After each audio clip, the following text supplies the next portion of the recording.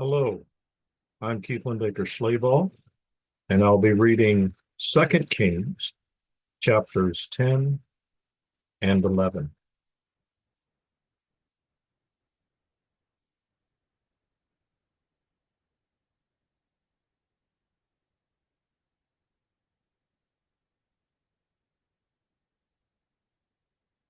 Now Ahab had 70 sons in Samaria.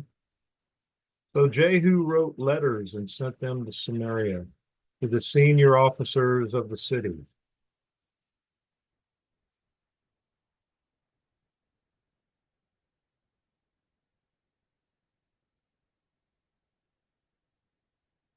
The elders and the guardians of Ahab's sons. The letters said, "Your master's sons are in your possession, along with horses and chariots, a fortified city and weapons. Now, when this letter reaches you, look for the best and most capable of your master's sons. Place him on his father's throne. Then fight for your master's family." But they were frozen with fear. They said, "Not even two kings could resist him. How can we?" So the palace administrator, the mayor, the elders, and the guardians sent a letter back to Jehu that read, "We are your servants. We will do whatever you tell us. We won't make anyone king. Do whatever seems right to you." Jehu wrote them a second letter.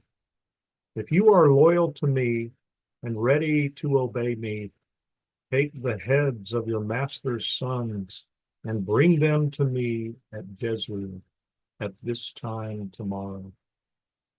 Now the king's 70 sons were with the city leaders who were raising them. So when the letter came to them, they took the king's sons and slaughtered all 70 of them.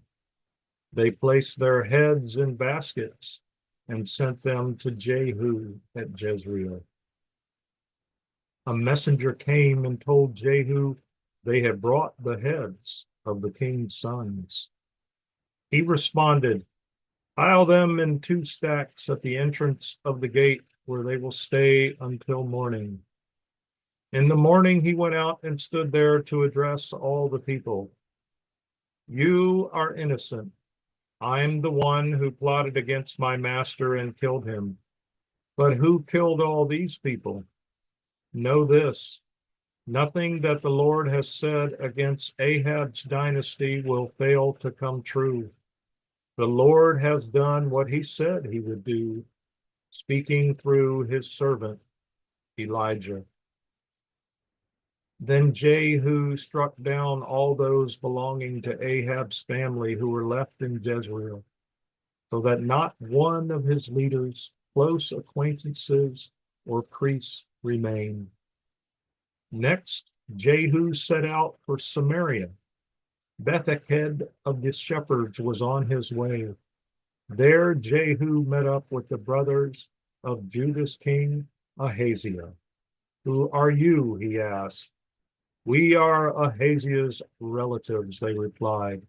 "We've come down for a visit with the king's sons and the queen mother's sons." Jehu then commanded, "Take them alive." His soldiers took them alive, then slaughtered them at the well of Betheked. There were 42 of them, but not one was left. Jehu departed from there and encountered Rekhab's son, Jehonadab. Jehu greeted him and said, "Are you as committed to me as I am to you?" Jehonadab responded, "Yes, I am." "If so," said Jehu, "then give me your hand." So Jehonadab put out his hand, and Jehu pulled him up into the chariot. Jehu said, "Come with me and see my zeal for the Lord." So Jehu had Jehonadab ride with him in his chariot. When Jehu arrived in Samaria, he killed all those belonging to Ahab who were left in Samaria until they were completely wiped out, in agreement with the Lord's word that was spoken to Elijah. Then Jehu gathered all the people, saying to them, Ahab served Baal a little. Jehu will serve him a great deal. So invite all of Baal's prophets, all his worshipers, and all his priests to come to me. Don't leave anyone out, because I have a great sacrifice planned for Baal. Anyone who doesn't show up won't survive. But Jehu was lying so that he could wipe out Baal's worshipers. Jehu called for a holy assembly for Baal, and it was done. Jehu then sent word throughout Israel. All Baal's worshipers came. No one stayed away. They entered Baal's temple until it was packed from one end to the other. Then Jehu said to the person in charge of the vestment, Bring out the special clothes for all Baal's worshipers. So he brought out robes for them. Then Jehu and Jehonadab, Rekhab's son, entered Baal's temple. They said to Baal's worshipers, Make sure there are no worshipers of the Lord here with you. There should only be Baal worshipers. And then they went in to offer sacrifices and entirely burned offerings. But Jehu had stationed 80 soldiers outside and told them, I'm handing these people over to you. Whoever lets even one of them escape will pay for it with his life. So when Jehu finished offering the entirely burned offering, he said to the guards and the officers, Go in and kill everyone. Don't let anyone escape. They killed the Baal worshippers without mercy. The guards and the officers then disposed of the bodies and entered the inner part of Baal's temple. They brought the sacred pillar out of Baal's temple and burned it. They tore down Baal's sacred pillar and destroyed Baal's temple, turning it into a public restroom, which is what it is still today. This is how Jehu eliminated Baal from Israel. However, Jehu didn't deviate from the sins that Jeroboam, Naboth's son, had caused Israel to commit, specifically the gold calves that were in Bethel and Dan. The Lord said to Jehu, Because you've done well by doing what is right in my eyes, treating Ahab's family as I wished, your descendants will sit on Israel's throne for 4 generations. But Jehu wasn't careful to keep the Lord God of Israel's instruction with all his heart. He didn't deviate from the sins that Jeroboam had caused Israel to commit. In those days, the Lord began to reduce Israel's size. Hazael struck them down in every region of Israel, from the Jordan River eastward throughout the land of Gilead, Gad, Reuben, and Manasseh, and from Aroer by the Arnon Valley, that is Gilead and Bashan. The rest of Jehu's deeds, all that he accomplished, and all his powerful acts, aren't they written in the official records of Israel's kings? Jehu lay down with his ancestors. He was buried in Samaria. His son Jehoahaz succeeded him as king. Jehu had ruled over Israel for 28 years in Samaria. When Athaliah, Ahaziah's mother, learned of her son's death, she immediately destroyed the entire royal family. But Jehosheba, King Jehoram's daughter and Ahaziah's sister, secretly took Ahaziah's son Jehoash from the rest of the royal family who were about to be murdered and hid him in a bedroom along with his nurse. In this way, Jehoash was hidden from Athaliah and wasn't murdered. He remained hidden with his nurse in the Lord's temple for 6 years while Athaliah ruled the country. But in the 7th year, Jehoiada sent for the commanders of the guards and had them come to him at the Lord's temple. He made a covenant with them and made them swear a solemn pledge in the Lord's temple. Then he showed them the king's son. He commanded them, This is what you must do. A third of you coming on Sabbath duty will guard the palace. A second third will be at the sewer gate, and the final third will be at the gate behind the guards. You will take turns guarding the temple. You who are in the first two groups that usually go off duty on the Sabbath should also guard the Lord's temple to protect the king. Surround the king completely, each of you with your weapons drawn. Whoever comes near your ranks must be killed. Stay near the king wherever he goes. The unit commanders did everything that Jehoiada the priest ordered. They each took charge of those men reporting for duty on the Sabbath, as well as those going off duty on the Sabbath. They came to the priest Jehoiada. Then the priests gave the unit commanders King David's spears and shields, which were kept in the Lord's temple. The guards, each with their weapons drawn, then took up positions near the temple and the altar, stretching from the south side of the temple to the north side, to protect the king. Everyone was holding his weapons, surrounding the king. Jehoiada then brought out the king's son, crowned him, gave him the royal law, and made him king and anointed him. As everyone applauded and cried out, "Long live the king." When Athaliah heard the noise made by the guard and the people, he went to the people at the Lord's temple and saw the king standing by the royal pillar, as was the custom when the commanders and the trumpeters beside the king. All the people of the land were rejoicing and blowing trumpets. Athaliah ripped her clothes and screamed, "Treason! Treason!" Then the priest Jehoiada ordered the unit commanders who were in charge of the army, "Take her out under guard," he told them, "and kill anyone who follows her." This was because the priest had said, "She must not be executed in the Lord's temple." They arrested her when she reached the entrance of the horse gate at the royal palace. He was executed there. Jehoiada then made a covenant between the Lord, the king, and the people, that the people would belong to the Lord. The king and the people also made a covenant. Then all the people of the land went to Baal's temple and tore it down, smashing its altars and images into pieces. They executed Matan, Baal's priest, in front of the altars. The priest Jehoiada posted guards at the Lord's temple. Then he took the unit commanders, the Carites, the guards, and all the people of the land, and they led the king down from the Lord's temple, processing through the guards' gate to the palace where the king sat upon the royal throne. All the people of the land rejoiced, and the city was at peace now that Athaliah had been executed at the palace.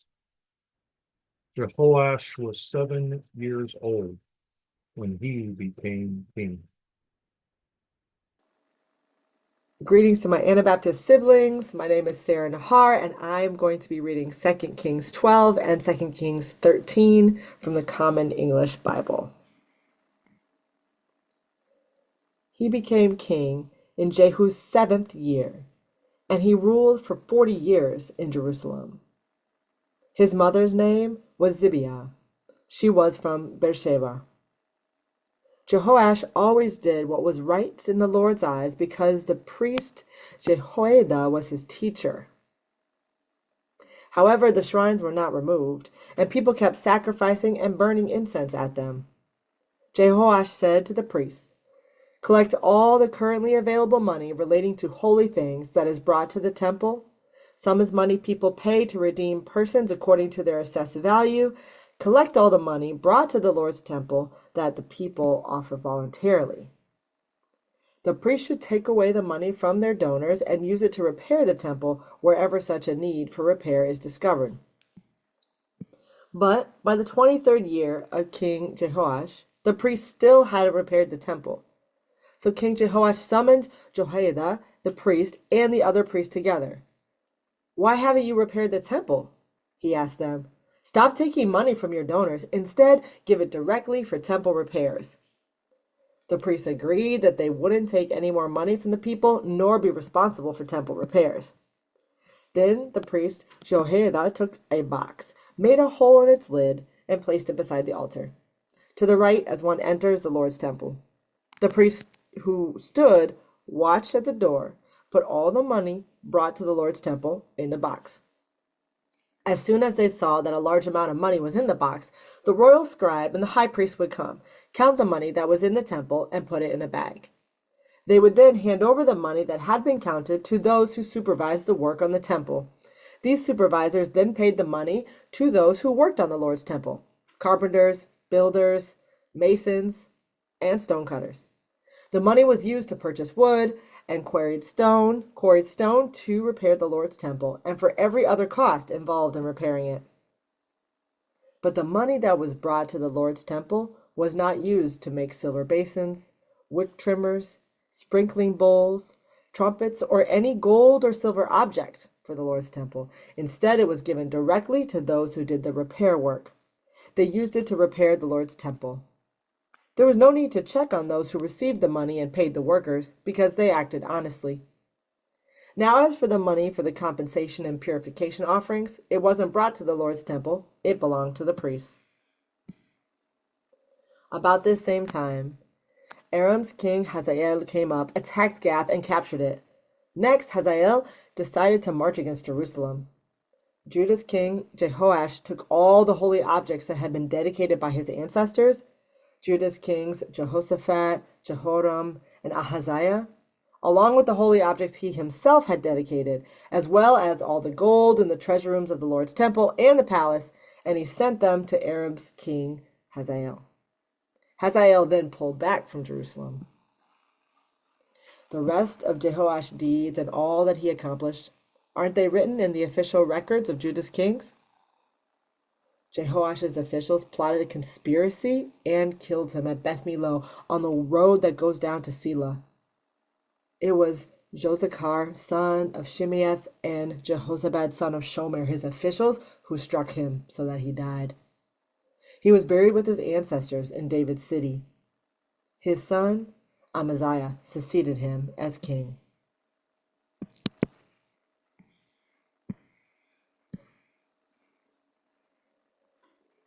Jehoahaz, Jehu's son, became king of Israel in Samaria in the 23rd year of Judah's king Jehoash's, who was Azahiah's son, who had ruled for 17 years. He did what was evil in the Lord's eyes. He walked in the sins that Jeroboam, Nebat's son, had caused Israel to commit. He didn't deviate from them. So the Lord was angry at Israel.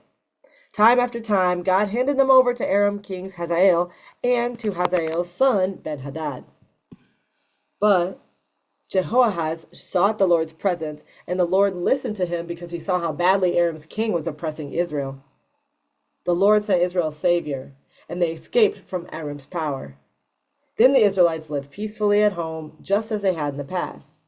But they didn't deviate from the sins that Jeroboam's dynasty had caused Israel to commit. They walked in them. Moreover, a sacred pole stood in Samaria. No, nothing was left of Jehoahaz's army except 50 chariot riders, 10 chariots, and 10,000 foot soldiers, because Aram's king had decimated them, trampling them as if they were dirt. The rest of Jehoahaz's deeds, all that he accomplished, and his powerful acts, aren't they written in the official records of Israel's kings? Jehoahaz lay down with his ancestors. He was buried in Samaria. His son, Joash, succeeded him as king. Jehoahaz's son, became king of Israel in Samaria in the 37th year of Judah's king Jehoash. He ruled for 16 years. He did what was evil in the Lord's eyes. He didn't deviate from all the sins that Jeroboam, Nebat's son, had caused Israel to commit, but he walked in them. The rest of Jehoash's deeds, all that he accomplished, and his powerful acts, how he fought against Judah's king Amaziah, aren't they written in the official records of Israel's king? Joash lay down with his ancestors, and Jeroboam followed him on the throne. Joash was buried in Samaria with the kings of Israel. Now Elisha became sick with the illness that would kill him. So Israel's king Joash went down to see him. Joash cried over Elisha, saying, "Oh, my father, Israel's chariots and its riders." Elisha told Joash, "Get a bow and some arrows." So he brought Elisha a bow and some arrows. Elisha then said to Israel's king, "Put your hand on the bow." So Joash put his hand on the bow. Elisha then put his hands over the king's hands and said, "Open the window to the east." The king did so. "Now shoot," Elisha told him. Joash shot. Then Elisha announced, "That is the Lord's rescue arrow, the rescue arrow against the Arameans. You will finish the Arameans off at Apkit." Then Elisha said, "Take the arrows." So Joash took them. Elisha then said to Israel's king, "Hit the ground with them." Joash hit the ground 3 times and stopped. Then the man of God became angry with him. He said, "If you only had struck 5 or 6 times, you would have finished the Arameans off. As it is, you will defeat them only 3 times." So Elisha died and was buried. Sometimes Moabite raiding parties used to come into the land each spring.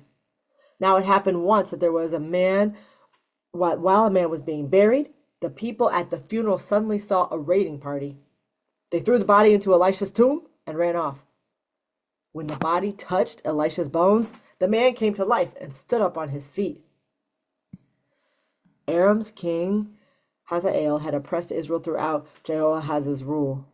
But the Lord was gracious to Israel and had compassion on them, turning back to them because of his covenant with Abraham, Isaac, and Jacob. He didn't want to destroy them or throw them out because of his presence until now. Aram's king Hazael died. His son Ben-Hadad succeeded him as king. Then Jehoahaz's son Joash recaptured from Hazael's son Ben-Hadad those cities which Hazael had won in battle from Joash's father Jehoahaz. Joash attacked Ben-Hadad 3 times and took back these Israelite cities. My name is Henry Peters, and I will be reading all 29 verses of 2 Kings chapter 14. Amaziah, the son of Judah's king Jehoash, became king in the 2nd year of Israel's king Joash, who was Jehoahaz's son. Amaziah was 25 years old when he became king, and he ruled for 29 years in Jerusalem. His mother's name was Jehoadan. She was from Jerusalem.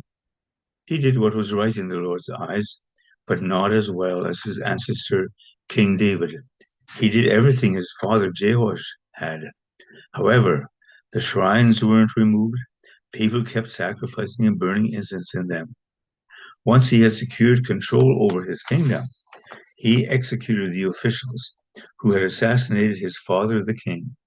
However, he didn't kill the children of the murderers because of what is written in the instruction scroll from Moses, where the Lord commanded, "Parents shouldn't be executed because of what their children have done. Neither should children be executed because of what their parents have done. Each person should be executed for their own guilty acts." Next, Amaziah struck down 10,000 Edomites in the Salt Valley and captured Selah in battle. He renamed it Jothaim, Salt Valley, and captured Selah in battle. He renamed it Jektheel, which is what it is still called today. Then Amaziah sent messengers to Israel's king Joash, son of Jehoahaz, son of Israel's king Jehu, saying, "Come on, let's go head to head."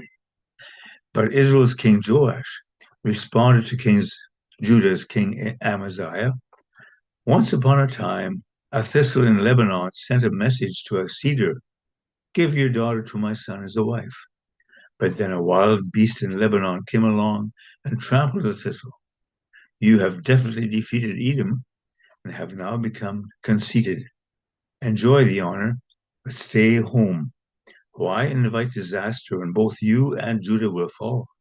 But Amaziah wouldn't listen. So Israel's king Joash moved against him, and he and Judah's king Amaziah went head to head in battle at Beth Shemesh in Judah. Judah was defeated by Israel, and everyone ran home. At Beth Shemesh, Israel's king Joash captured Judah's king Amaziah, who was Jehoash's son and Amaziah's grandson.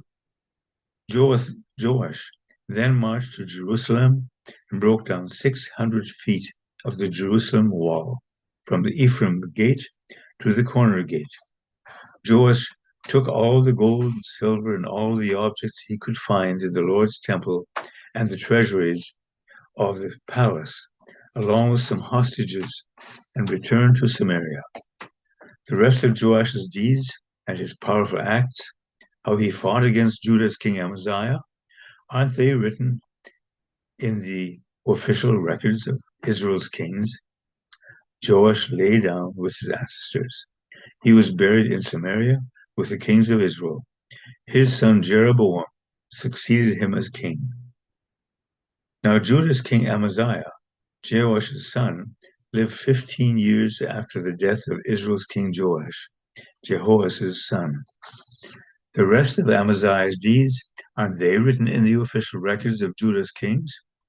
Some people in Jerusalem plotted against him. When Amaziah fled to Lachish, they sent men after him to Lachish, and they murdered him there. They carried him back on horses, and he was buried in Jerusalem with his ancestors in David's city. Then all the people of Judah took Amaziah and made him king after his father Amaziah. He was 16 years old. He rebuilt Elath, restoring it to Judah after King Amaziah had lain down with his ancestors. Jeroboam, the son of Israel's king Joash, became king in Samaria in the 15th year of Judah's king Amaziah, Jehoash's son. He ruled for 41 years. He did what was evil in the Lord's eyes. He didn't deviate from all the sins that Jeroboam, Nebat's son, had caused Israel to commit. Re-established Israel's border from Lebo Hamath to the Dead Sea. This was in agreement with the word that the Lord, the King, the God of Israel, spoke through his servant, the prophet Jonah, Amittai's son, who was from Gath Hepher. But the Lord saw him how brutally Israel suffered, whether slave or free, with no one to help Israel. But the Lord hadn't said he would erase Israel's name from under heaven, so he saved them through Jeroboam, Joash's son. The rest of Jeroboam's deeds, all that he accomplished, and his powerful acts, how he fought, and how he restored Damascus and Hamath to Judah and Israel, aren't they written in the official records of Israel's kings? Jeroboam lay down with his ancestors and kings of Israel. His son Zechariah succeeded him as king. I'll read yours.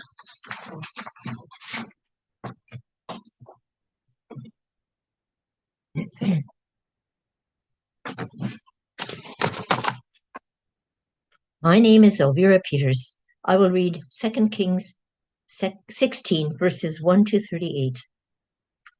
Azariah, Amaziah's son, became king of Judah in the 27th year of Israel's king Jeroboam.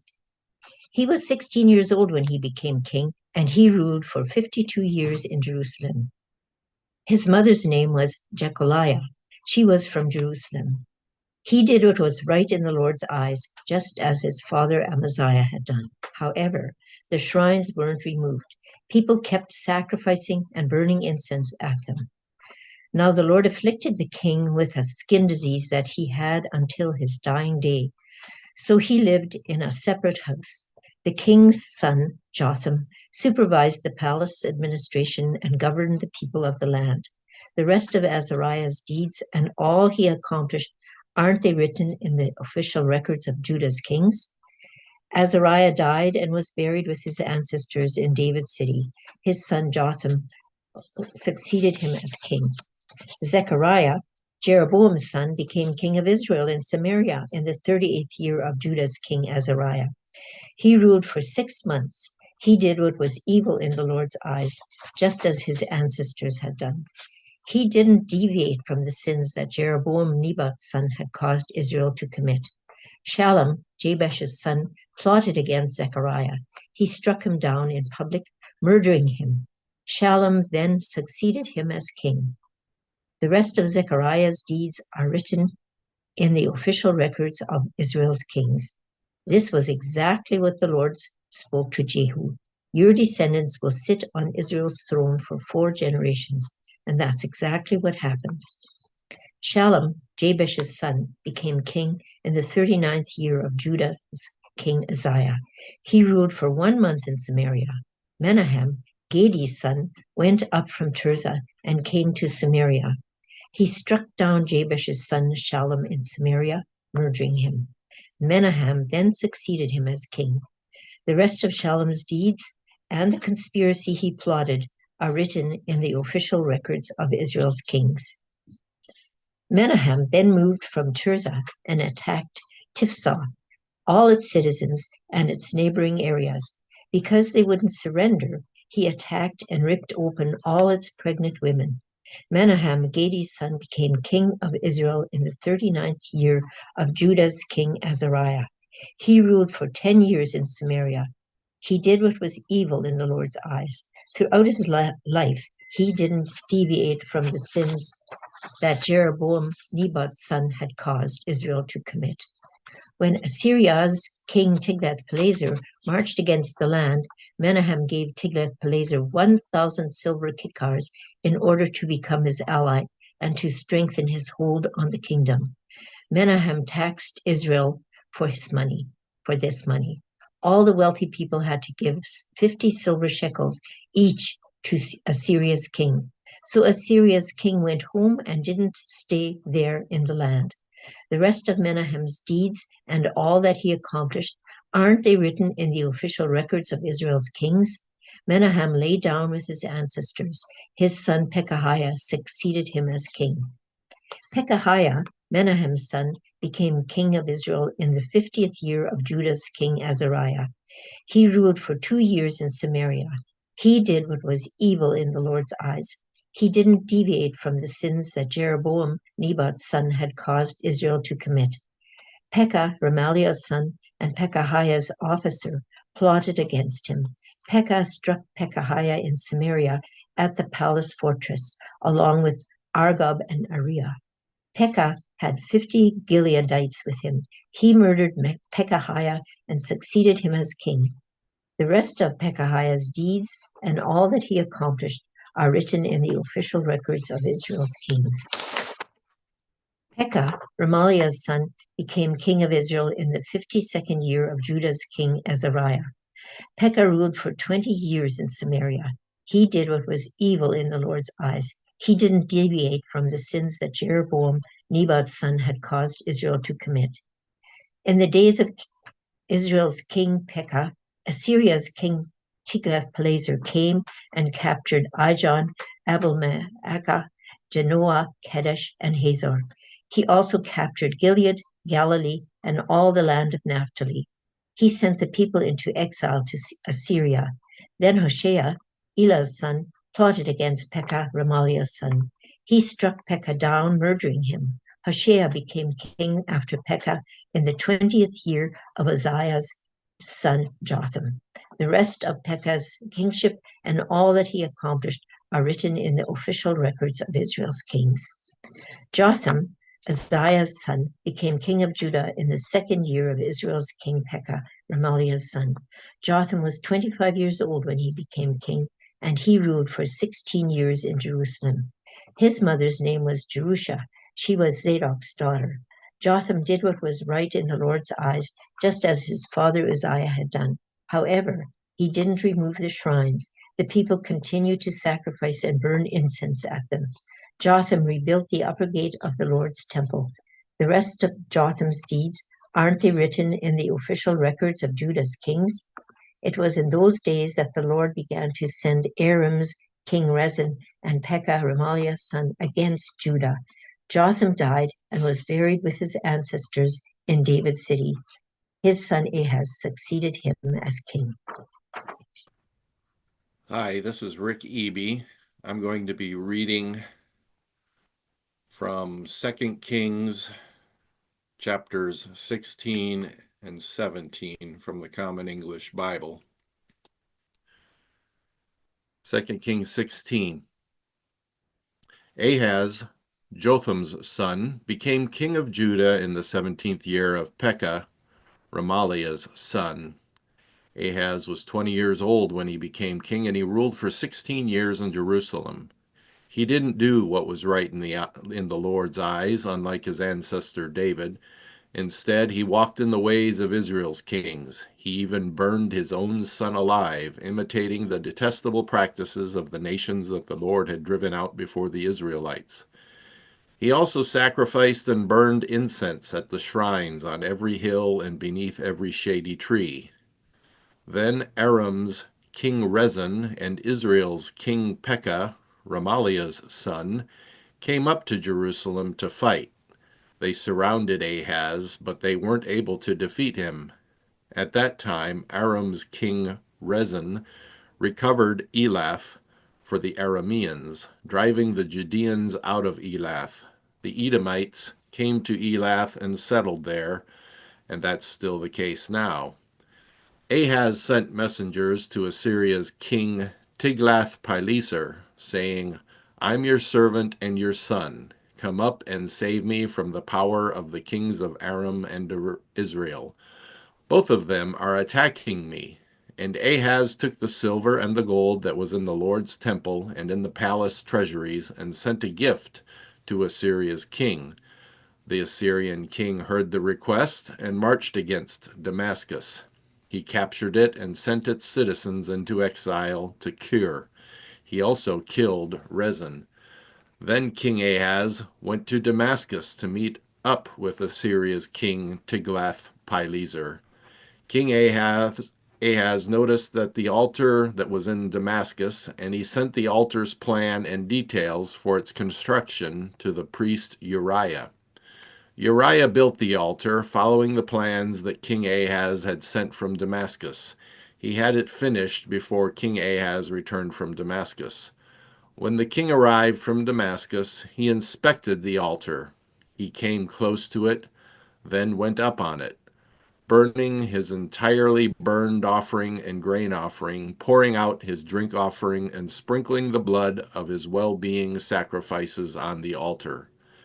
As for the bronze altar that used to stand before the Lord, Ahaz moved it away from the front of the temple where it had stood between the main altar and the Lord's temple. He put it on the north side of the new altar. Then King Ahaz ordered the priest Uriah, saying, "Burn the following sacrifices on the main altar. In the morning, the entirely burned offering. In the evening, the grain offering. The king's entirely burned offering and his grain offering, the entirely burned offering for all the people of the land, their grain offering and their drink offerings. Sprinkle all the blood of the entirely burned offerings and all the blood of the sacrifices on it. I will use the bronze altar for seeking guidance." Uriah the priest did everything that King Ahaz commanded. King Ahaz cut off the side panels from the stands and removed the basins from them. He took the sea down from the bronze bowls that were under it and put it on a stone pavement. He also took away the Sabbath canopy that had been built in the temple. He removed the royal entrance outside the Lord's temple. This was done because of the Assyrian king. The rest of Ahaz's deeds, aren't they written in the official records of Judah's kings? Ahaz died and was buried with his ancestors in David's city. His son Hezekiah succeeded him as king.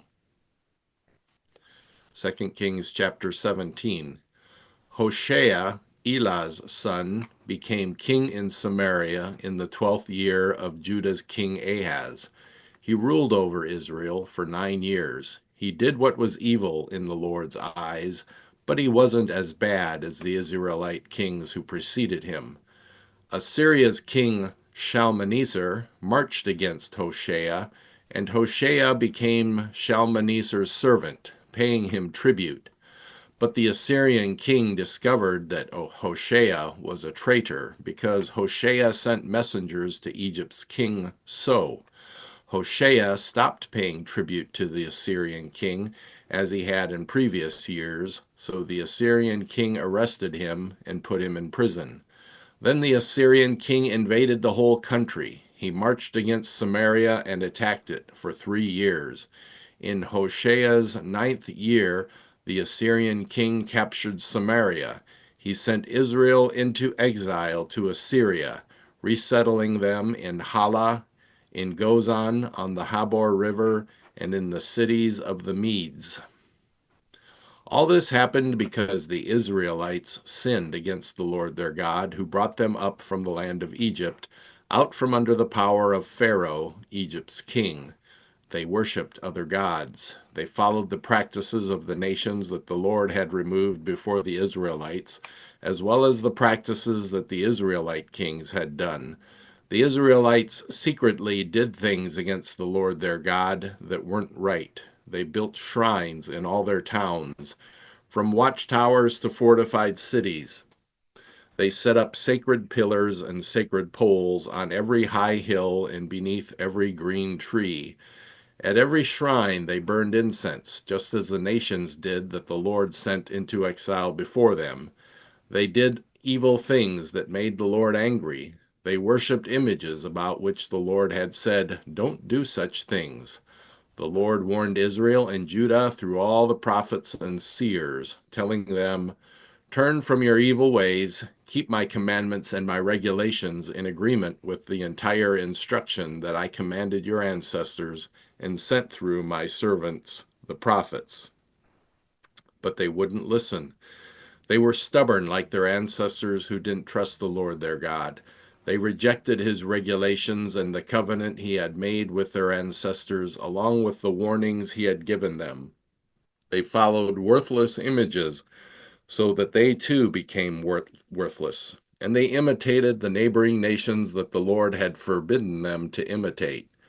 They deserted all the commandments of the Lord their God. They made themselves 2 metal idols cast in the shape of calves and made a sacred pole. They bowed down to all the heavenly bodies. They served Baal. They burned their sons and daughters alive. They practiced divination and sought omens. They gave themselves over to doing what was evil in the Lord's eyes and made him angry.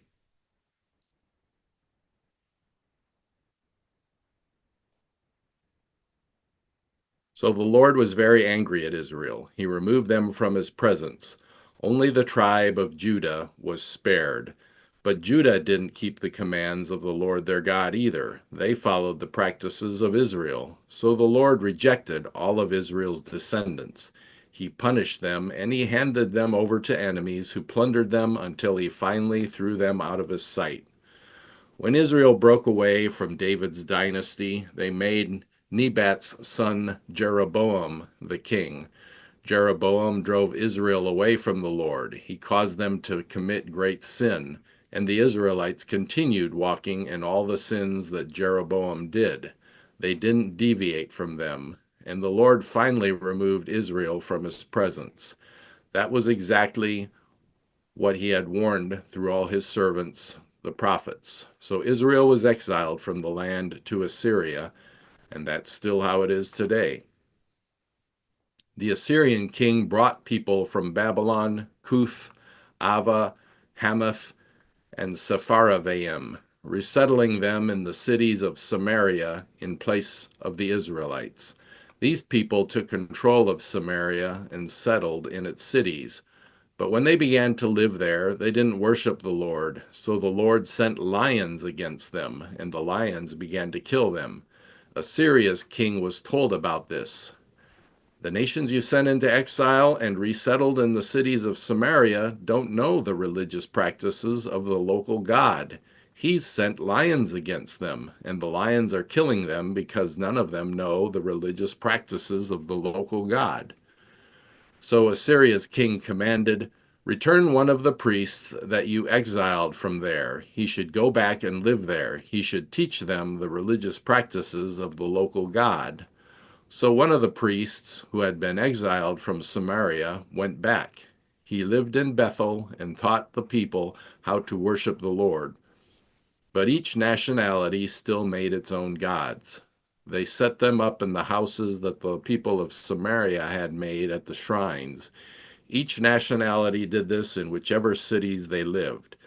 The Babylonian people made the god Sukkoth-Benoth, the Kuthian people made Nergal, and the people from Hamath made Ashima. The Avites made Nebaz and Tartak. The Sepharvites burned the children alive as a sacrifice to Adremelech and Anemelech, the Sepharvite gods. They also worshiped the Lord, but they appointed priests for the shrines from their whole population. These priests worked in the houses at the shrines. So they worshiped the Lord, but they also served their own gods according to the religious practices of the nations from which they had been exiled. They are still following their former religious practices to this very day. They don't really worship the Lord, nor do they follow the regulations, the case laws, the instructions, or the commandments that the Lord commanded the children of Jacob, whom he renamed Israel. The Lord had made a covenant with them, commanding them, don't worship other gods, don't bow down to them or serve them, don't sacrifice to them. Instead, worship only the Lord. He's the one who brought you up from the land of Egypt with great strength and an outstretched arm. Bow down to him, sacrifice to him. You must carefully keep the regulations and case laws, the instruction and the commandments that he wrote for you. Don't worship other gods. Don't forget the covenant that I made with you. Don't worship other gods. Instead, worship only the Lord your God. He will rescue you from your enemy's power. But they wouldn't listen. Instead, they continued doing their former religious practices. So these nations worship the Lord, but they also serve their idols. The children and the grandchildren are doing the very same thing their parents did. And that's how things still are today. Hi, my name is Genesis, and I'll be reading 2 Kings chapter 18.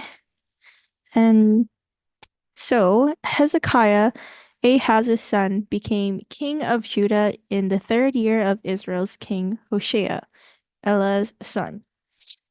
He was 25 years old when he became king, and he ruled for 29 years in Jerusalem. His mother's name was Abi. She was Zechariah's daughter. Hezekiah did what was right in the Lord's eyes, just as his ancestor David had done. He removed the shrines, he smashed the sacred pillars, and cut down the sacred pole. He crushed the bronze snake that Moses made, because up to that point the Israelites had been burning incense to it. Hezekiah trusted in the Lord, Israel's God. There was no one like him among all of Judah's kings, not before him and not after him. He clung to the Lord and never deviated from him. He kept the commandments that the Lord had commanded Moses. The Lord was with Hezekiah. He succeeded at everything he tried. He rebelled against Assyria's king and wouldn't serve him. He struck down the Philistines as far as Gaza and its territories, from watchtower to fortified city.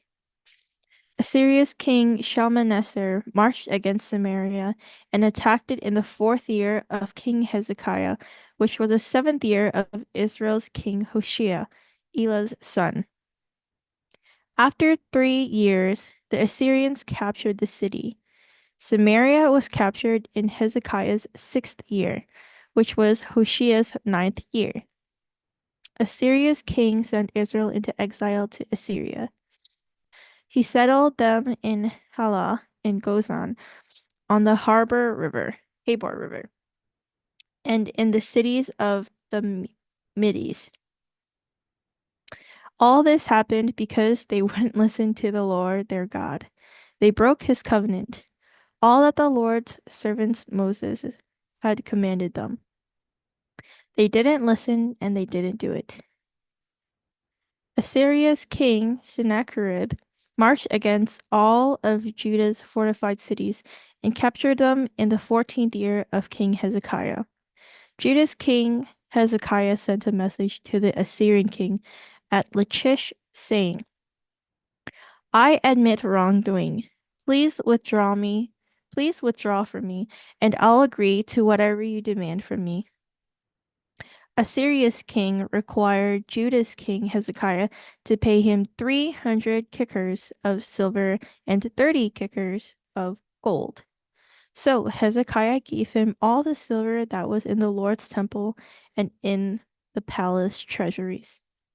At that time, King Hezekiah had to strip down the doors and doorposts of the Lord's temple, which he had covered with gold. He gave it all to the Assyrian king. Assyria's king sent his general, his chief officer, and his field commander from Lachish, together with a large army, to King Hezekiah at Jerusalem. They went up and arrived at Jerusalem. They stood at the water channel of the upper pool, which is on the road to the field where the clothes are washed. Then they called for the king. Hilkiah's son Eliakim, who was the palace administrator, Shebna the secretary, and Asaph's son Joah the recorder went out to them. Then the field commander said to them, Say to Hezekiah, this is what Assyria's great king says. Why do you feel so confident? Do you think that the empty words are the same as good strategy and the strength to fight? Who are you trusting in that you now rebel against me? It appears that you are trusting in a staff, Egypt. That's nothing but a broken reed. It will stab the hand of anyone who leans on it. That's all that Pharaoh, Egypt's king, is to anyone who trusts in him. Now suppose you say to me, We trust in the Lord our God. Isn't he the one whose shrines and altars Hezekiah removed? Telling Judah and Jerusalem, You must worship before this altar in Jerusalem. So now make a wager with my master, Assyria's king. I'll give you 2,000 horses if you can supply the riders. How will you drive back, even in the least important official among my master's servants, when you are relying on Egypt for chariots and riders? What's more, do you think I've marched against this place to destroy it without the Lord's support? It was the Lord who told me, March against this land and destroy it. Hilkiah's son Eliakim, Shebna, and Joah said to the field commander, Please speak to your servants in Aramaic, because we understand it. Don't speak with us in Hebrew, because the people on the wall will hear it. The field commander said to them, Did my master send me to speak these words just to you and your master, and not also to the men on the wall? They are the ones who will have to eat their dung and drink their urine along with you. When the field commander stood up and shouted in Hebrew at the top of his voice, saying, Listen to the message of the great king, Assyria's king. This is what the king says. Don't let Hezekiah lie to you. He won't be able to rescue you from the power of Assyria's king. Don't let Hezekiah persuade you to trust the Lord by saying, The Lord will certainly rescue us. This city won't be handed over to Assyria's king. Don't listen to Hezekiah, because this is what Assyria's king says. Surrender to me and come out. Then each of you will eat from your own vine and fig tree, and drink water from your own well, until I come to take you to a land just like your land. It will be a land of grain and new wine, a land of bread and vineyards, a land of olive oil and honey. Then you will live and not die. Don't listen to Hezekiah, because he will mislead you by saying, The Lord will rescue us. Were any of the gods of other nations able to rescue their lands from the power of Assyria's king? Where are the gods of Hamath and Arpad? Where are the gods of Sepharvaim, Henai, and Iva? Have they rescued Samaria from my power? Which one of any of the gods of those lands has rescued their country from my power? Why should the Lord rescue Jerusalem from my power? But the people kept quiet and didn't answer him with a single word, because King Hezekiah's command was, "Don't answer him." Hilkiah's son Eliakim, who was the palace administrator, Shebna the secretary, and Asaph's son Joah the recorder, came to Hezekiah with ripped clothes. They told him what the field commander had said. Eilim L. Rolón. Segunda Reyes, capítulo 19, versículos del 1 al 37. Judá es librado de Sennacherib. Cuando el rey Ezequías lo oyó, rasgó sus vestidos y se cubrió de cilicio, y entró en la casa de Jehová, y envió a Eliakim, mayordomo, a Sebna, escriba, y a los ancianos de los sacerdotes cubiertos de cilicio, al profeta Isaías, hijo de Amós, para que le dijesen: así ha dicho Ezequías, este día es día de angustia, de reprensión y de blasfemia, porque los hijos están a punto de nacer y la que da a luz no tiene fuerzas. Quizá oirá Jehová tu Dios todas las palabras de Rabsacés, a quien el rey de los sirios, su señor, ha enviado para blasfemar al Dios viviente y para vituperar con palabras, las cuales Jehová tu Dios ha oído. Por tanto, eleva oración por el remanente que aún queda. Vinieron pues los siervos del rey Ezequías a Isaías. Isaías le respondió: así diré a vuestro señor, así ha dicho Jehová, no temas por las palabras que has oído, con las cuales me han blasfemado los siervos del rey de Asiria. He aquí, pondré yo en él un espíritu, y oirá rumor y volverá a su tierra, y haré que en su tierra caiga a espada. Y regresando el Rabsacés, halló al rey de Asiria combatiendo contra Libna, porque oyó que se había ido de Laquis, y oyó decir que Tiraca, rey de Etiopía, había salido para hacerle guerra. Entonces volvió él y envió embajadores a Ezequías diciendo: así diréis a Ezequías, rey de Judá, no te engañe tu Dios en quien tú confías, para decir: Jerusalén no será entregada en manos del rey de Asiria. He aquí, tú has oído lo que he hecho los reyes de Asiria a toda la tierra, destruyéndolas, y escapas tú. ¿Acaso libraron sus dioses a las naciones que mis padres destruyeron? Esto es Gozán, Arán, Resef y los hijos de Edén que estaban en Telasar. ¿Dónde está el rey de Hamat, el rey de Arfad y el rey de la ciudad de Serabaim, de Ena y de Iba? Y tomó Ezequías las cartas de mano de los embajadores, y después que las hubo leído, subió a la casa de Jehová y las extendió Ezequías delante de Jehová. Y oró Ezequías delante de Jehová diciendo: Jehová, Dios de Israel, que moras entre los querubines, solo tú eres Dios de todos los reinos de la tierra. Tú hiciste el cielo y la tierra. Inclina, oh Jehová, tu oído y oye. Abre, oh Jehová, tus ojos y mira. Y oye las palabras de Sennacherib, que han enviado a blasfemar al Dios viviente. Es verdad, oh Jehová, que los reyes de Asiria han destruido las naciones y sus tierras, y que echaron al fuego a sus dioses, por cuanto ellos no eran dioses, sino obra de manos de hombres, madera o piedra, y por eso los destruyeron. Ahora pues, oh Jehová Dios nuestro, sálvanos, te ruego, de su mano, para que sepan todos los reinos de la tierra que solo tú, Jehová, eres Dios.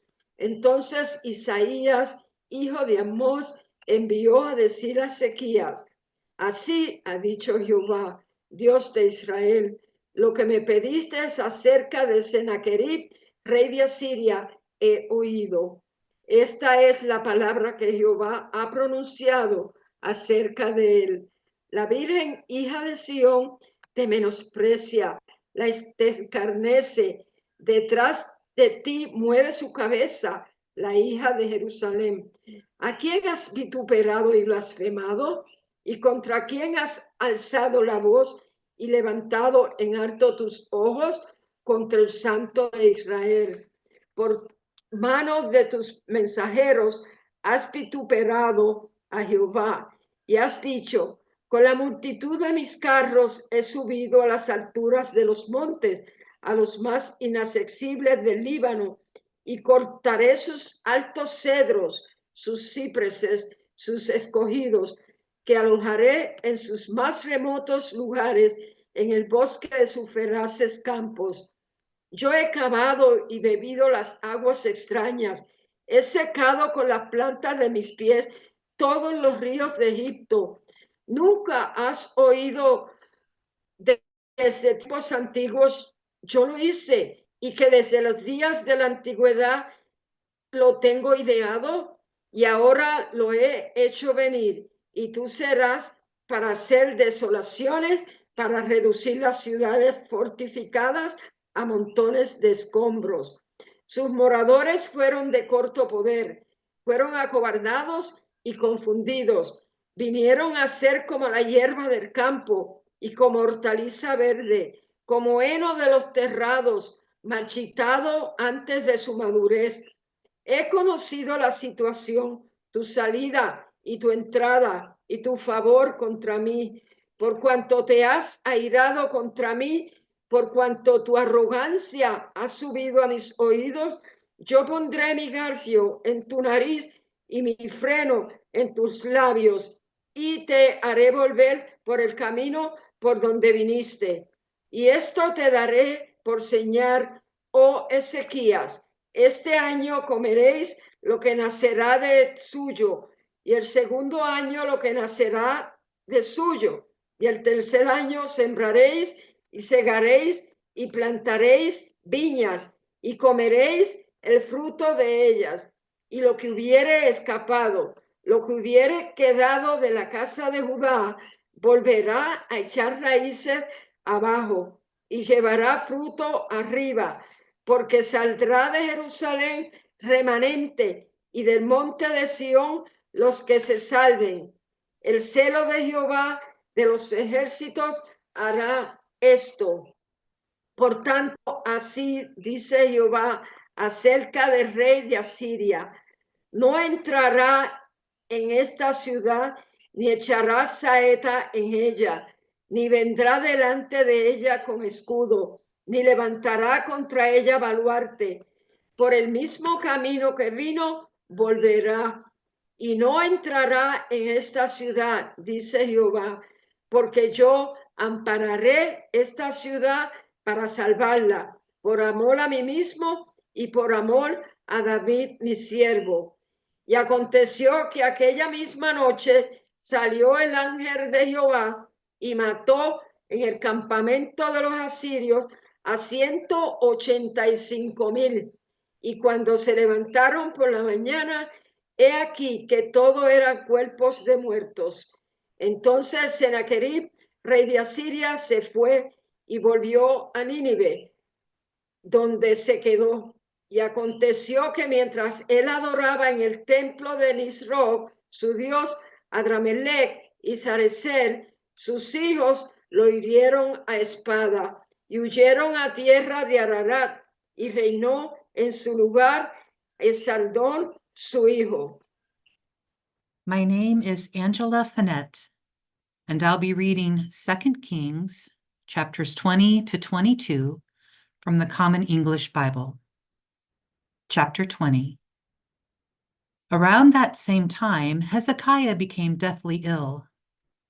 The prophet Isaiah, Amos's son, came to him and said, "This is what the Lord says. Put your affairs in order because you are about to die. You won't survive this. Hezekiah turned his face to the wall and prayed to the Lord, saying, Please, Lord, remember how I have walked before you in truth and sincerity. I have done what is right in your eyes. Then Hezekiah cried and cried.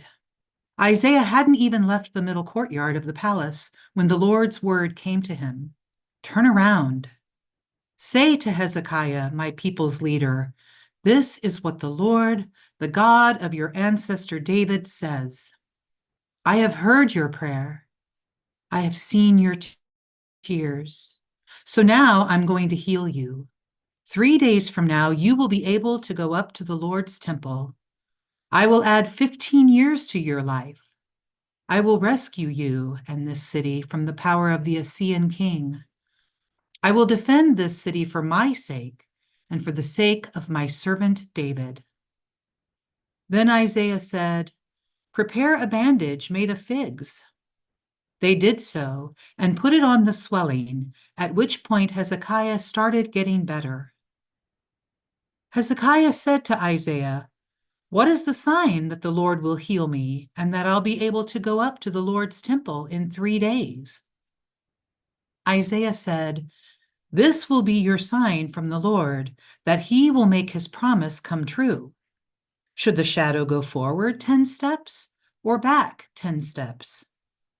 It's easy for the shadow to go forward 10 steps, Hezekiah said, but not for the shadow to go back 10 steps. So the prophet Isaiah called on the Lord, who made the shadow go back 10 steps down the flight of stairs built by Ahaz. At that time, Merodach Baladan, son of Babylon's king Baladan, sent messengers to Hezekiah with letters and a gift. This was because he had heard that Hezekiah was sick.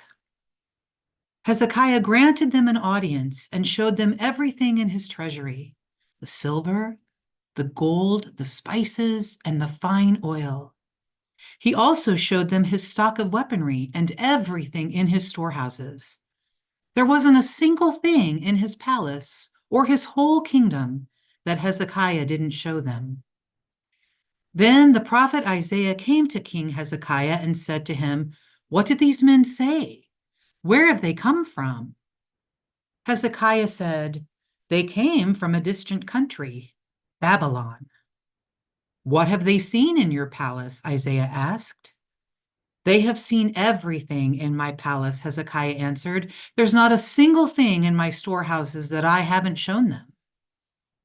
Then Isaiah said to Hezekiah, Listen to the Lord's word. The days are nearly here where everything in your palace and all that your ancestors collected up to now will be carried off to Babylon. Not a single thing will be left, says the Lord. Some of your children, your very own offspring, will be taken away. They will become eunuchs in the palace of Babylon's king. Hezekiah said to Isaiah, The Lord's word that you've spoken is good, because he thought, there will be peace and security in my lifetime. The rest of Hezekiah's deeds and all his powerful acts, how he made the pool and the channel and brought water inside the city, aren't they written in the official records of Judah's kings? Hezekiah lay down with his ancestors. His son Manasseh succeeded him as king. Chapter 21.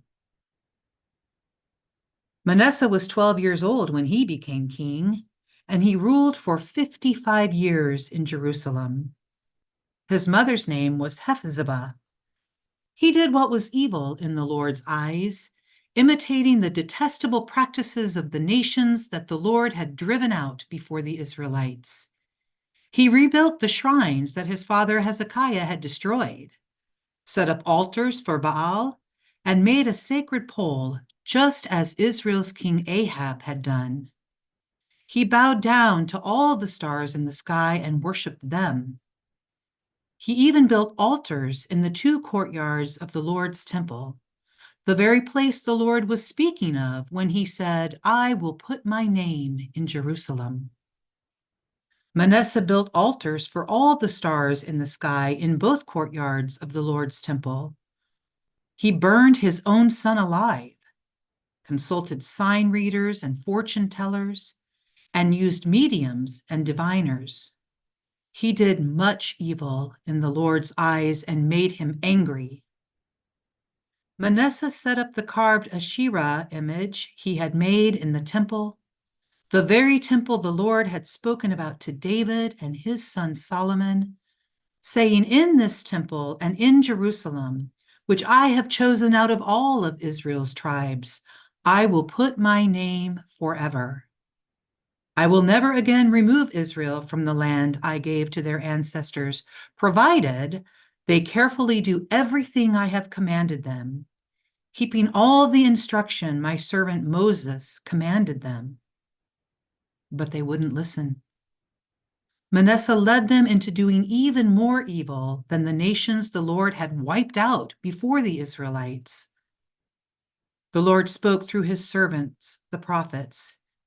Judah's king Manasseh has done detestable things, things more evil than the Amorites had done before this time. He has caused Judah to sin with his images.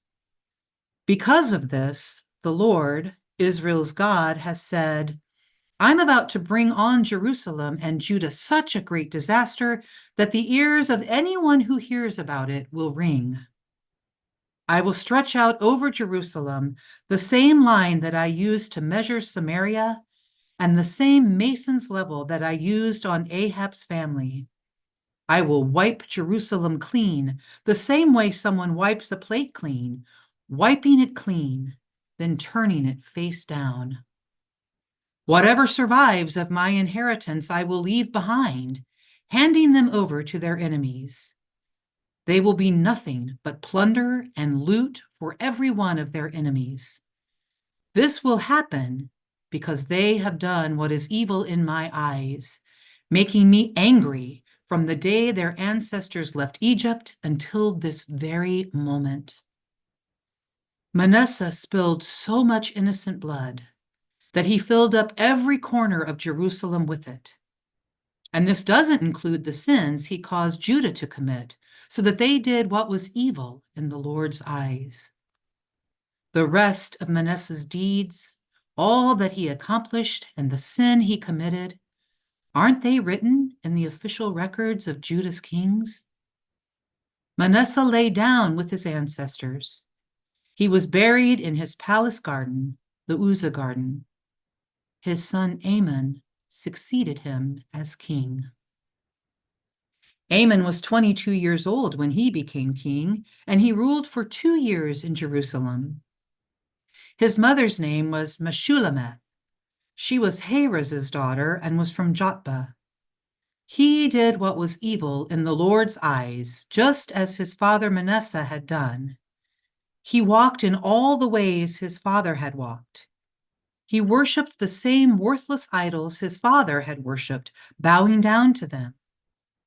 He deserted his ancestors' God, the Lord. He didn't walk in the Lord's way. Amon's officials plotted against him and assassinated the king in his palace. The people of the land then executed all those who had plotted against King Amon and made his son Josiah the next king. The rest of Amon's deeds, aren't they written in the official records of Judah's kings? He was buried in his tomb in the Uzzah garden. His son Josiah succeeded him as king. Chapter 22. Josiah was 8 years old when he became king, and he ruled for 31 years in Jerusalem. His mother's name was Jedidah, and she was Adaiah's daughter and was from Bozkath. He did what was right in the Lord's eyes and walked in the ways of his ancestor David, not deviating from it even a bit to the right or left. In the 18th year of King Josiah's rule, he sent the secretary Shaphan, Azaliah's son and Meshullem's grandson, to the Lord's temple with the following orders. Go to the high priest, Hilkiah. Have him carefully count the money that has been brought to the Lord's temple and that has been collected from the people by the doorkeepers. It should be given to the supervisors in charge of the Lord's temple, who in turn should pay it to those who are in the Lord's temple, repairing the temple, the carpenters, the builders, and the masons. It should be used to pay for lumber and quarried stone to repair the temple. But there's no need to check on them regarding the money they receive because they are honest workers. The high priest Hilkiah told Shaphan, the secretary, I have found the instruction scroll in the Lord's temple. Then Hilkiah turned the scroll over to Shaphan, who read it. Shaphan, the secretary, then went to the king and reported this to him. Your officials have released the money that was found in the temple and have handed it over to those who supervise the work in the Lord's temple. Then Shaphan, the secretary, told the king, Hilkiah the priest has given me a scroll, and he read it out loud before the king. As soon as the king heard what the instruction scroll said, he ripped his clothes.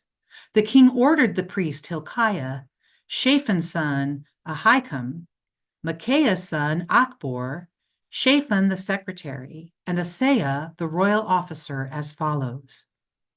Go and ask the Lord on my behalf and on behalf of the people and on behalf of all Judah concerning the contents of this scroll that has been found. The Lord must be furious with us because our ancestors failed to obey the words of this scroll and do everything written in it about us. So Hilkiah the priest, Ahikam, Achbor, Shaphan, and Asaiah went to the prophetess Huldah. She was married to Shulam, Tikva's son, and Harhas's grandson, who was in charge of the wardrobe.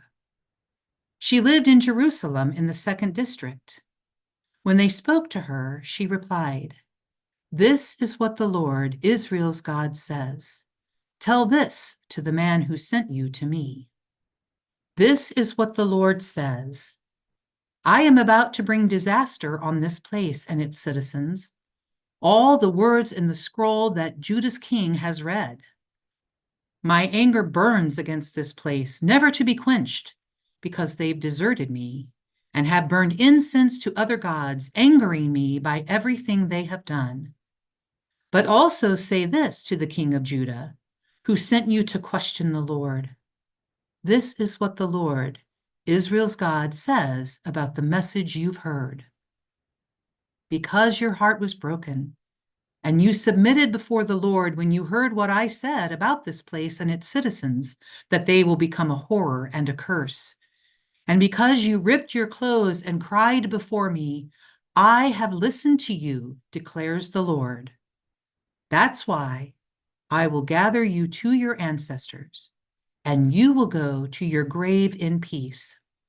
You won't experience the disaster I am about to bring on this place.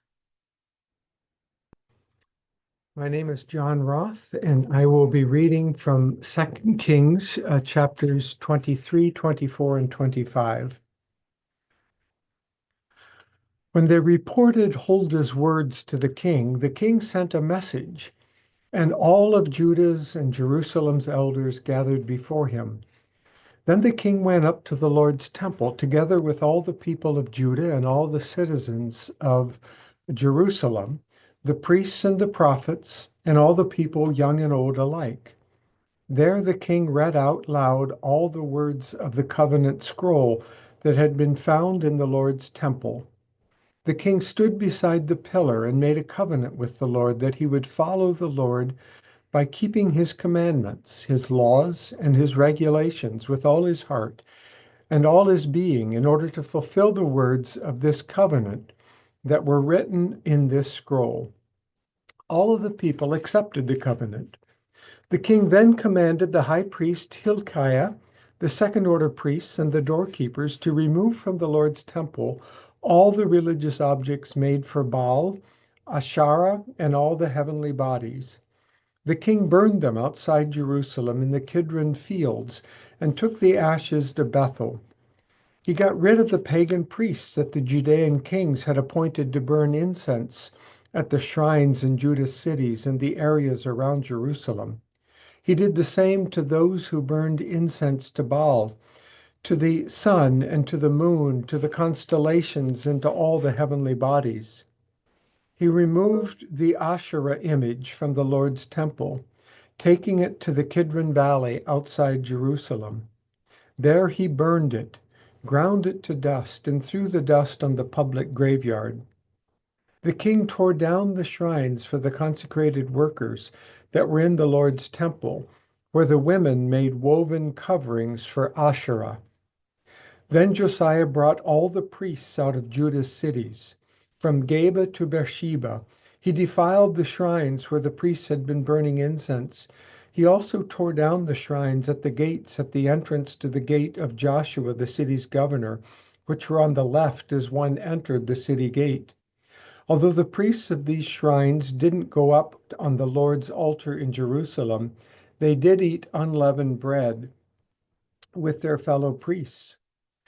Josiah defiled the Topheth in the Ben Hinnom Valley, so no one could burn their child alive in honor of the god Moloch. He did away with the horses that Judah's kings had dedicated to the sun. They were kept at the entrance to the Lord's temple near a room in the annex that belonged to an official named Nathan-Melech. Josiah set fire to the chariots that were dedicated to the sun. The king also tore down the altars that were on the roof of Ahaz's upper story, which had been made by the Judean kings, and he did the same with the altars that Manasseh had built in the two courtyards of the Lord's temple. He broke them up there and threw their dust into the Kidron Valley. The king then defiled the shrines facing Jerusalem, south of the mountain of destruction. Solomon, the king of Israel, had built these for Ashtoreth, the monstrous Sidonian god, for Chemosh, the monstrous Moabite god, and for Milcom, the detestable Ammonite god. He smashed the sacred pillars and cut down the sacred poles, filling the places where they had been with human bones. Josiah also tore down the altar that was in Bethel. That was the shrine made by Jeroboam, Nabat's son, who caused Israel to sin. Josiah tore down that altar and its shrine. He burned the shrine, grinding it into dust. Then he burned its sacred pole. When Josiah turned around, he noticed tombs up on the hillside.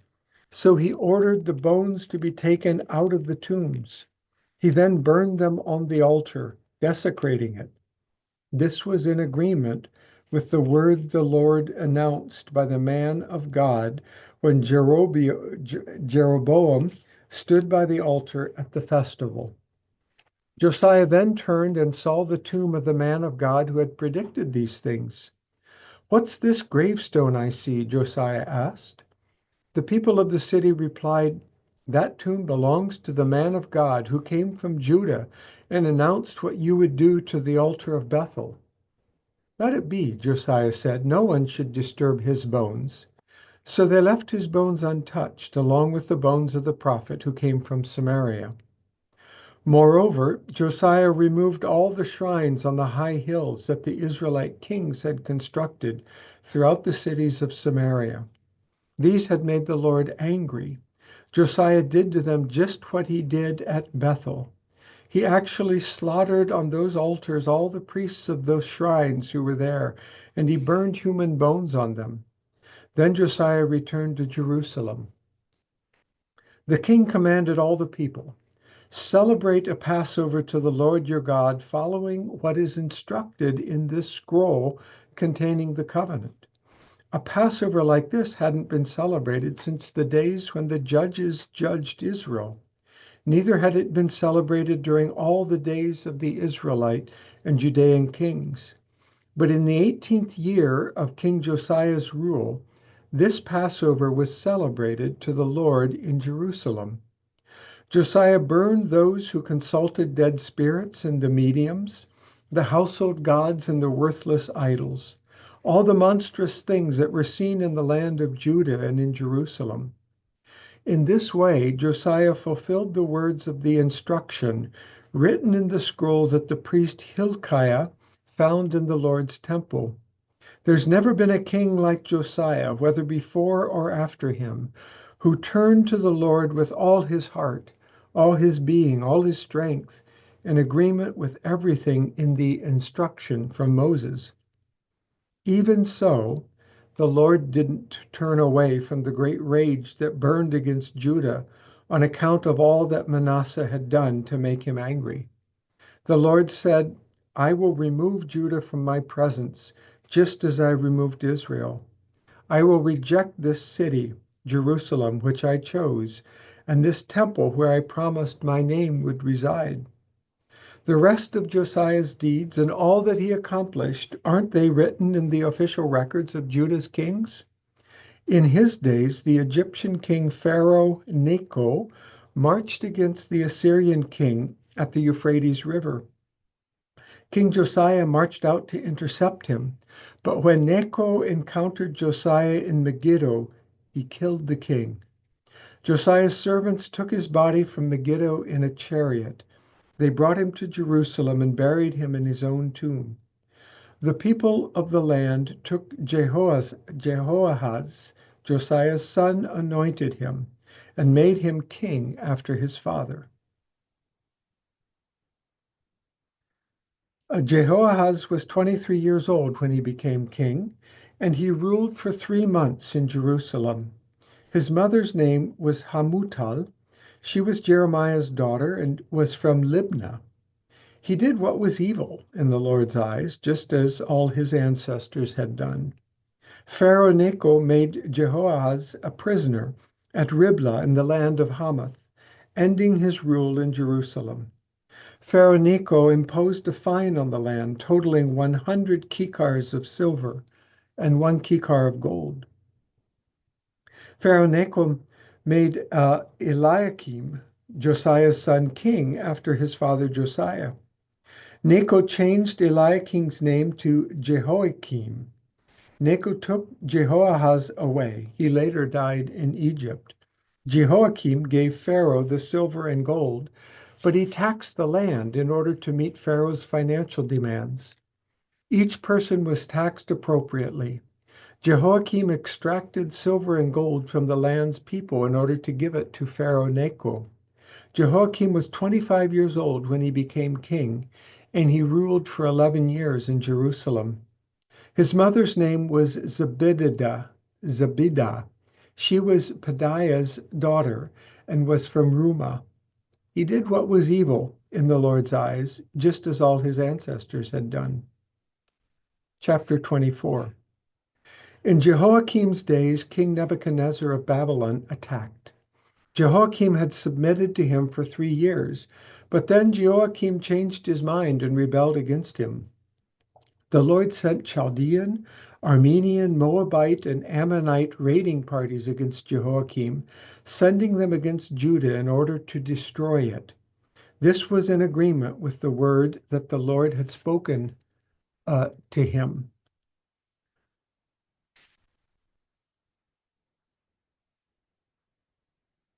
Had spoken through his servants, the prophets.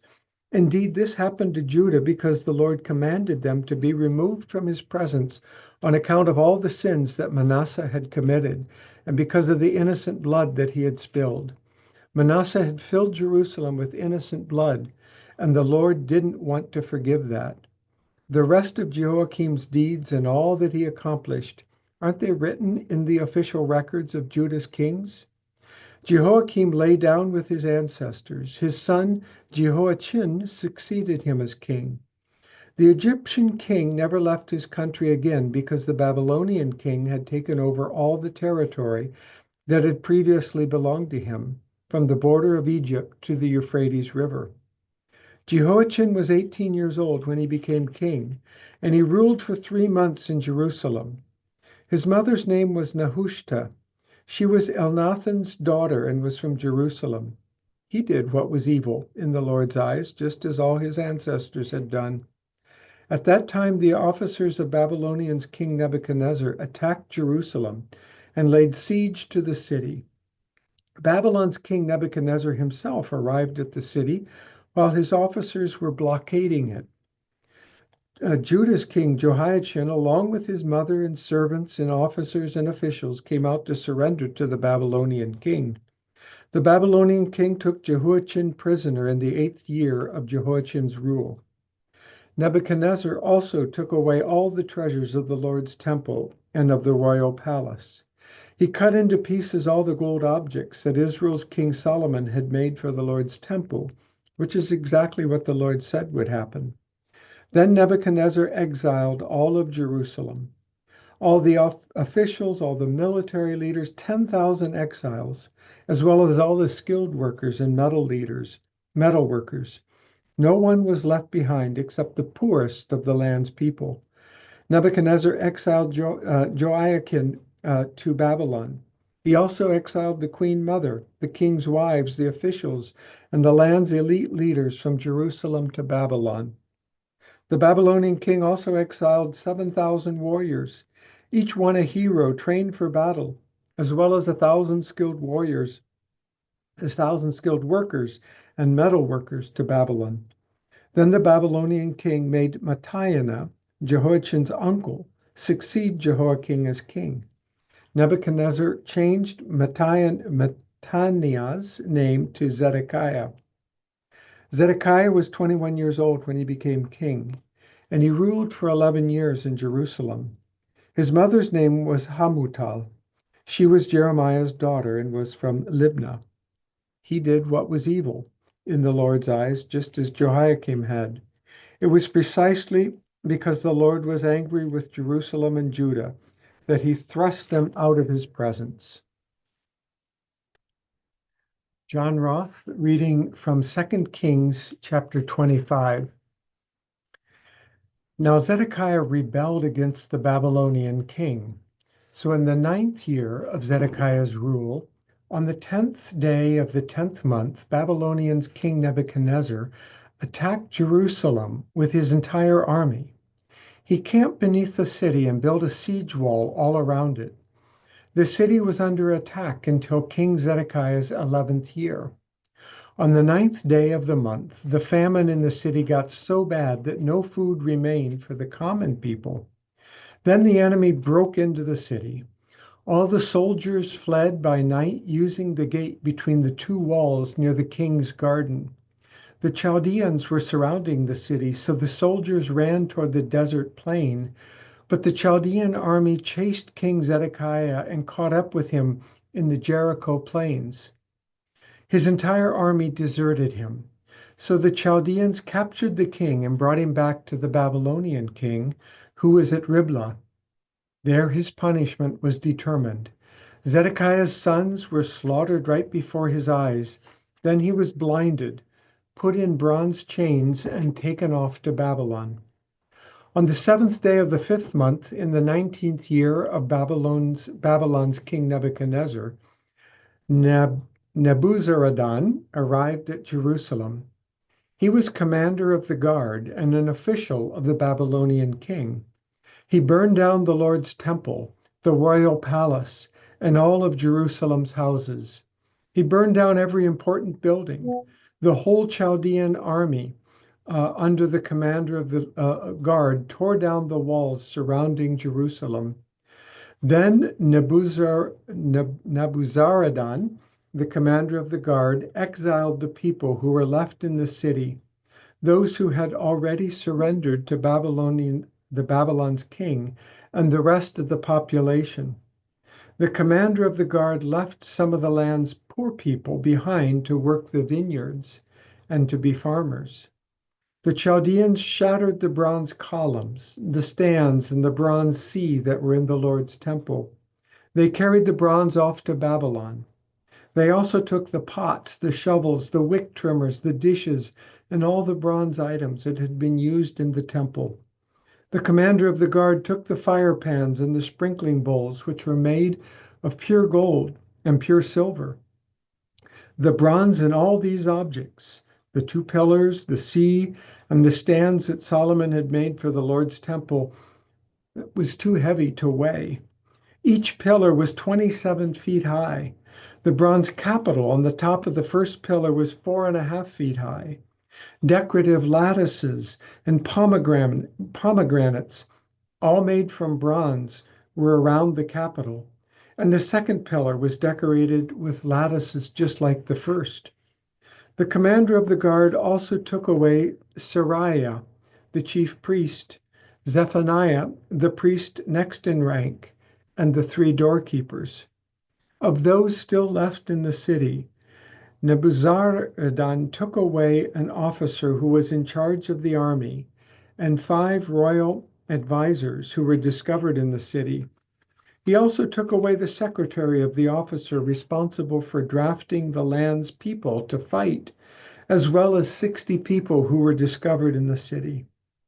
Nebuzaradan, the commander of the guard, took all of these people and brought them to the Babylonian king at Riblah.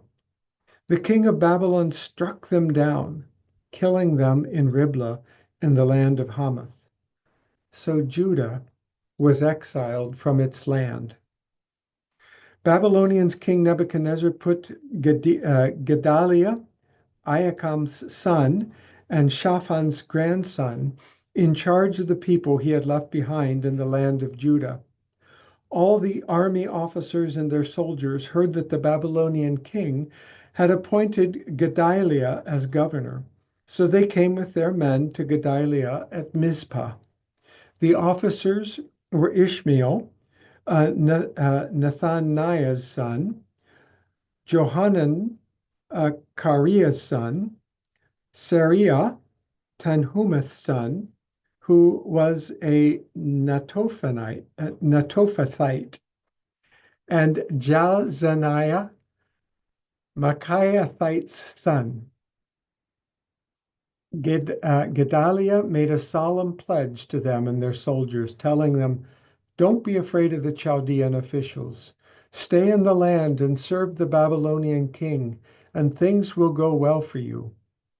But in the 7th month, Ishmael, Nethaniah's son, and Elishama's grandson, who was from the royal family, came with 10 soldiers, and they struck Gedaliah, and he died.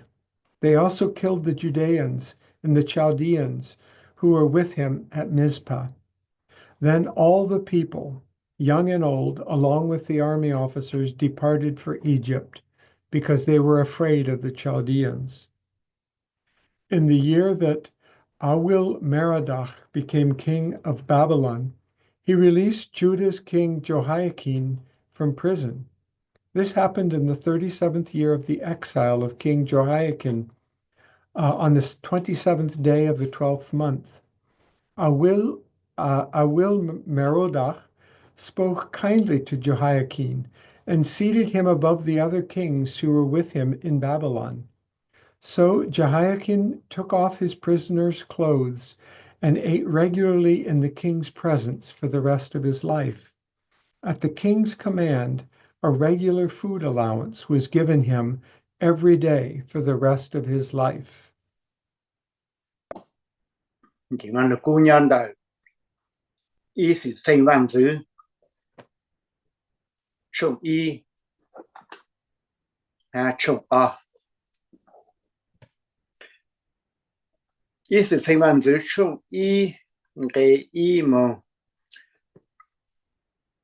phi thảo Adam lu zu cho Abraham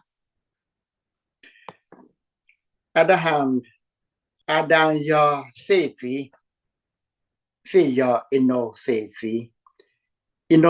yo Kenan yo Mahalalel yo Yale yo eno yo Methuselah yo Lame yo Noe mua pe tu Sen hàng hạ và phê. Gia phê cho tu do Gome Mago Madai Yavan Tumba Meseki Ha Tila. Bố bố lên giờ giờ công đợi cho tôi nên cử chỉ bố tên bê. Gome cho tu giờ Akina Lifata Ha Togama. Yavan cho tu giờ Elisa Sapin Saipa Ha Lode. Đời chó Jimbu chó Amon. Sorry.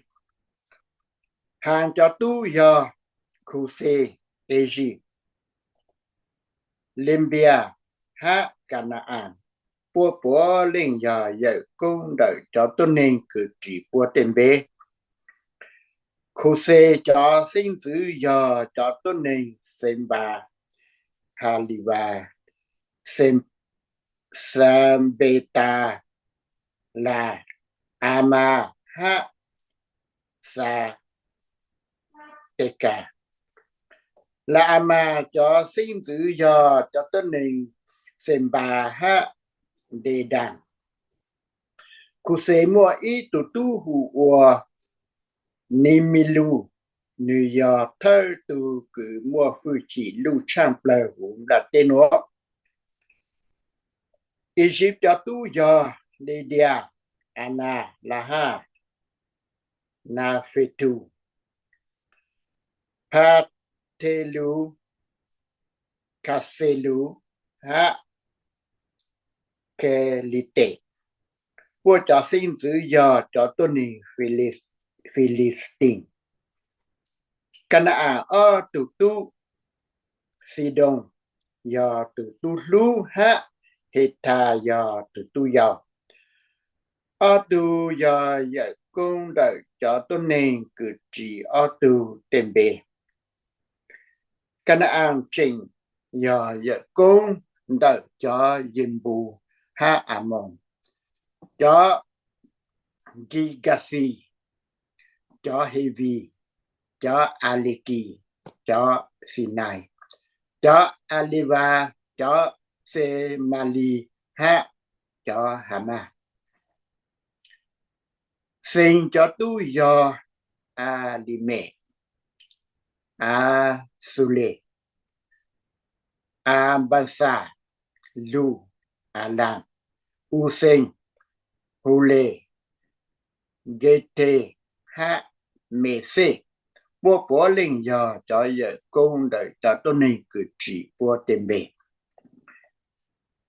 Ambasa do Selasi Ha Sela do Embe si Embe mua ở tụ tu y tu hù ua bể lệ. Vì thảo lưu sơn đó cho tôi nên hù luôn đa tên nó tàu si phai. Ha tụ tu giàu hù ua dầu thang. Dầu thang cho sinh giữ giờ cho tôi này mù đà. Selefa Ha Senave Sela Ha Lo Ha Lo Ha Dola Osa Dikela Embale Ambimain Simba Afile Havila Ha Yomba tan cho nó của lên giờ yo khi tàng cho tu trang chê cứ pin đợi sinh lù dù cho Ablang mua lao lên nó sinh Pakisa Sela Eben Pele Leu Selu na hố tê la ha Abram cử hù o Abraham Yisamayen cho sinh tử Abraham mua o tu tu Isa ha Yisamayen Yisamayen cho tu sau lù o cho thơ cho tại cậu o xị xử lê nên bài ô tê lùn tại Yisamayen tu tu lu lùn bề Keda ông bên Miss Same Misema Duma Masa Hada Tema Yetu Nafise Ha Ke Dema Abraham mua lùa y tu nà yao hùa Ke tu la Nữ mua trao lên tu Sen la Yao Yao sang Meda Media Esamba Ha Sua Yokesa o tu tu yo Simba Ha Dedam Media cho tu yo Ifa Ifela Hano Ambita Ha Alado Tan cho nó bố linh yo Kê tu la cho sinh tử Eso cho sinh tử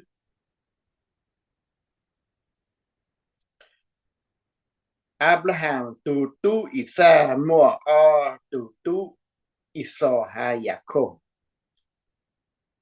Iso cho tu yo Elifa Leuyen Yeuse Yalam Ha Kola Elifa yo yo công tờ sinh thiên ma Oma Safi Gata Kenan Tina ha Amale ha Leo Yen yo yo công tờ sinh Nata Vela Sema ha Miss Caesar cho tôi nên cứ ít sự nho hữu để chờ ý đồ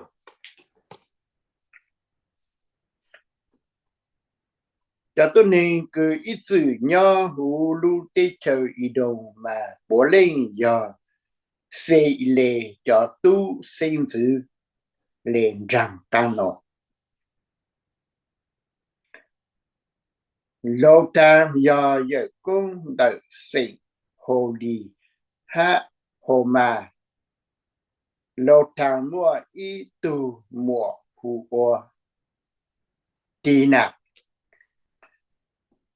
Sông ba do giờ công đợi sinh Eliva mà Naha Embale Sefi ha Onan Si be ông mua o tu tu Ayiha ha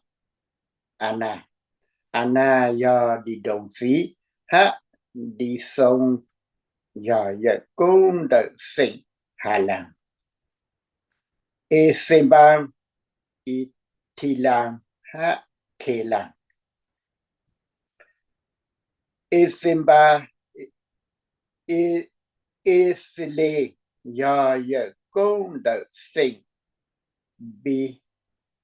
Biha Sa Van ha Ya Akan đi sang do giờ công đợi sinh Use ha Ala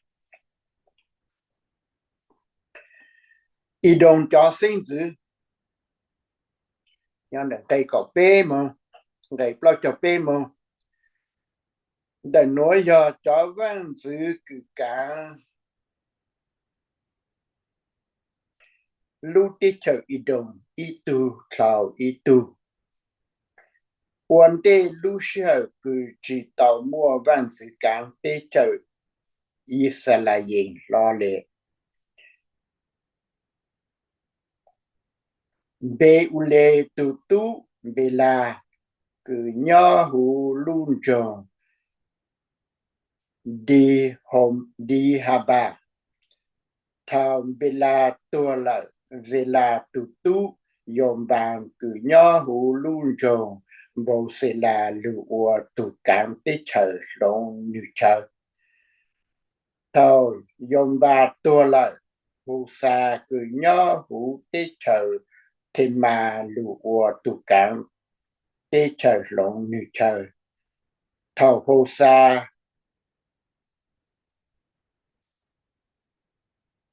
xa tua lợi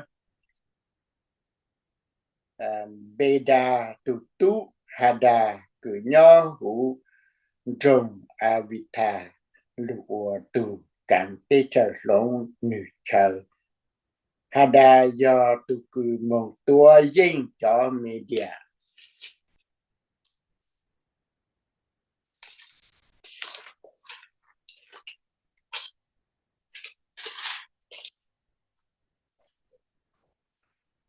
hú tê chờ mộ ạ thầu hà đà tua lỡ mà sẽ là cử nhỏ hú luôn rồng mà lệ cả lụa tu cảm tê chờ lông nữ chờ thầu samila tua lỡ sa u lê cử nhỏ hú luôn rồng lê hồng bầu đợi đủ lê yu Euphrates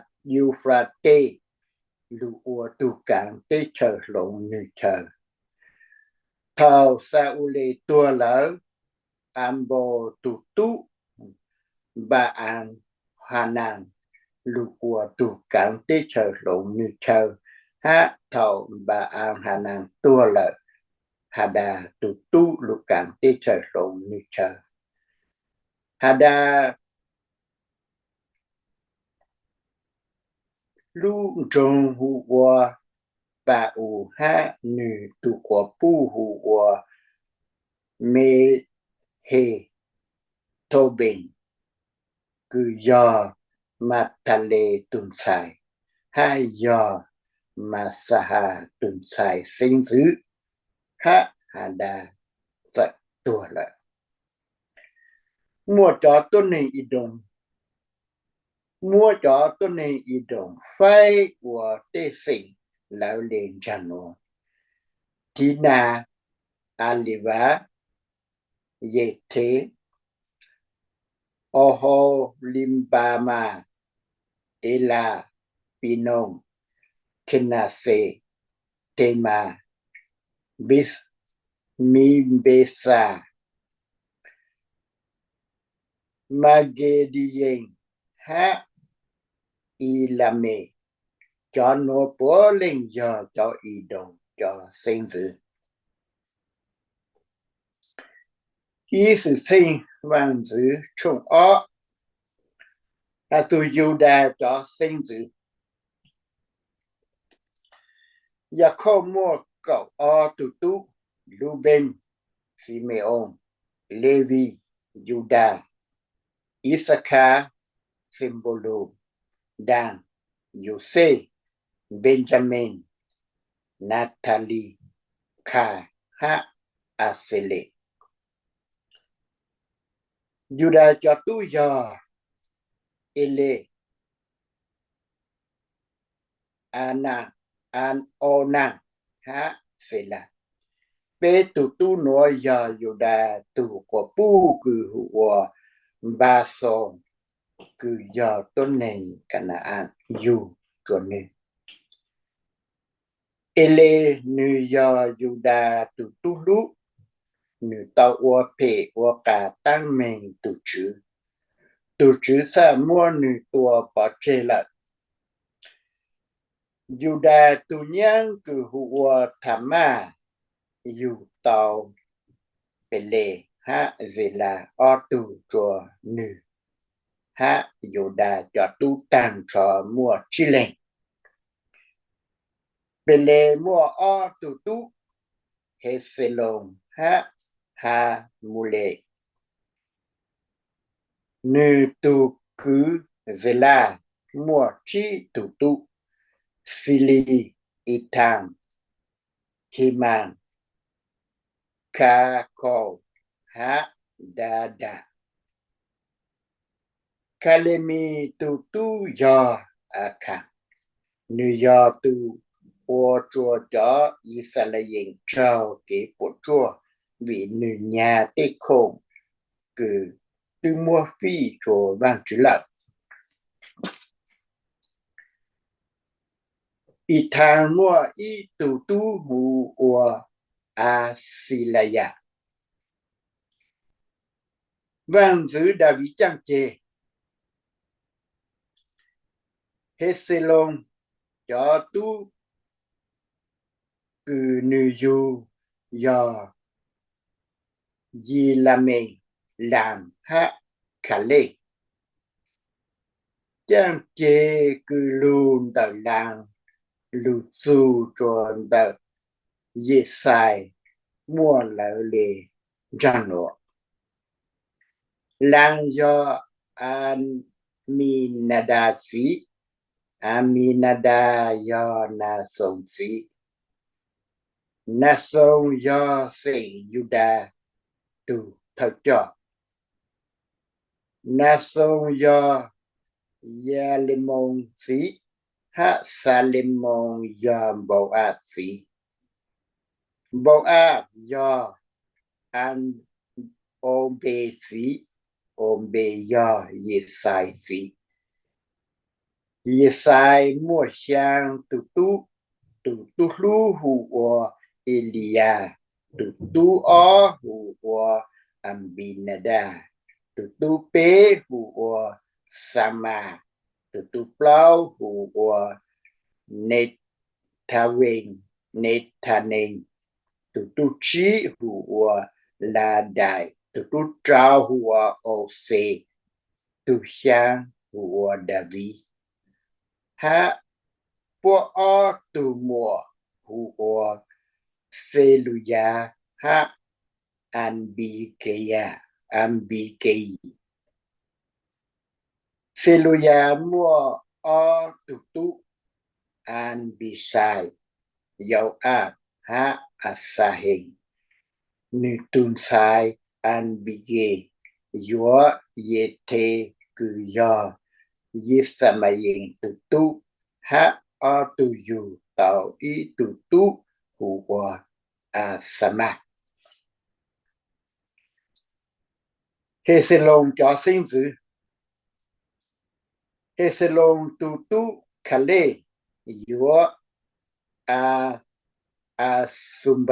Asumba của pu ha nữ tu của pu yu tàu y tun sai hu wa Yelio ha yu tàu pe tu ye fele somba ha ledom thao Asumba tua lại cả lê sa mong yúa e về là tu lu của pu e về là sa yu tàu khu lê tua cả lê khu lê do uli gì ha uli do bê sa lệnh gì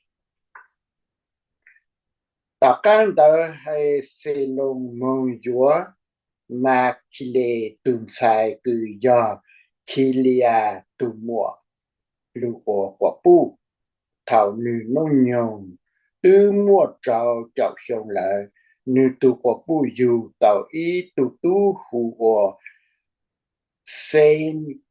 sen kumba chùa nữ sen kumba do dài phí ha dài lê do tu cử cán nền cậu bê luôn trồng hữu sen Gilia tỏ cán cho tôn nên khi su ha cho làng tuổi tinh tàu trâu chậu luôn trồng nho hủ lu đi chờ đợi cứ giờ sẵn dài ha khi nào ở tù tê giò ha tê giò cứ nho in gì rèn đợi hủ đợi hủ tô xí tàn cho tuần này cứ nho hủ lu tê chờ nó bố lên giờ mà khi lệ cứ giờ ghi lìa chỉ cho sinh tử tất cả cứ ha sẽ lông tua lại khả lệ sa yua nữ chỉ hết sẽ lông tu của bu cứ hù của e phê la lu của bu e phê la sa yu tàu y tu tu hù của a se hu cho khả lệ a se hu giờ tu trở luôn trong tê cô à ye la mình cho tu he se long tu tu lu ye la mình mua chi tu tu lang ya tu tu lu buna ole o se ha ahiya lang mua pe lang mua pe tu tu ma an ya mình ha akile Yeleme mua lúa ý từ nãy giao hù của Atala ha o từ mua ý từ tu hù của ô nàng mua o từ tu Samai ha yada Samai o từ tu yo nada ha Anbisu Ambisu ta yua tao ý tu của bu hù của Ambihai ha nữ yu tao ý tu tu hù của Anba ha Moli Nanda o tu tu yo Sele ha Ambayen ha Sule tua thảo nữ trình chỉ tao mua tu lạc Abayen yo isi zi ha isi yo susa zi susa yo ahilai zi samai tu cứ yada mua o tu tu yete ha Yonathan yete tua thảo nữ trình chỉ tao mua tu lạc Jonathan mua o tu tu pelete ha sa tan cho nó bố linh giờ về là mình cho sinh tử sẽ sa chỉ mua ý tu tu lệ nữ muôn xài gạo sự但是sẽ sa mua ý tu tu kề giờ tu nên ý dịp nữ hữu của ya lệ hà giờ lên đó sẽ sa cha mua nữ ý tuần sai chỉ cho nữ tu tu kề ya lệ hà yo của bu ha nữ tuần sai sa yu tao ý tu tu cho nữ hữu của a tại giờ na thang sĩ ha na thang giờ samba sĩ samba giờ e phala sĩ ha e phala giờ ombe sĩ ombe giờ yehu sĩ ha yehu giờ Asaliati. Asalia ya heleti, heleseti, ha helese ya ele asati. Ele asa ya simaiti, ha simaya salumeti. Salume ya ye kamiati, ha ye kamia ya elisamati.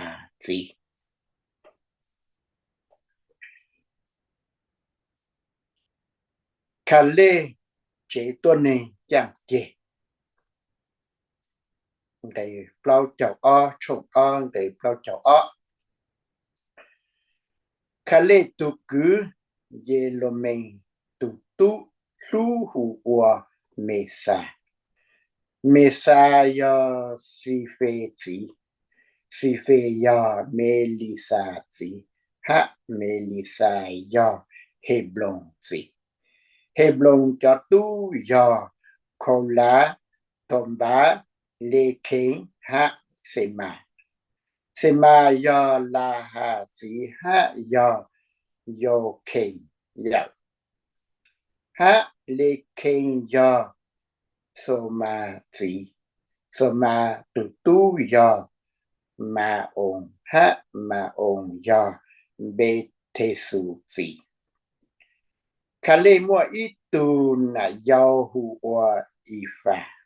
Ni yu tàu hà lan mô xà ha cà phê ha hà lan do ghê phê chỉ. Mua ít tu chỉ nên hù hòa ya hà đại mua trào tu tu. Lê kênh yêu thang ghê sang bê lê tê e phà ha sa e phà. Kale muat lo itu na yau hu o ma aka ni yu tau o tu tu hu o sembe ha tile hana. Ta ka no ni cheng muat lo i cho tung si. Sa afa ya tu ku cha lun jong ma mana ha se va ya tu ku cha lu jo ma kabena ha gimbea. Lúa lên đó cả lê chỉnh mua ý tu tu ý tùn xài hù qua a kê xà ha. Trong đời nó mùng bố linh do cả lê cho sinh tử. Hù lê do cả lê tu tu lú ha nữ tu quả bù hù qua ý phá lạc. Hù lê tu tu sông bê ya tu cử trở lu do kê lì ya ye a linh. Nữ tu tu o cử hù qua sa lê ma ya tu cử trở lu do bê lê hình. Ha nữ tu tu bê cử hù qua hà lê ya tu cử trở lu do bê ca đê. Samba cứ trở lu do kilia yai a lên nữ ya yai công.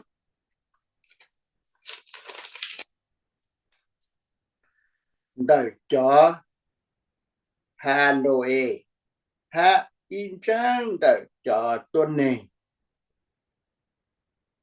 menu lo menu học ha tê chua cứ ti cứ nhỏ hù lu do kilia ye a lên mua lão lê nó cho itu cho phù thề cho suma ha cho mi se lại hát cho tôi nên cứ nhỏ hù luôn trong sầu là hát Esethao bố lên giờ bố chùa cứ tin nó Selema cứ trở luôn trong bề lệ hình nữ giờ giờ con đợi cho nạt nê thô pha cho a thô bề thê dầu a ha cho sầu lệ cứ giờ in trang đợi cho mà nà hà để nó mong giờ tê phê cứ nhỏ hù luôn trong yam bề bố giờ cho thơ bố giờ cho thơ sông đợi ha thiên tiền đợi chà cho thì lạc thà cho si mê à ha cho su khả bố giờ cho khi này cứ tao mong chúa cho lệ khả lưu của bố của cháu ấy cũng nhìn sư lên nó sư. My name is Meg Smeltzer Miller, and I will be reading 1 Chronicles chapters 3 and 4.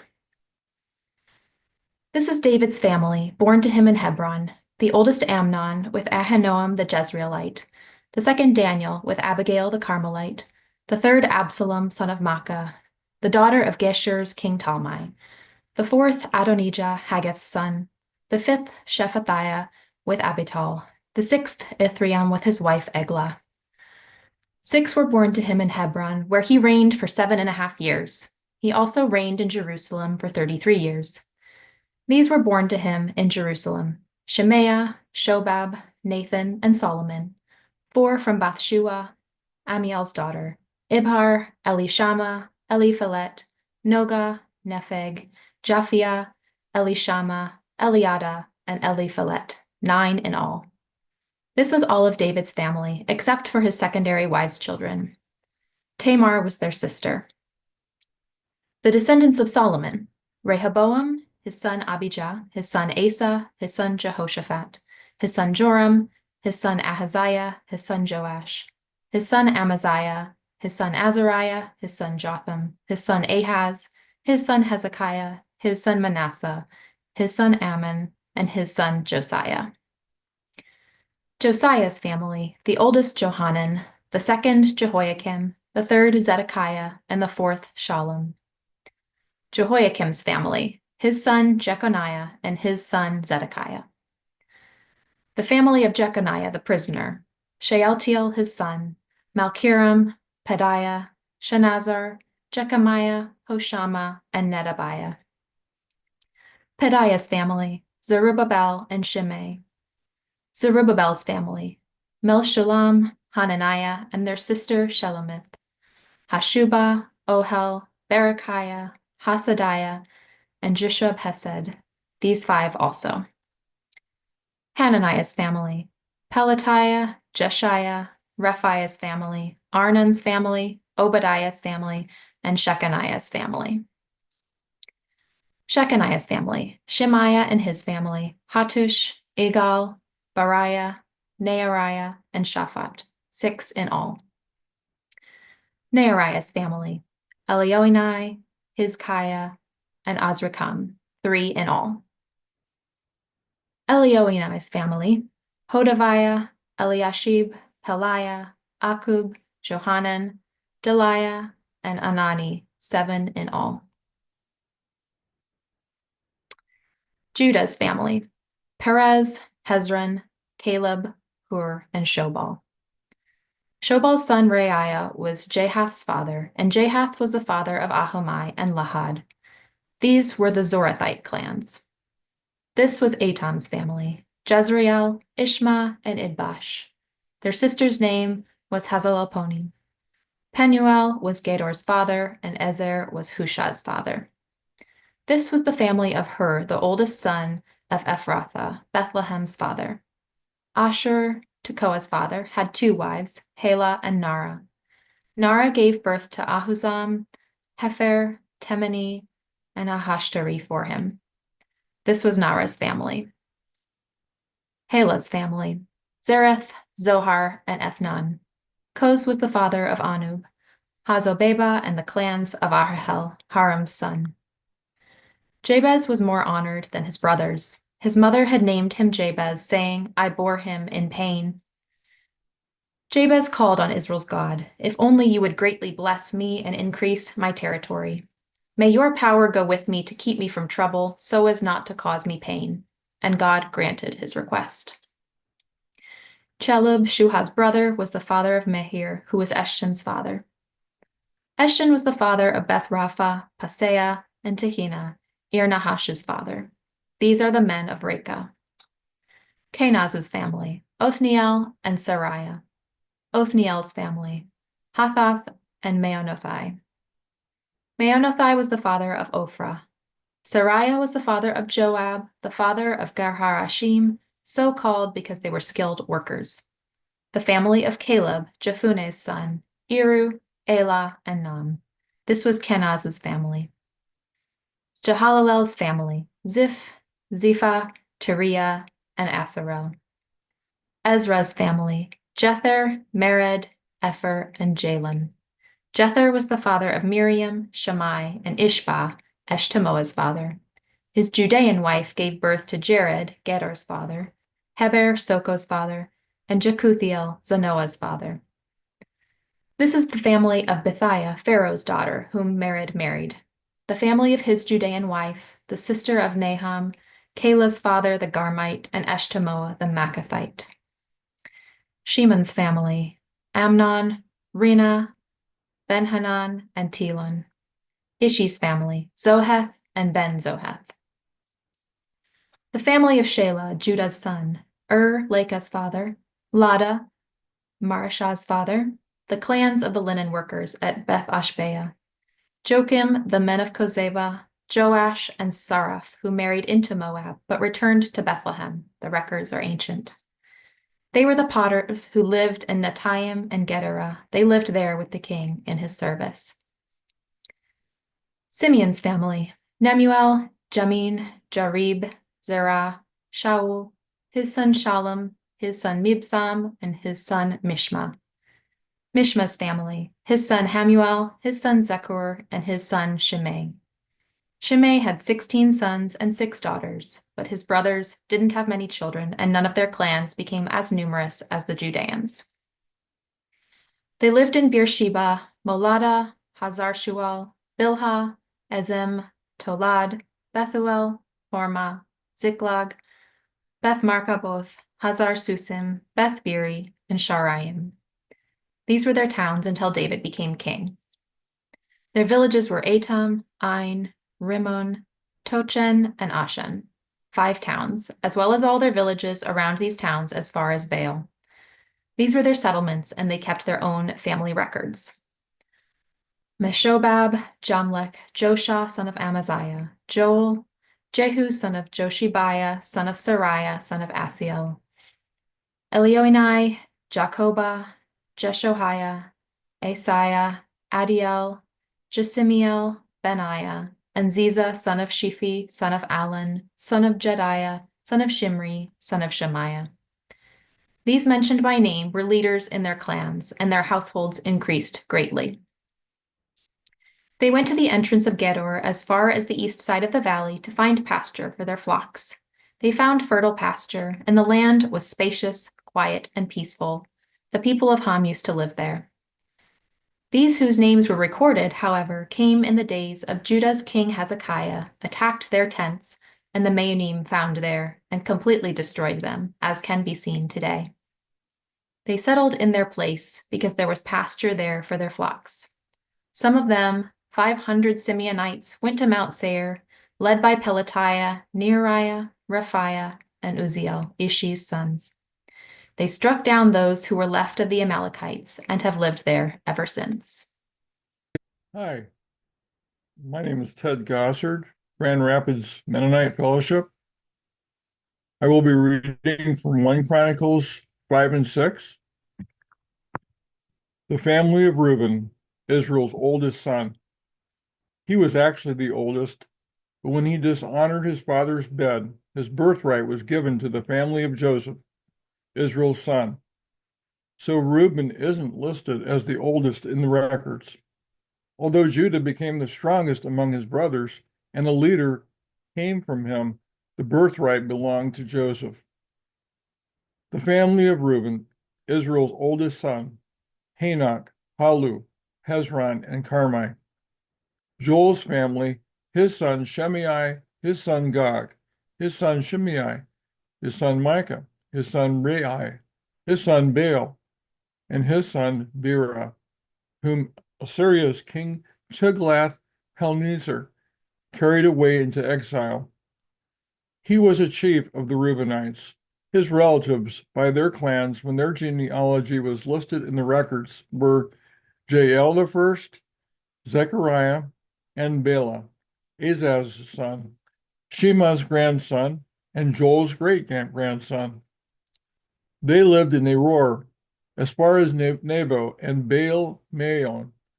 They also settled in the east, as far as the edge of the desert that stretches to the Euphrates River, because their livestock had increased in the land of Gilead.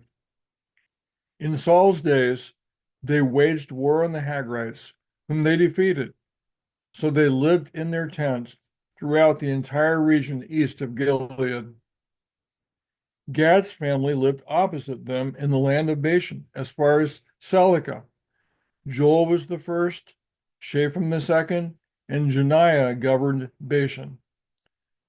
Their relatives, according to their households, Michael, Meshulam, Sheba, Jorai, Jachin, Zia, and Eber, 7 in all.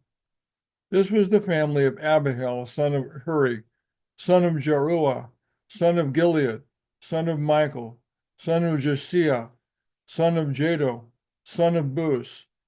Ahai, Abdiel's son, and Gunai's grandson, was the head of their household. They lived in Gilead, in Bashan, and in its towns, and as far as the boundaries of all the open lands of Sharon. They were all listed in the records in the days of Judah's king Jotham and Israel's king Jeroboam. The Reubenites, the Gadites, and half the tribe of Manasseh were warriors who carried shield and sword, drew the bow, and were trained for war. 44,760 ready for military service. When they waged war on the Hagrites, the Jetherites, the Naphshites, the Nodabites, they received help against them. The Hagrites and all who were with them were handed over to them because they cried out to God in battle. God granted their prayer because they trusted in him. They seized their livestock, 50,000 of their camels, 250,000 sheep and goats, 2,000 donkeys, and 100,000 captives. Many died because God fought the battle. They lived there in place of the inhabitants until the exile. The members of half the tribe of Manasseh lived in the land from Bashan to Baal Hermon, Sinir, and Mount Hermon. They were very numerous. These were the heads of their households: Epher, Ishai, Eliel, Azriel, Jeremiah, Hodaviah, Jadiel, mighty warriors, famous men, heads of their households. But they were unfaithful to the God of their ancestors and faithlessly followed the gods of the peoples of the land, whom God had destroyed before them. As a result, Israel's God stirred up the spirit of Assyria's king Pul, otherwise known as Assyria's king Tiglath-Pileser, who led the Reubenites, the Gadites, and half the tribe of Manasseh into exile, and brought them to Hala, Habor, Hara, and the Gozan River, where they remain to this day. Levi's family, Gershom, Kohath, and Merari. Kohath's family, Amram, Izhar, Hebron, and Uziel. Amram's family, Aaron, Moses, and Miriam. Aaron's family, Nadab, Abihu, Eleazar, and Ithamar.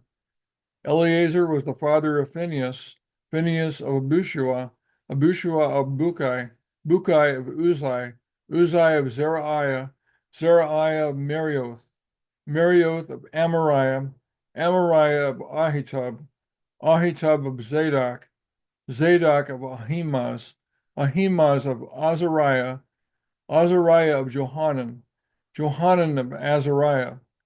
He was the one who served as priest in the temple that Solomon built in Jerusalem. Azariah was the father of Amariah, Amariah of Ahitub, Ahitub of Zadok, Zadok of Shallum, Shallum of Hilkiah, Hilkiah of Azariah, Azariah of Seraiah, and Seraiah of Jehozadak. Jehozadak went away when the Lord caused Judah and Jerusalem to be exiled by Nebuchadnezzar. Levi's family, Gershom, Kohath, and Merari. These are the names of Gershom's family, Libni and Shimei. Kohath's family, Amram, Izhar, Hebron, and Uzziel. Merari's family, Malai and Mushai. These are the Levites' clans according to their fathers. Of Gershom, his son Libni, his son Jaoth, his son Zima, his son Joah, his son Edu, his son Zerah, and his son Jetheri. Kohath's family, his son Aminadab, his son Korah, his son Aser, his son Elkanah, his son Ebiasaph, his son Aser, his son Teoth, his son Uriel, his son Uzziah, and his son Shaul. Elkanah's family, Amasiah and Ahimoth, his son Elkanah, his son Zophai, his son Nahath, his son Eliab, his son Jeroham, and his son Elkanah. Samuel's family, the oldest Joel and the second Abijah. Merari's family, Malai, his son Libni, his son Shimei, his son Uzzah, his son Shimei, and his son Hagiah, and his son Asaiah. David put the following in charge of the music in the Lord's house after the chest was placed there. They ministered with song before the dwelling of the meeting place until Solomon built the Lord's temple in Jerusalem. They carried out their usual duties. Those who served and their families were Kohath's family, Heman the singer, son of Joel, son of Samuel, son of Elkanah, son of Jeroham, son of Eliel, son of Toha, son of Zuph, son of Elkanah, son of Mahath, son of Amasiah, son of Elkanah, son of Joel, son of Azariah, son of Zephaniah, son of Teoth, son of Asir, son of Abiasaph, son of Korah, son of Ishar, son of Kohath, son of Levi, son of Israel. His relative was Asaph, who stood on his right, that is, Asaph, son of Berechiah, son of Shimei, son of Michael, son of Basiah, son of Malchijah, son of Ethni, son of Zerah, son of Adai, son of Ethan, son of Zimah, son of Shimei, son of Jahath, son of Gershom, son of Levi. On the left were their relatives, Merari's family. Ethan, son of Kishai, son of Abdi, son of Mulak, son of Ashabiah, son of Amaziah, son of Hilkiah, son of Amzai, son of Bani, son of Shemar, son of Mali, son of Mushi, son of Merari, son of Levi. Their relatives, the Levites, were dedicated to all the services of the dwelling for God's house. Aaron and his sons sacrificed on the altar for entirely burnt offerings and on the altar for incense, doing all the work of the holiest place to make reconciliation for Israel, just as Moses, God's servant, had commanded. This was Aaron's family, his son Eleazar, his son Phinehas, his son Abishua, his son Bukai, his son Uzai, his son Zerahiah, his son Marioth, his son Amariah, his son Ahitub, his son, Zadok, and his son, Ahimaaz. These are the places they lived by their camps within their territory. To Aaron's family from the Kohathite clan, as chosen by Lot, they gave Hebron in the land of Judah with its surrounding pasture lands. But the city's fields and its settlements they gave to Caleb, Jephunneh's son. To Aaron's family they gave the refuge cities, Hebron, Libnah with its pasture lands, Jatir, Eshtemoa with its pasture lands, Highland with its pasture lands, Debar with its pasture lands, Ashan with its pasture lands, Jutah with its pasture lands, and Beth Shemesh with its pasture lands. From Benjamin's tribe, Gibeon with its pasture lands, Geba with its pasture lands, Alimeth with its pasture lands, and Anathoth with its pasture lands. They had 13 towns within their clan. The remaining Kohathites were given 10 towns by Lot from the clan of half the tribe of Manasseh. The Gershomites received by Lot, according to their clans, 13 towns from the tribes of Issachar, Asher, Naphtali, and Manasseh in Bashan.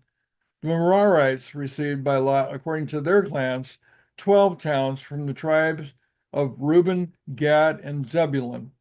In this way, the Israelites gave the Levites the towns with their pasture lands. They gave these towns, which they designated by name, by lot from the tribes of Judah, Simeon, and Benjamin. Some of the Kohathite clans had towns of their territory from the tribe of Ephraim.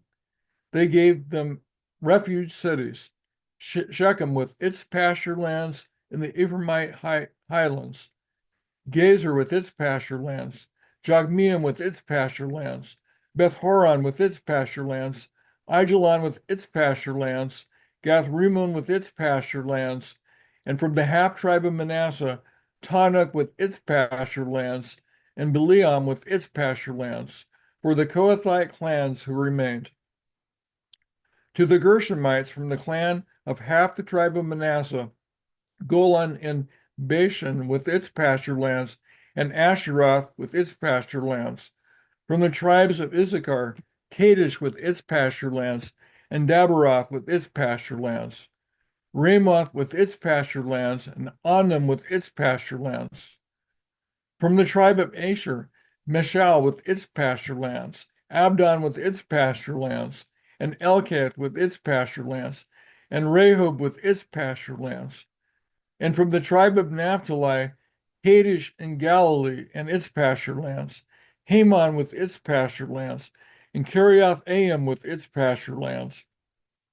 To the remaining Merarites from the tribe of Zebulun, Jokneam with its pasture lands, Rimmon with its pasture lands, Tabor with its pasture lands, and Nahalal with its pasture lands. On the other side of the Jordan at Jericho, on the east side of the Jordan, from the tribe of Reuben, Bezer in the desert with its pasture lands, Josnah with its pasture lands, Kedemoth with its pasture lands, and Mephoth with its pasture lands, and from the tribe of Gad, Ramoth in Gilead with its pasture lands, Mahanaim with its pasture lands, Heshbon with its pasture lands, and Jazer with its pasture lands. Joyce P.T. Lind, reading 1 Chronicles 7 and 8.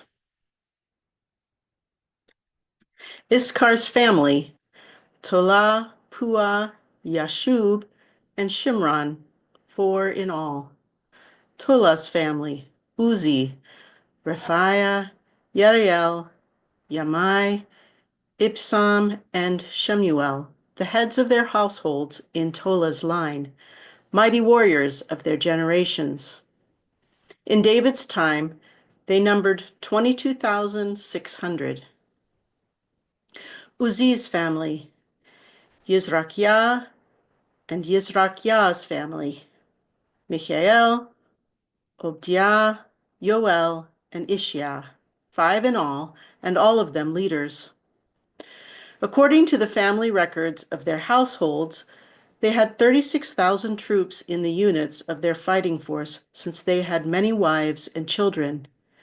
Their relatives from all of Issachar's clans were 87,000 mighty warriors, all listed in the family records. Benjamin's family, Bela, Baker, and Yediael, 3 in all. Bela's family, Esbon, Uzi, Uziel, Yeramoth, and Eri, 5 heads of households, mighty warriors. 22,034 were listed in their family records. Becher's family, Semerah, Yoash, Eliezer, Elioni, Omri, Yeramoth, Abihah, Anatot, and Alemet. These were all Becher's family. As listed in their family records by generation as heads of their households, mighty warriors, there were 22,200. Yediael's family, Bilhan. Bilhan's family, Yeush, Benjamin, Ehud, Kenaanah, Zathan, Tarshish, and Achishakar. All these were Yediael's family, heads of their households and mighty warriors. There were 17,200 ready for battle. The Shuppites and the Huppites were Er's family, and the Hushites were Acher's family. Naphtali's family, Yaxiel, Guni, Yetzer, and Shallum. These were Bilhah's family. Manasseh's family, Azriel, to whom his Aramean secondary wife gave birth. She gave birth to Machir, Gilead's father. Machir married Huppite and Shuppite women. His sister's name was Maachah. The second descendant's name was Zelophehad, who had only daughters. Machir's wife, Maachah, gave birth to a son and named him Peresh. His brother's name was Sheresh, and his sons were Ulam and Rechem. Ulam's family, Bedan. This was the family of Gilead, Machir's son, and Manasseh's grandson. His sister, Hamaleketh, gave birth to Ishhad, Abiezer, Malah, and Shemidah. The members of Shemidah's family were Achian, Shechem, Leki, and Anaam. Ephraim's family, Shuthalach, his son Bered, his son Tachath, his son Eladah, his son Tachath, his son Sabad, his son Shuthalah, and Ezer and Elad. The men of Gath who were born in the land killed them when they came down to take their cattle. Ephraim their father mourned many days, and his brothers came to comfort him. Ephraim had sex with his wife, and she conceived and gave birth to a son. He named him Beriah because misfortune had come to his house. His daughter was Shirah. She built Lower and Upper Beth-Koron and Uzen She'erah. His son was Rephah, his son Resheph, his son Telah, his son Tahan, his son Ladan, his son Amihud, his son Elishama, his son Nun, and his son Joshua. Their possessions and settlements were Bethel and its towns, to the east Naaran, and to the west Gezer and its towns, and Shechem and its towns as far as Ayah and its towns. Bethshean and its towns, Tanakh and its towns, Megiddo and its towns, and Dor and its towns were under Manassite authority. The family of Joseph, Israel's son, lived in them. Asher's family, Imnah, Ishva, Ishvi, Beriah, and their sister, Serach. Beriah's family, Heber and Malchiel, who was Birzot's father. Heber was the father of Yaphlete, Shomer, Hotham, and their sister Shua. Yaflet's family, Pasach, Bimhal, and Ashvath. This is Yaflet's family. Shemer's family, Ahi, Roga, Yehubah, and Aram. His brother Halem's family, Sophach, Imnah, Shelesh, and Amal. Zophah's family, Suah, Harnefer, Shual, Beri, Imrah, Bezer, Hod, Shammah, Shilshah, Ithran, and Be'erah. Yeter's family, Yefuneh, Pispa, and Arah. Ulah's family, Arak, Haniel, and Ritziah.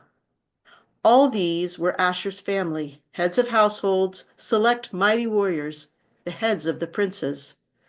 Those ready for battle listed in the records numbered 26,000.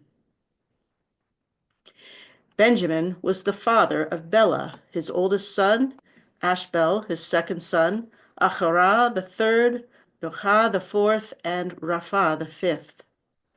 Bela had a family, Adar, Gera, Abihud, Abishua, Naaman, Ahoah, Gera, Shufam, and Huram.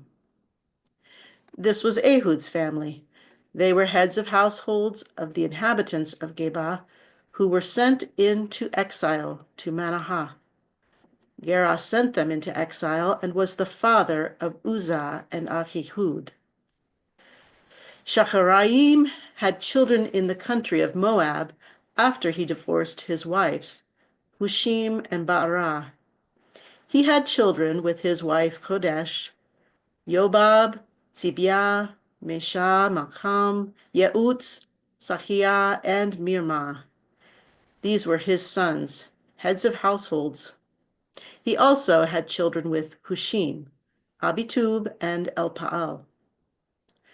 Elpaal's family, Eber, Misham, Shemed, who built Ono and Lod with its towns, Beriah, and Shema. They were heads of households of the inhabitants of Ayalon, who drove out the inhabitants of Gath. Their brothers were Shashak and Yerimoth.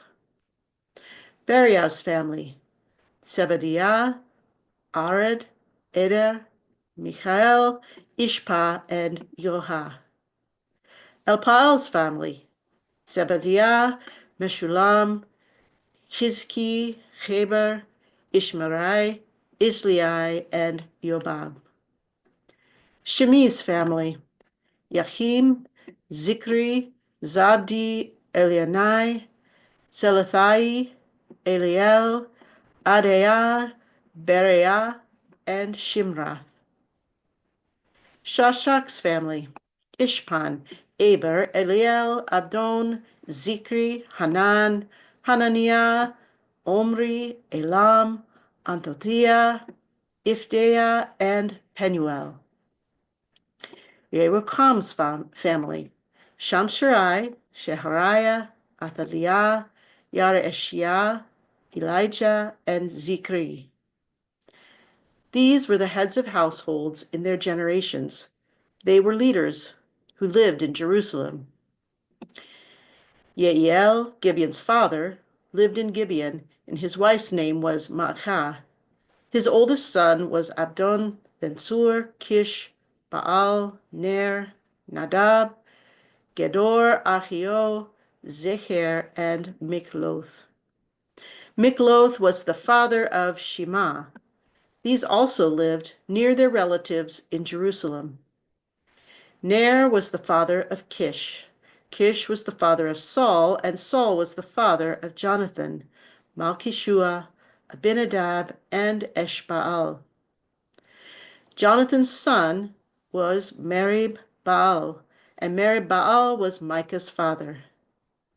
Micah's family, Pithon, Melech, Ta'areah, and Achaz. Achaz was the father of Yehudah, Yehudah was the father of Alemeth, Asmaveth, and Zimri. And Zimri was the father of Motzah. Motzah was the father of Binah. His son was Rapha, his son Eleasah, and his son Atzel. Atzel had 6 sons, named Atrikam, his oldest, Ishmael, Sheariah, Azariah, Obadiah, and Hanan. All these were in Atzel's family. His brother Ashek's family, Ulam, his oldest, Yeush the second, and Eliphelet the third. Ulam's family were mighty warriors and archers, having many children and grandchildren, 150 in all, and all were Benjaminites. This is Joe Sawatsky, and I'll be reading 1 Chronicles 9 through 10. So all Israel was listed in the official records of Israel's kings. Judah was carried into exile in Babylon because of their unfaithfulness. The first to resettle their property in their towns were the Israelite people, the priests, the Levites, and the temple servants.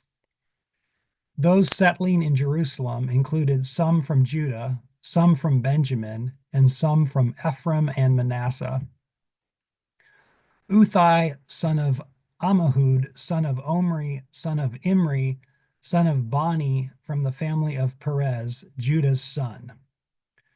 From the Shilonites, Azariah, the oldest son, and his family.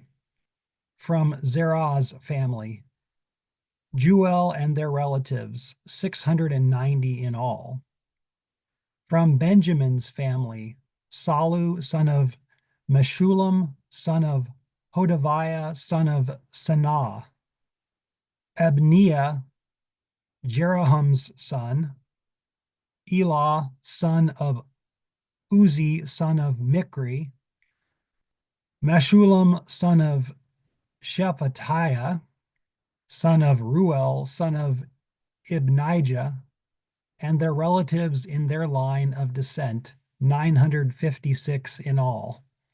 All of these were heads of their households. From the priests, Jediah, Jehoiarib, Jachin, and Azariah, son of Hilkiah, son of Meshullam, son of Zadok, son of Meraioth, son of Ahitub, the leader of God's house. Adiah, son of Jeroham, son of Pashur, son of Malchijah. Masai, son of Adiel, son of Jazerah, son of Meshullam, son of Meshilemith, son of Immer. And their relatives, heads of their households, 1,760 capable men for the religious work of God's house.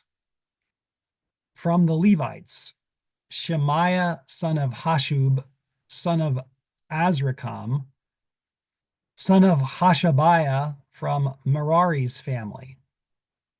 Bakbakar, Harish, Galal, and Mattaniah, son of Micah, son of Zikri, son of Asaph. Obadiah, son of Shemaiah, son of Galal, son of Jeduthun. And Berechiah, son of Asa, son of Elkanah, who lived in the settlements of the Netopatites. The gatekeepers, Shallum, Akub, Talmon, and Ahiman. Their brother Shallum was the leader, stationed until now in the king's gate on the east side. These were the gatekeepers belonging to the Levites' camp. Shallum, Korah's son, Ebiasaph's grandson, and Korah's great-grandson, and his relatives belonging to his household. The Korahites served as gatekeepers at the tent's entrances, as their ancestors had been gatekeepers at the entrance to the Lord's camp. Phinehas, Eleazar's son, the Lord be with him, was their leader in former times. Zechariah, Meshelemiah's son, was gatekeeper at the meeting tent's entrance. All those selected as gatekeepers at the entrances were 212. They were listed in the family records by their settlements. David and Samuel the seer assigned them to their trusted position. So they and their descendants were the gatekeepers guarding the Lord's house, that is, the tent. The gatekeepers were on the four sides, east, west, north, and south. Their relatives came in from their settlements from time to time to assist them for a period of 7 days. Due to their trustworthiness, the four master gatekeepers, who were Levites, were in charge of the rooms and the treasuries of God's house. They would spend the night patrolling God's house, since they had guard duty and were responsible for unlocking it every morning. Some of them were responsible for the worship objects. They counted them when they were brought in and taken out. Others were appointed over the furniture, the holy equipment, the flour, wine, oil, incense, and spices. Some of the priests blended the ointment for the spices. And Mattatiah, one of the Levites, the oldest son of Shallum, the Korahite, was entrusted with baking the flat cakes. Also, some of their Kohathite relatives were responsible for preparing the stacks of bread for each Sabbath. The singers were the heads of the households of the Levites. They lived in temple rooms and were free from other service because they were on duty day and night. These were the heads of the households of the Levites according to descent. They lived in Jerusalem. Jael, Gibeon's father, lived in Gibeon.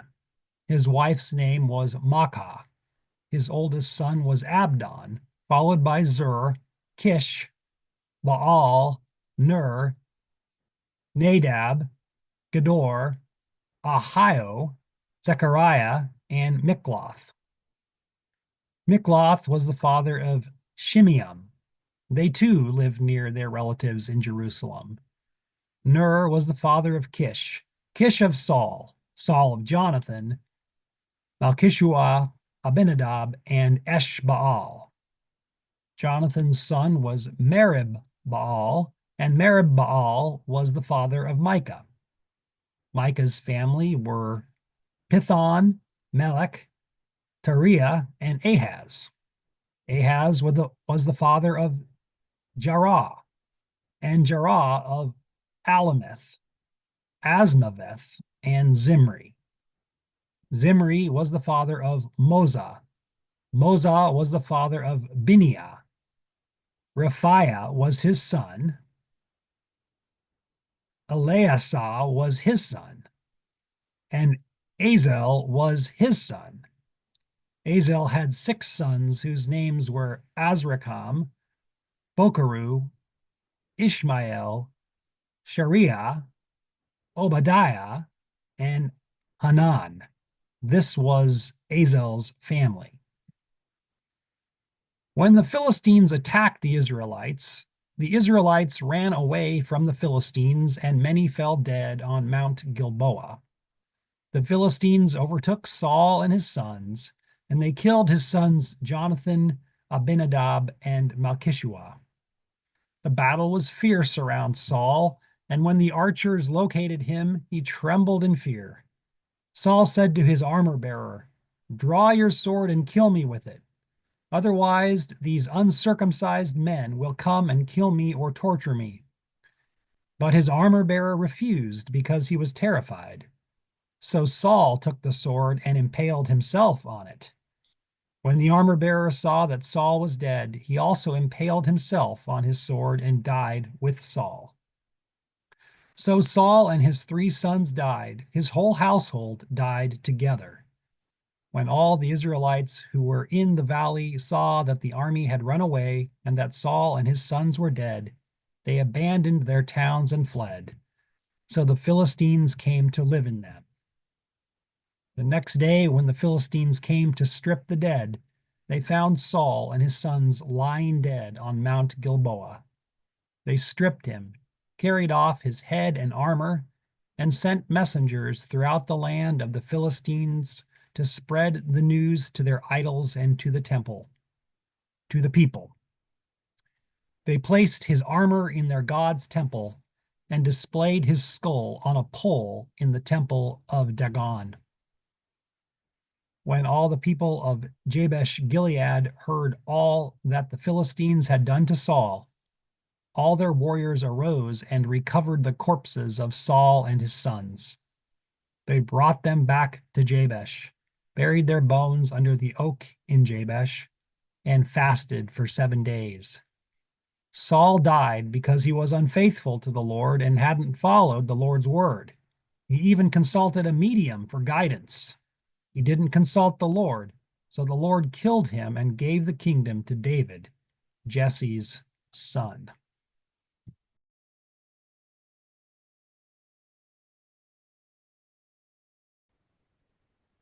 Greetings, friends. Shanna Peachy Bushhart here, reading 1 Chronicles 11, chapters 11 and 12.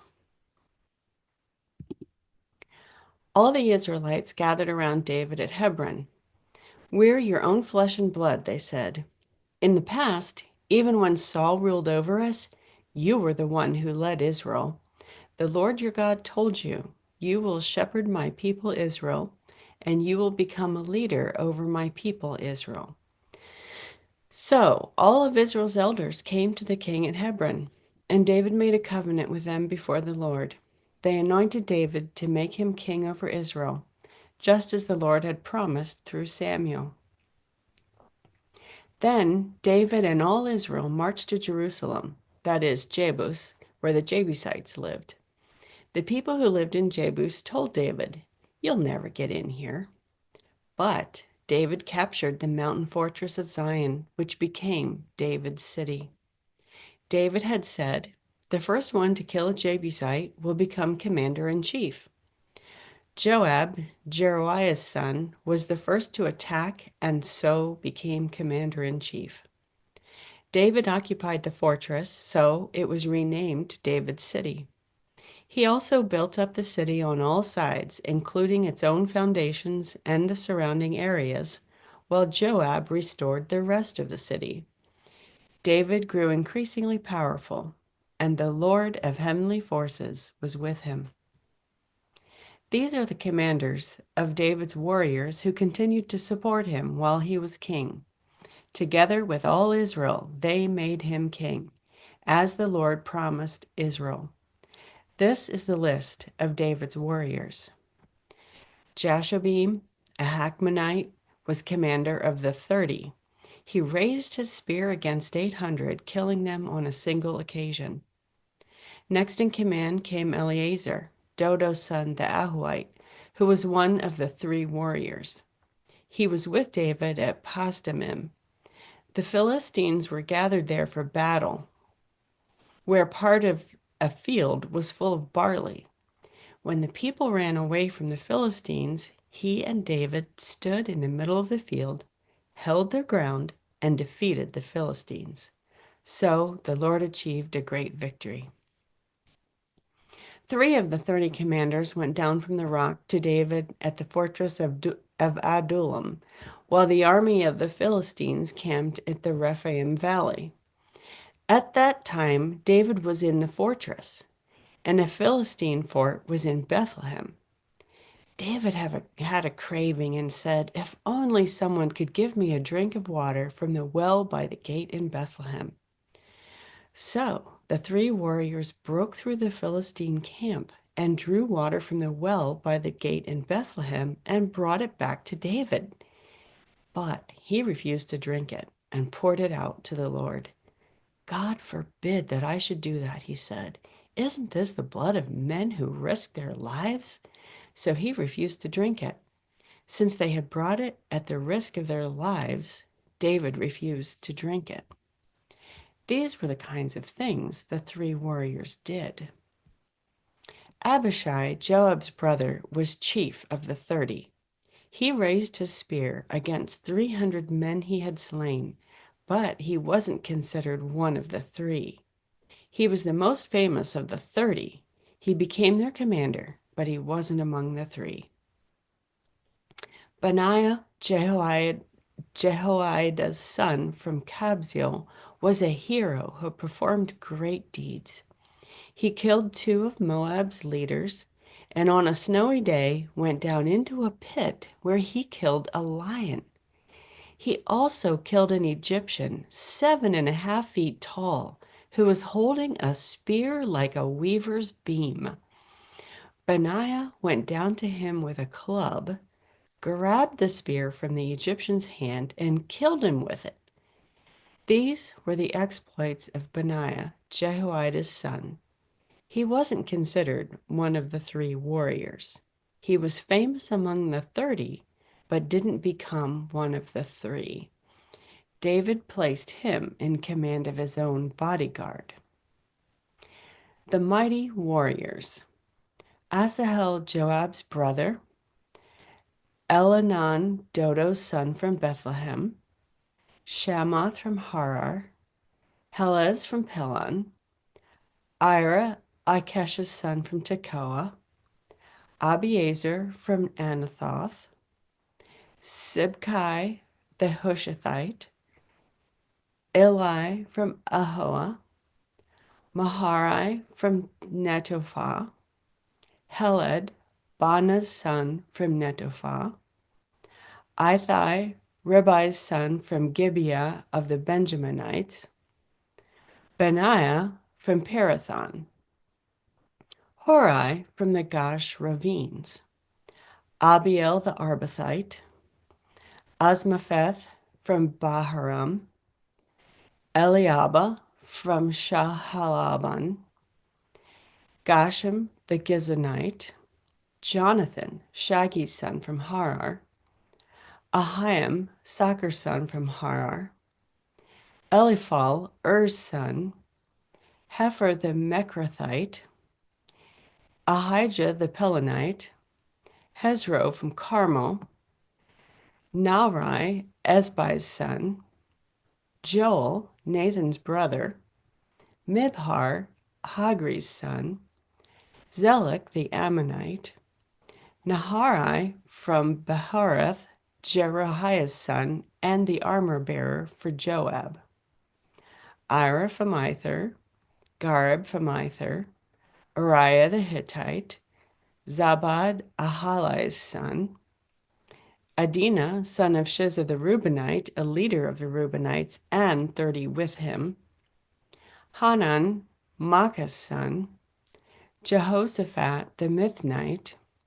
Uzziah the Ashterathite. Shammah and Jael, the sons of Hotham the Ararite. Jediel, Shimri's son, and his brother Joha the Tizite. Eliel the Mahavite. Jerubai and Joshaviah, Elnam's sons. Ithma the Moabite. Eliel, Obed, Jasiel the Mezabite. Chapter 12. The following persons came to David at Ziklag, where he was banished from the presence of Saul, Kish's son. They were some of the warriors who helped him in battle, armed with bows, and they could use either hand to shoot arrows or sling stones. They were Saul's relatives from Benjamin.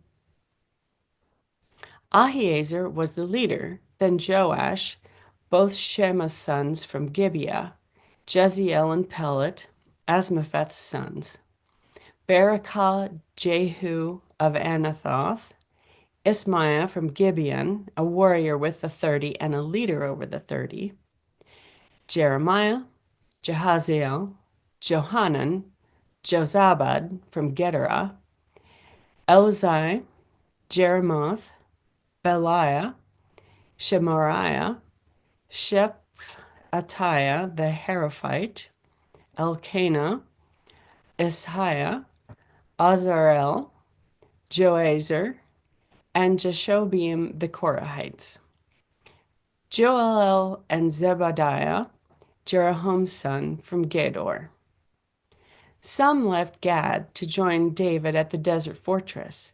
Brave warriors trained for battle, armed with shield and spear, who looked like lions and were as swift as gazelles on the mountains. Azer the leader, Obadiah second, Eliab third, Mishmana fourth, Jeremiah fifth, Attai sixth, Eliel seventh, Johanan eighth, Elzabad ninth, Jeremiah 10th, Macbanai 11th. These Gadites were military officers, the least of them ready to fight 100 and the greatest 1,000. These are the ones who crossed the Jordan in the first month when it was overflowing all its banks and chased away everyone living in the valleys to the east and the west. Some Benjaminites and Judahites also came to David at the fortress. David went out to meet them and said to them, "If you've come to me with good intentions in order to help me, then we will join forces. But if you've come to betray me to my enemies, though I've done no wrong, then may our ancestors' God see it and punish you." Then a spirit took hold of Amasai, the leader of the 30. "David, we are yours, and on your side, Jesse's son. May it go very well for you, and may it go well for whoever helps you. Yes, your God has helped you." Then David received them and put them at the head of his troops. Some of the Manassites also joined David when he came with the Philistines for the battle against Saul. But he didn't help them because after considering the matter, the Philistine rulers sent him away. "He'll rejoin his master Saul," they said, "and it will cost us our heads." When he went to Ziklag, some joined him from Manasseh: Adnah, Jozabad, Jediel, Mikael, Jozabad, Elihu, and Zilithai, leaders of units of 1,000 in Manasseh. They helped David against the raiding bands because they were all warriors and officers in the army. Reinforcements came to David daily until there was an army as mighty as God's army. These are the numbers of the commanders of those armed for battle who came to David in Hebron to make sure he took over Saul's kingdom according to the Lord's word. From Judah, carrying shield and spear, 6,800 troops armed for battle. From Simeon, mighty warriors, 7,100. From Levi, 4,600. From Jehoiada, leader of Aaron's line, and with him 3,700. And Zadok, a young man, a mighty warrior, and 22 officers from his household. From Benjamin, Saul's relatives, 3,000, most of whom had been loyal to Saul's household. From Ephraim, 20,800, mighty warriors, famous in their households. From the tribe of Manasseh, 18,000 designated by name to come and make David king. From Issachar, those who understood the times and what Israel should do, 200 chiefs, with all their relatives under their command. From Zebulun, 50,000 experienced troops armed for battle with all the weapons of war to help with undivided loyalty. From Naphtali, 1,000 officers as well as 30,000 armed with shield and spear. From Dan, 28,600 armed for battle. From Asher, 40,000 experienced troops armed for battle. From the other side of the Jordan, the Reubenites, Gadites, and the other half of the tribe of Manasseh, 120,000 armed with all the weapons of war. All these men of war, armed for battle, came to Hebron, determined to make David king over all Israel, and all the rest of Israel were fully agreed to make David king. They were there with David for 3 days, eating and drinking, while their relatives provided food for them.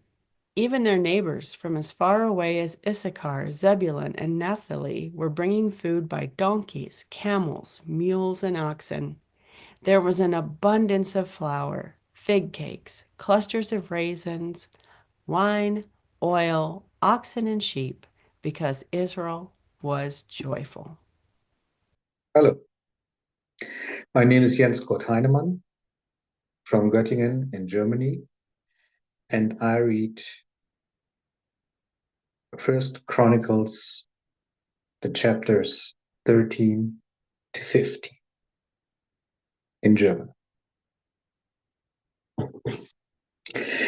David beriet sich mit den Truppenführern, die 1000 oder 100 Mann kommandierten, und mit allen anderen Befehlshabern.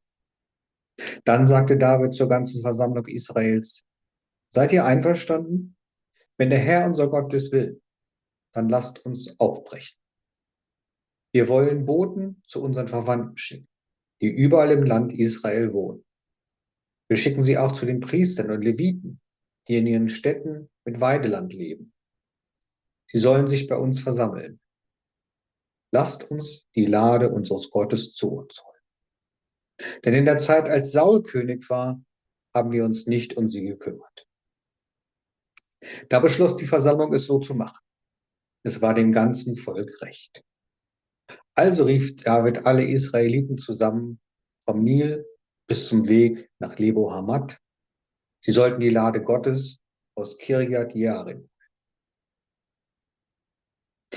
David und alle Israeliten gingen nach Baala, das auch Kirjat Jearim heißt und zu Juda gehört. Sie wollten die Lade Gottes des Herrn holen, der über den Cherubim thront. Dort wurde sein Name angerufen. Dann fuhr die Lade Gottes auf einem neuen Wagen vom Haus des Abinadab weg. Usa und Achju führten den Wagen. Unterwegs tanzten David und alle Israeliten in voller Hingabe vor Gott. Sie sangen Lieder und spielten mit Leiern und Harfen, mit Handpauken, Zimbeln und Trompeten. So kamen sie zum Dreschplatz des Kidon. Usa aber streckte seine Hand aus, um die Lade festzuhalten, denn die Zugtiere drohten, sich loszureißen.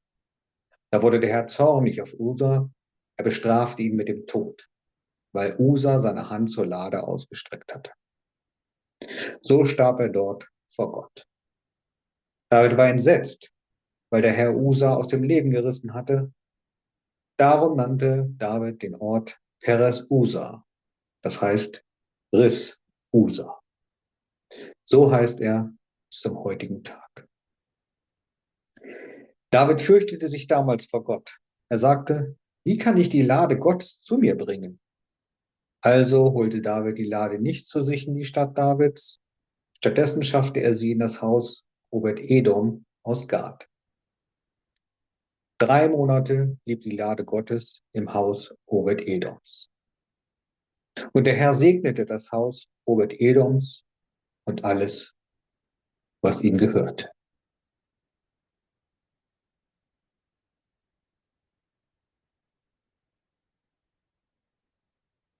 Kapitel 14.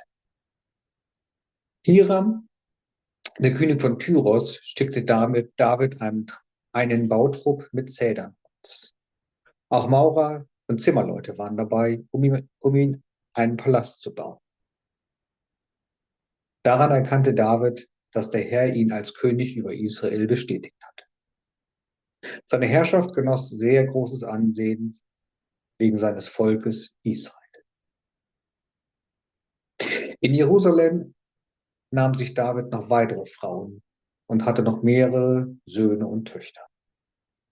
Und das waren die Namen der Söhne, die er in Jerusalem bekam: Schamua, Schobab, Nathan, Salomo, Jirpa, Elashua, Elpelet, Noga, Nepheg, Japhia, Elishama, Eliada und Eliphelet.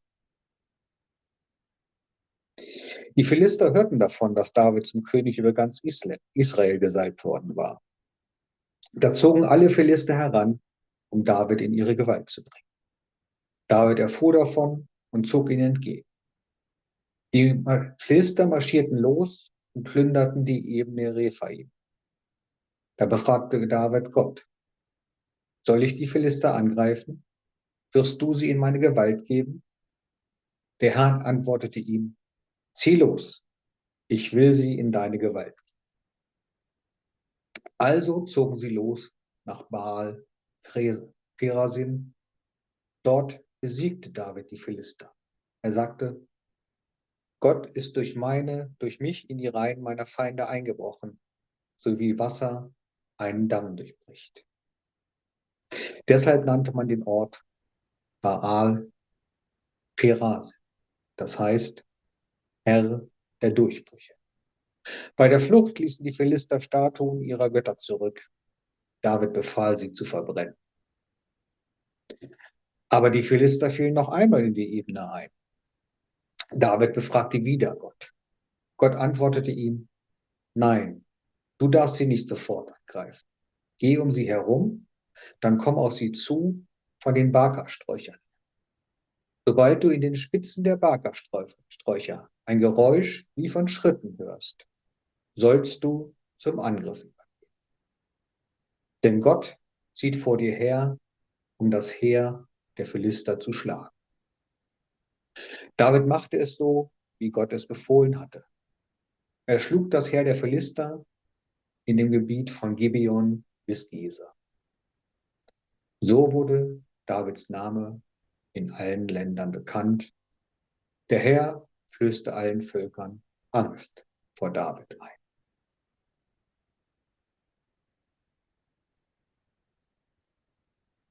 Kapitel 15. David baute sich Häuser in der Stadt Davids. Für die Lade Gottes richtete er einen Platz ein und schlug ein Zelt für sie auf. Damals ordnete David an, nur die Leviten dürfen die Lade Gottes tragen, niemand sonst. Denn der Herr hat sie dazu erwählt, die Lade des Herrn zu tragen. Für immer sollen sie ihm dienen. Dann versammelte David alle Israeliten in Jerusalem, denn er wollte die Lade des Herrn zu dem Platz hinaufbringen, den er für sie eingerichtet hatte. David ließ die Nachkommen Aarons und die Leviten zusammenkommen. Von den Nachkommen des Kehat waren es das Oberhaupt Uriel und seine Verwandten. Sie stellten 120 Mann. Von den Nachkommen des Merari waren es das Oberhaupt Asaja und seine Verwandten. Sie stellten 220 Mann. Von den Nachkommen des Gershom waren es das Oberhaupt Joel und seine Verwandten. Sie stellten 130 Mann. Von den Nachkommen des Elisaphan waren es das Oberhaupt Schemaja und seine Verwandten. Sie stellten 200 Mann. Von den Nachfahren des Hebron waren es das Oberhaupt Eliel und seine Verwandten. Sie stellten 80 Mann. Von den Nachkommen des Usiel waren es das Oberhaupt Aminadab und seine Verwandten. Sie stellten 112 Mann. David rief die Priester Zadok und Abjatar zu sich. Dazu kamen die Leviten: Uriel, Asaja, Joel, Schemaja, Eliel und Aminadab. David sagte, ihr seid die Oberhäupter der Leviten. Bereitet euch vor und sorgt dafür, dass ihr und eure Brüder heilig seid. Bringt die Lade des Herrn, des Gottes Israel, an den Ort, den ich für sie eingerichtet habe. Beim ersten Versuch dazu wart ihr ja nicht dabei. Da ist der Herr, unser Gott, über uns hereingebrochen. Denn wir hatten uns nicht so um die Lade gekümmert, wie er es vorgeschrieben hat. Also sorgten die Priester und Leviten dafür, dass sie heilig waren. So waren sie bereit, die Lade des Herrn, des Gottes Israel, wegzubringen. Die Leviten trugen die Lade Gottes mit Tragestangen auf ihren Schultern. So hatte es Mose geboten, nach dem Wort des Herrn. David befahl den Vorstehern der Leviten, ihre Verwandten zum Dienst einzuteilen. Das waren die Sänger und Musiker. Sie sollten Harfen, Leiern und Zimbeln spielen, damit die Stimmen voller Freude klingen. Darauf teilten die Leviten die Musiker ein. Zuerst war da Heman, der Sohn des Joel. Von seinen Verwandten war es Asaph, der Sohn des Berechia. Von den Nachkommen des Merari waren es ihr Verwandter Ethan, der Sohn des Kuschaja. In zweiter Reihe hinter ihnen standen ihre Verwandten: Sechaja, Jaasiel, Shemiramoth, Jehiel, Uni, Eliab, Benaja, Maasea, Matitja, Eliphelehu, Mignea, Obed-Edom und Jehiel, die Torwächter. Die Sänger Heman, Asaph und Ethan ließen auch Zimbeln aus Bronze erklingen.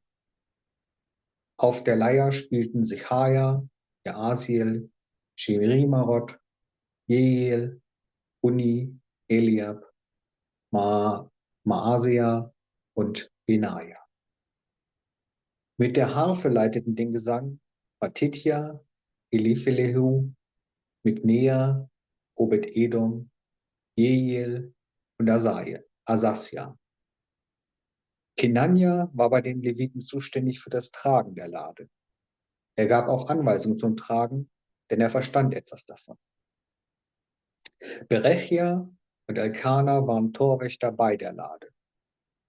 Die Priester Shebanja, Josaphat, Nathanael, Amasai, Sechaja, Benaja und Eliezer bliesen die Trompete vor der Lade Gottes. Auch Obed-Edom und Jehia waren Torwächter bei der Lade. Dann war es soweit. David, die Ältesten Israels und die Truppenführer von 1000 Mann gingen los.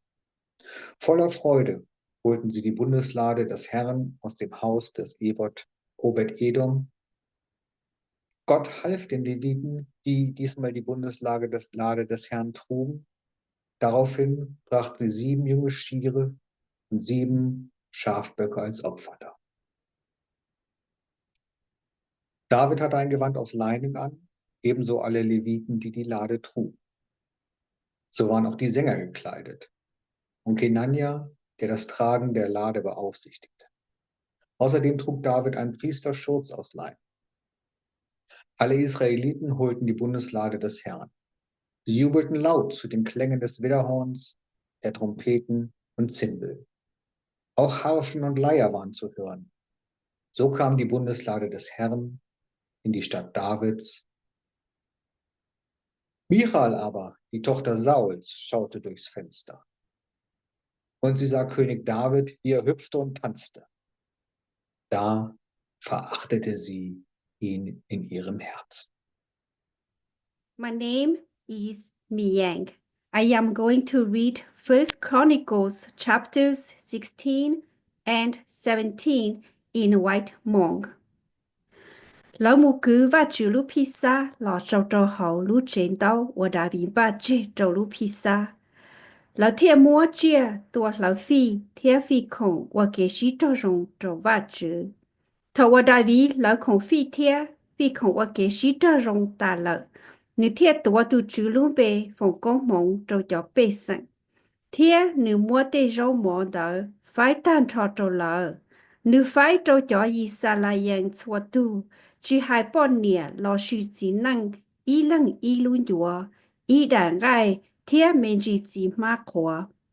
Đại vì cha cho lê vi can lăng và cho kế bê hậu tu chữ và yo cho y xa la yang tu và chữ. Lời nhỏ trong tờ lũ pizza hồng đề và tu chữ châu thiê hùng cầu hòa nữ.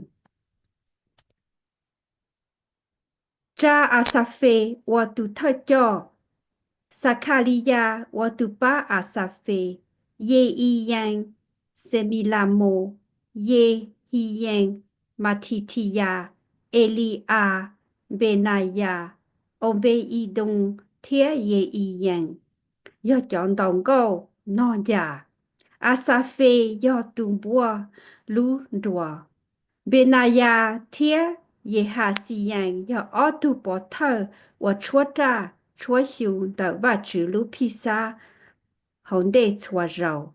Chén nún đỡ cho thơ nú ua đại vị cha Asaphe thiết cho lê vị là ua cho hùng câu thiết ua tu chữ trong ta. Răng câu ua va chữ trong. Chia li chăng ga ua tu chữ trong. Chia li khía nữ tế hậu lử ua lọ cơn gầu. Khía tê ua nữ tứ ua tía ta lọ lợ trâu chua lú tế chờ bao. Hùng câu chăng ga ua tu chữ. Khía tê su chi trở chăng ua đầm. Nữ ua ta lọ lợ trâu sở đờ. Chia li rong xia ua bế yào nữ tu. Chua tu chia li rong xia bế hờ nữ. Chia li muốn thía tu chữ ua mua rò lọ. Ròn chá thía bế hờ nữ chi chê chi tu li. Yon trống tê chu chi trở chăng ua nữ tàu ua ta lọ lợ. Tê kế chế chỉ ua nữ mua cho trâu nê. Giá khâu cho sáng chữ yo ba chữ cho tu chi. Yi sa la yang cho sáng chữ ua ba chữ sai chê lợ. Tu chữ yo bế tu ba chữ. Nữ cho lưu sa hử mua nhỏ thông bờ hậu địa tê nọ. Yo chú yon trống ba chữ tê lưu nhỏ chê mù ít chỉ. Tê lùn ta nữ sa hử trâu cho chia đầu vạ tiền tiền nành. Yo cho lưu ua va chữ cho chê trâu Amblaha. Thía nữ cho chê trâu Isa lợ. Tu chữ tàu cho lưu chê trâu ya khâu. Yo cho lưu cho chê ua nhỏ mù ít xì hạt tìa. Cú yo mua lưu tế chờ cà nà à. Bú trâu co. Ua co tu mù ít xì lì.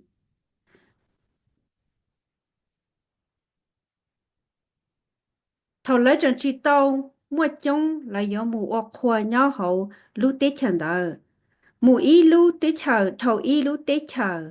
Mù y lu trông thầu y lu trông. Tiết sĩ ba chữ chỉ bú lăng tiêu chỉ dò lỡ. Nữ tí thái lỡ. Nữ thiệt tàu chữ tàu tù vạn chữ hạt tìa. Chỉ chó có cho năng ua cú sai. Chỉ chó ua trâu cú cho chế lu trông mò. Tàn thầu lúc ăn tu nọ. Chế li hùng câu ua tu chữ trâu. Khi nữ cho kế chờ đi ít nu thầu ít nu. Cha tờ nữ lũ hư chỉ. Và chính ra ia trâu chua hải nâng. Thế nữ tế hậu lử và rong cơn gạo trâu chua tù nâng. Tu chứ, do tu lo chạp lờ. Chỉ nhỏ chá ngà nữ trâu khó xia. Thế nữ do tu dầu chai cha tê tỷ chứ hú tí xì. Chua hải nâng tê. Tê bà chứ và lăng yom lọ sư. Tê xí, tu chứ do tu chỉ luôn tu. Mua hứa xem thia truy chỉ chính ra ia ý nhìn nữ. Lúc hứa chỉ thia kế rong xia bụng gò hậu nữ khó chờ nhau. Chua thủ nâng hậu địa tế nọ, địa lì khó tụ chứ. Khó nữ lúc truy chỉ thia lúc rõ và lọ cơn gầu. Khó tụ chứ và mua hứa truy chỉ lọ cơn gầu luôn bề. Gã tê không phi thia, tiêu chuẩn nữ hậu nữ lúc tuột chế. Ná tê đi cho đá hú mù bê hậu tụ chứ sư. Tàn trò lưu địa tê, địa linh trai và ít dê chân nhỏ. Lưu địa tê nhỏ trọ khó khó, thế chỉ giá lì. Lưu địa tê, thế lưu tu, địa lì rong xia. Địa lão hải trâu chua hải nâng hải tìa, tu chứ yếu vạn dư.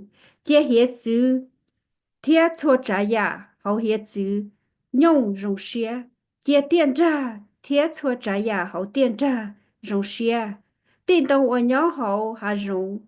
Yo hùng câu rong xia, đợi tụ chữ xuống tia, thảo nương gây lo chế chỉ trâu luôn tia tê. Chế li qua tụ chữ trâu, vì nữ yo tụ rong chạp lờ, nữ cho kế lũ nhỏ trua khó, mù ít chỉ cơ.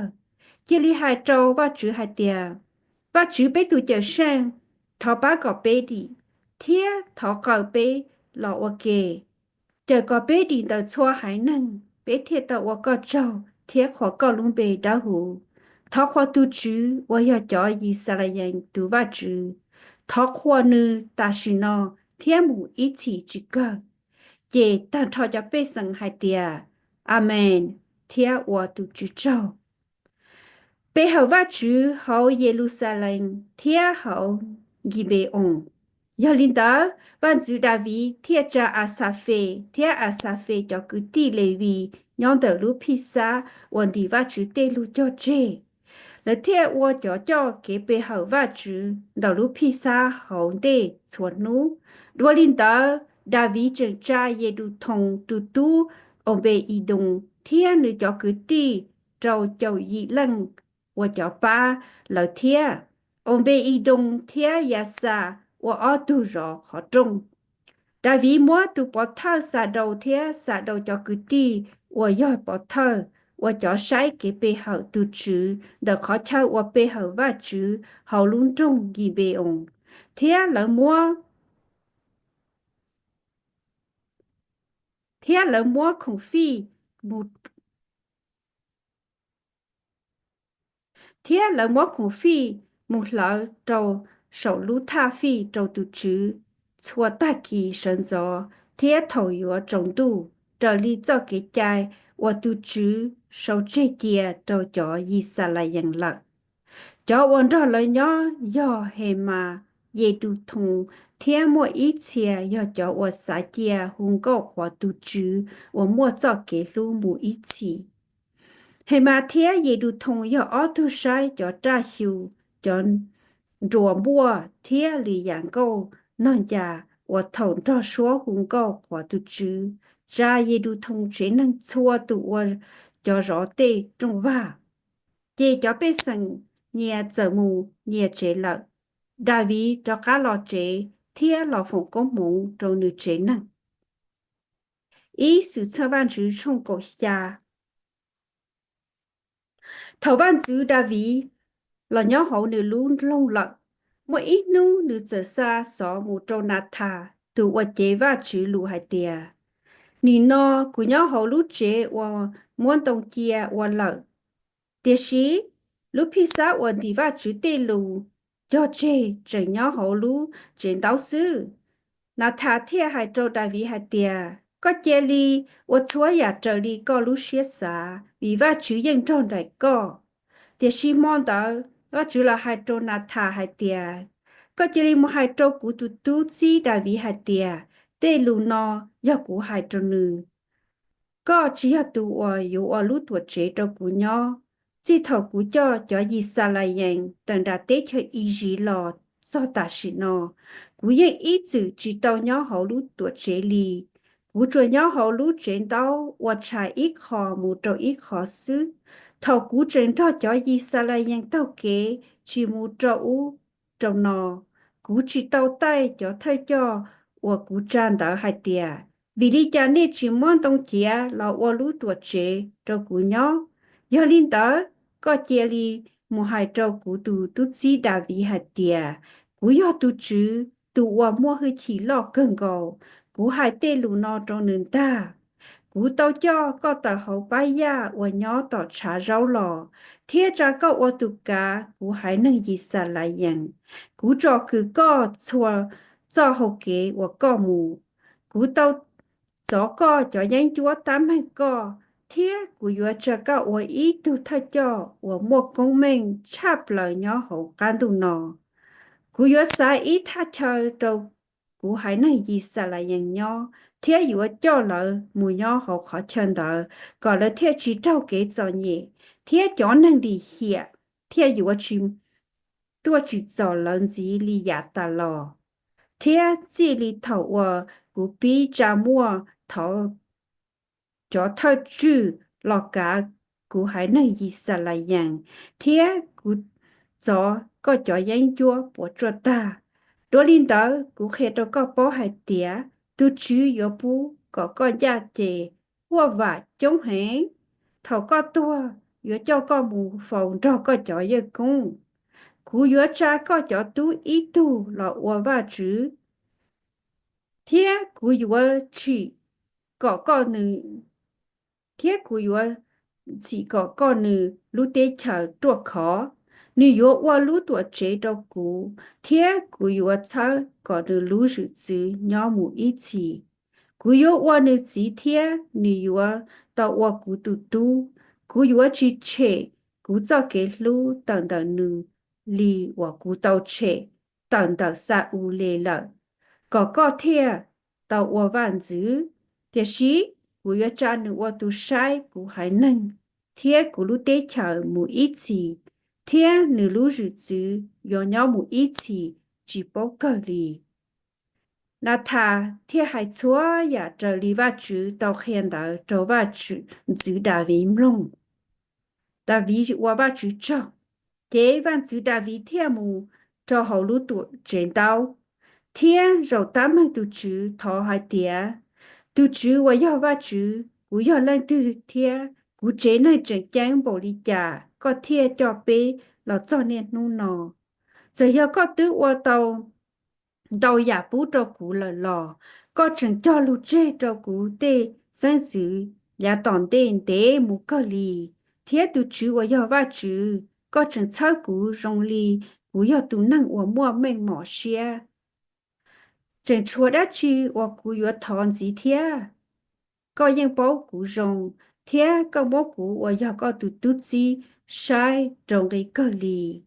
Tù chữ, vì cú yo có tụ tụ chi có thiê li ôn tao ya cho cú trở đi có xuyên nhẹ thiê ôn cho cú bao tao ya chạy chăng do ya tòn tê tụ chứ ya chỉ mua lử tụ rong bảo đi có bé bùa bao có tí lăng sư thiê yo va chữ chỉ mua ý hải năng từ nhỏ hồng địa tê nọ rong bảo li có hải năng gì xả lại yang cho wa có tàu chở đi đã cho kế wa luộc khé lọ wa có hải năng giả chẳng chán thia rong chắp lợ wa có tàu wa trâu lợ nọ đòn chả mù thông lợ hậu luôn địa tế nọ lợ có tàu chờ có hải năng đi đã tế chờ ý gì lò thia mua lừa hải năng địa tờ tám hay có hải năng có tàu sải hải năng gì xa là yang lọ wa có hải năng mù ít gì thia có do từ chữ có yang do lỡ từ ba chữ tia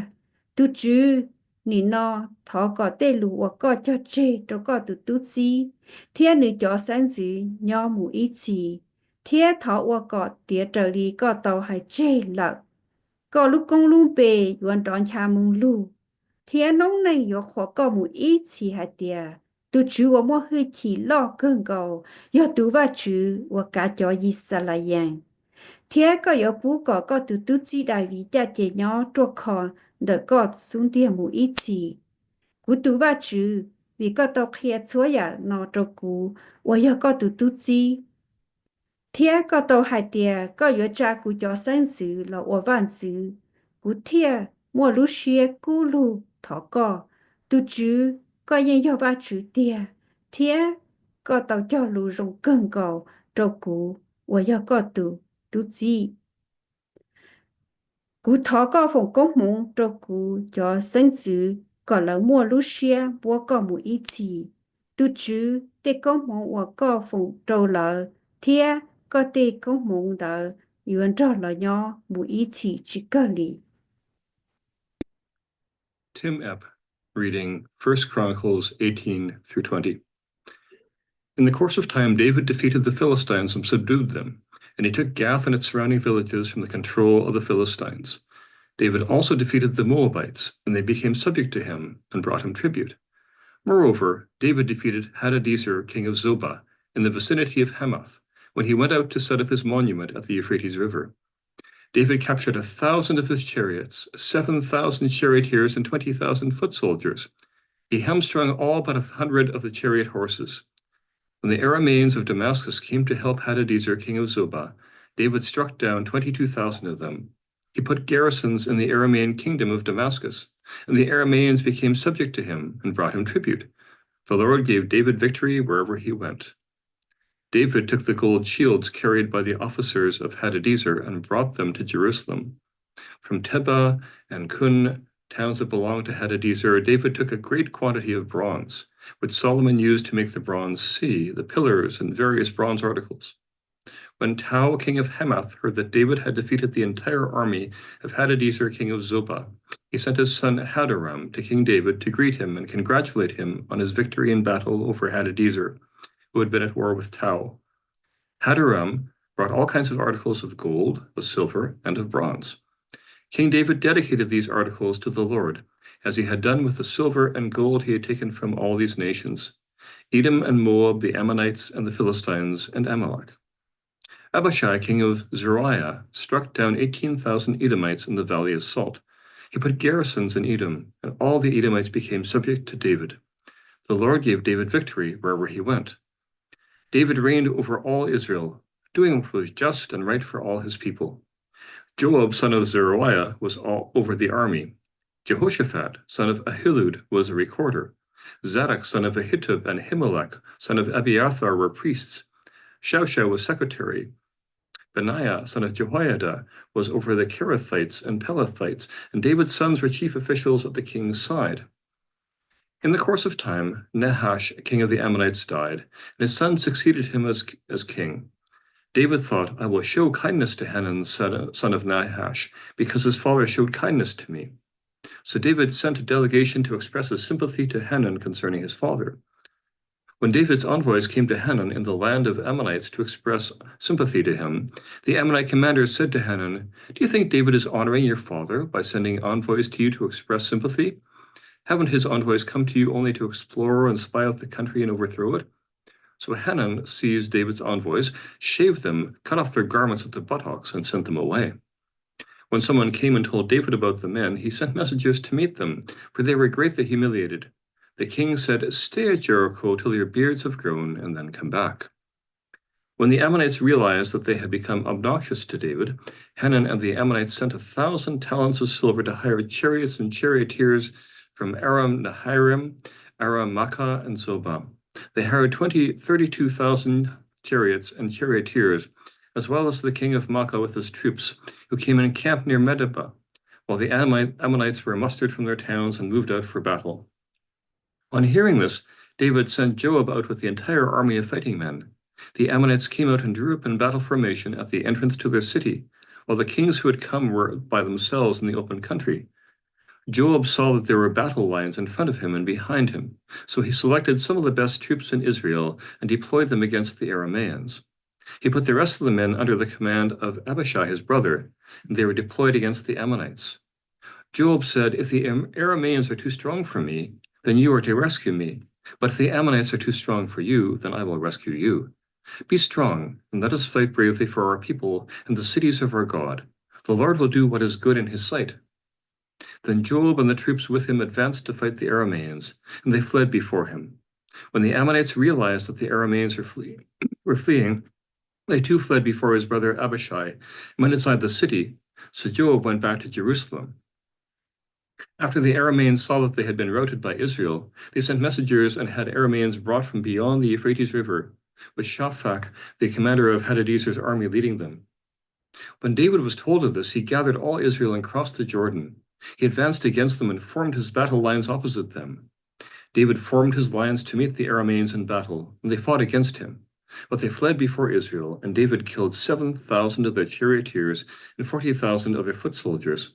He also killed Shaphat, the commander of their army. When the vassals of Hadadezer saw that they had been routed by Israel, they made peace with David and became subject to him.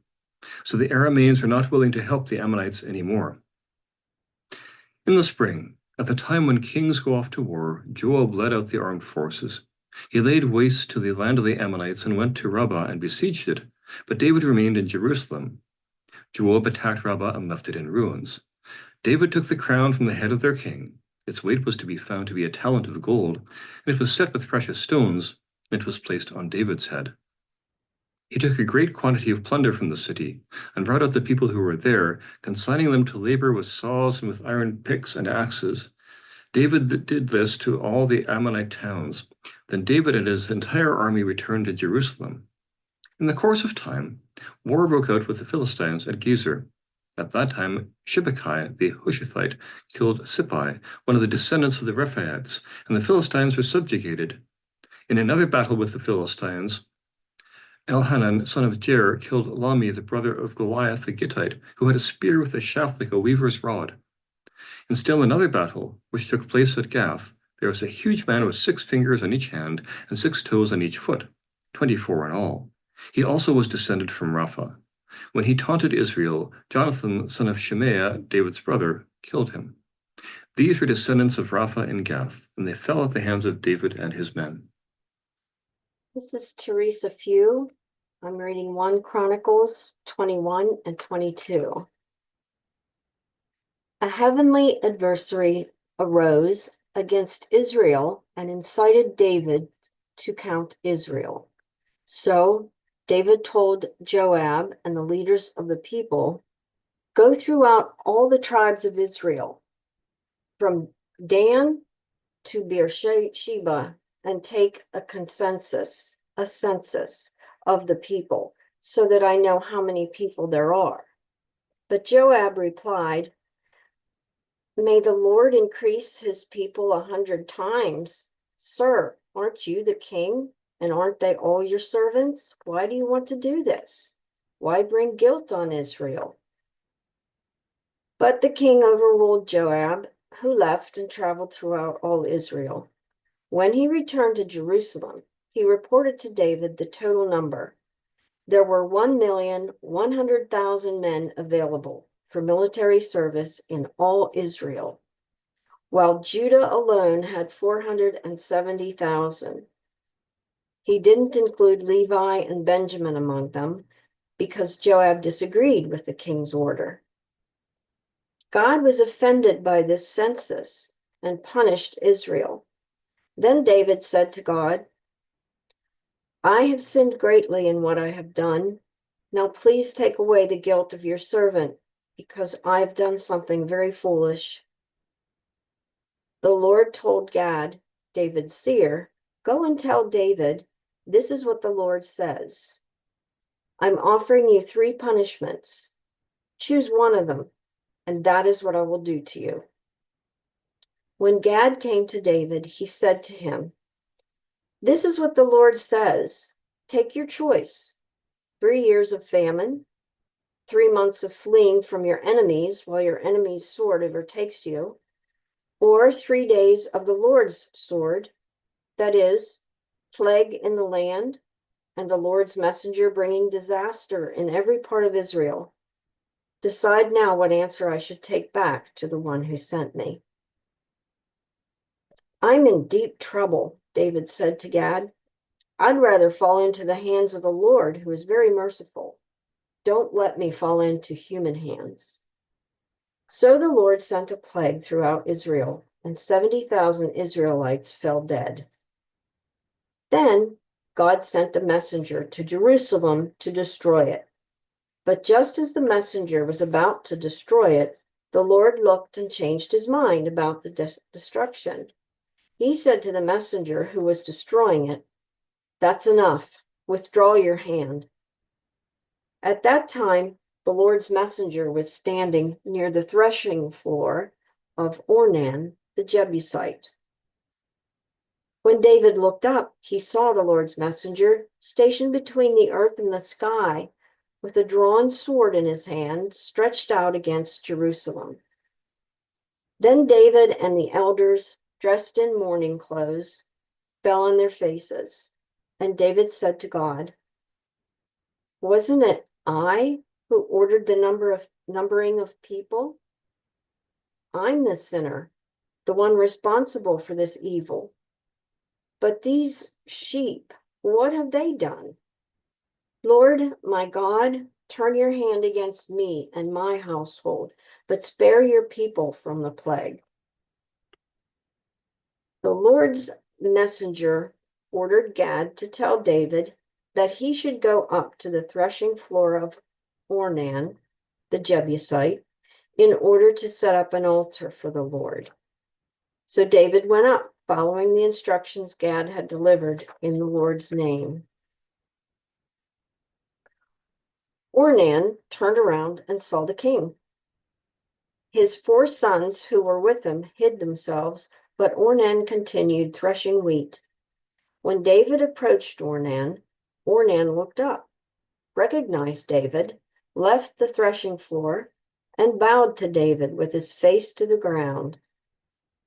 David said to Ornan, give me the site of the threshing floor, charging me full price, so that I may build an altar to the Lord, and the plague among the people may come to an end. Ornan replied to David, take it for yourself, and may my master the king do what he thinks is best. I'll even provide the oxen for the entirely burned offerings, the threshing boards for wood, and the wheat for the grain offering. I'll provide everything. But King David said to Ornan, "No, I will buy them from you at a fair price. I won't offer to the Lord what belongs to you, nor offer an entirely burned offering that cost me nothing."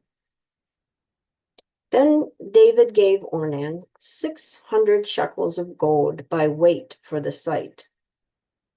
David built an altar there for the Lord and offered entirely burned offerings and well-being sacrifices. He called on the Lord, who answered him with fire from heaven on the altar of the entirely burned offering, consuming the entirely burned offering. Then the Lord commanded the messenger to return his sword to its sheath. At that time, after David saw that the Lord had answered him at the threshing floor of Ornan, the Jebusite, he offered sacrifices there. The Lord's dwelling that Moses had made in the desert and the altar for entirely burned offerings were then at the shrine of Gibeon. But David couldn't go there to seek God because he feared the sword of the Lord's messenger. 1 Chronicles 22. Then David said, "This is where the Lord God's temple will be, along with Israel's altar for entirely burned offerings." David gave orders to gather the immigrants living in the land of Israel, and he appointed masons who would cut stones for building God's temple. David also provided a huge amount of iron for nails for the doors of the gates and for the braces, so much bronze that it couldn't be weighed, and innumerable cedar logs from the Sidonians and the Tyrians, who gave them to David. David thought, "My son Solomon is too inexperienced to build the Lord's temple. It must be great beyond measure, beyond compare, in order to win fame and glory throughout all lands. So I myself will prepare things for him." So David made extensive preparations before his death. David sent for his son Solomon and instructed him to build a temple for the Lord, the God of Israel. David said to Solomon, "My son, I had intended to build a temple for the name of the Lord my God, but the Lord told me, 'You've shed much blood and waged great wars. You won't build a temple for my name because you've spilled so much blood on the ground before me.' A son has just been born to you. He'll be a man of peace, and I'll give him peace with all his surrounding enemies.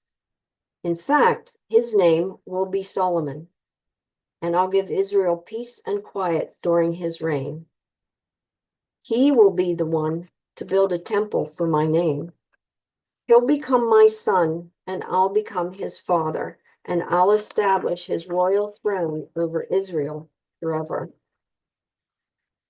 Now, my son, may the Lord be with you so that you may successfully build the temple of the Lord your God, as he promised you. May the Lord be sure to give you insight and understanding so that when he appoints you over Israel, you will observe the instruction from the Lord your God. Then, if you carefully follow the regulations and case laws that the Lord commanded Moses concerning Israel, you'll prosper. Be strong and brave. Don't be afraid or lose heart. With great effort, I've now provided for the Lord's temple 100,000 keyers of gold, 1,000,000 keyers of silver, and so much bronze and iron that it can't be weighed, as well as wood and stone, though you may add to these. You also have innumerable people to do the work, stone cutters, masons, and carpenters, with every skill required for any task, whether in gold, silver, bronze, or iron. So get to work, and may the Lord be with you. Then David ordered all of Israel's leaders to help his son Solomon. The Lord your God is with you. He's given you peace on every side. He's placed under my power the land's people, so that the land is under the control of the Lord and his people. Now then, dedicate yourselves to seeking the Lord your God. Get to work and build the sanctuary of the Lord God, so that the chest containing the Lord's covenant, together with God's holy equipment, may be brought into the temple built for the Lord's name. I'm Rachel Wallace, and I'm reading from 1 Chronicles, chapters 23 to 25. When David had grown old after a long life, he made his son Solomon king over Israel. He then gathered together all Israel's leaders, along with the priests and the Levites. When the Levites were counted, the head count of every male 30 and older totaled 38,000. Of these, there were 24,000 to supervise the work on the Lord's temple, 6,000 officers and judges, 4,000 gatekeepers, and 4,000 praising the Lord with instruments made for offering praise. Then David divided them into 3 groups named after Levi's family members: Gershon, Kohath, and Merari. The Gershonites included Ladan and Shammai. Ladan's family, Jehiel the first, Zethan, and Joel, 3 in all. Jehiel's family, Shalomith, Haziel, and Haran, 3 in all. These were the households of the heads of the households of Ladan. Shammai's family, Jahath, Ziza, Jeush, and Beriah. These 4 were Shammai's family. Jahath was the first, and Ziza the second. Since Jeush and Beriah didn't have many children, they became a single household. Kohath's family, Amram, Izhar, Hebron, and Uzziel, 4 in all. Amram's family, Aaron, together with his sons, was set apart to make the holiest objects holy, to make offerings before the Lord, to serve him, and to give blessings in his name forever. As for Moses, the man of God, his sons were considered to be Levites. Moses' family, Gershom and Eliezer. Gershom's family, Shebuel the first. Eliezer's family, Rehabiah the first. Eliezer had no other sons, but Rehabiah had many children. Izhar's family, Shelomoth the first. Hebron's family, Jeriah the first, Amariah the second, Jehaziel the third, Jechamiah the fourth. Uzziel's family, Micah the first, and Ishiah the second. Merari's family, Mali and Mushi. Malhi's family, Eleazar and Kish. Eleazar died without sons, but he did have daughters who married their relatives from Kish's family. Mushi's family, Malhi, Eder, and Jeremoth, 3 in all. These were the members of Levi's family, according to their households. The households were registered along with a listing of the names of each person 20 years old and above who carried out assigned tasks in the Lord's temple. David said, "Since the Lord, Israel's God, has given his people peace and has made his home in Jerusalem forever, the Levites need no longer carry the dwelling or any of the equipment used in its service." David's last instructions were to count the Levites 20 years older and above. Their assignment was to be at the side of the Aaronites to serve in the Lord's temple, maintaining the courtyards and side rooms and cleansing all of the holy objects and doing whatever was needed in the service of God's temple. They were responsible for the stacks of bread, the fine flour for grain offering, the wafers of unleavened bread, the cakes made on the griddle, the offering mixed with oil, as well as all the measuring. They were to be present every morning to thank and praise the Lord and to do the same every evening. Whenever entirely burnt offerings were offered to the Lord for the Sabbaths, the new moons, the festivals, a designated number were to serve in the Lord's presence continuously. In this way, they were to observe the instructions for the meeting tent, the instructions for the sanctuary, and the instructions for Aaron's family and relatives about serving in the Lord's temple.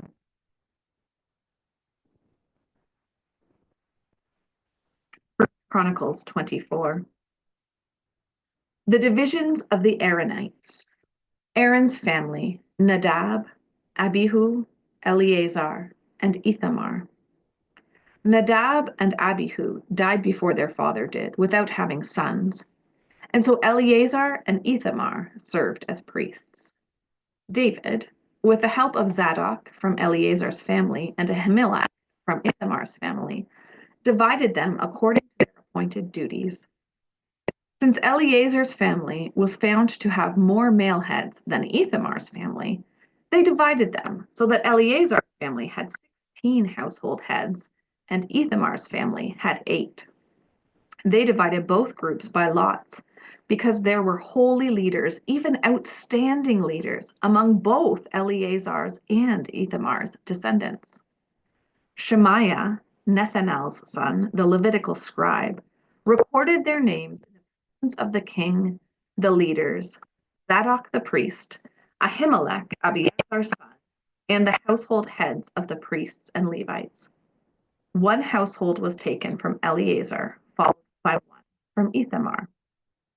The first lot fell to Jehoiakim, the second to Jediah, the third to Harim, the fourth to Seorim, the fifth to Melchijah, the sixth to Miamin, the seventh to Hakaz, the eighth to Abijah, the 19th to Jeshua, the 10th to Shechaniah, the 11th to Eliashib, the 12th to Joachim, the 13th to Chuppah, the 14th to Jeshbeab, the 15th to Bilgah, the 16th to Emer, the 17th to Hetzir, the 18th to Hapizez, the 19th to Pethahiah, the 20th to Jehezkel, the 21st to Joshin, the 22nd to Gamul, the 23rd to Delaiah,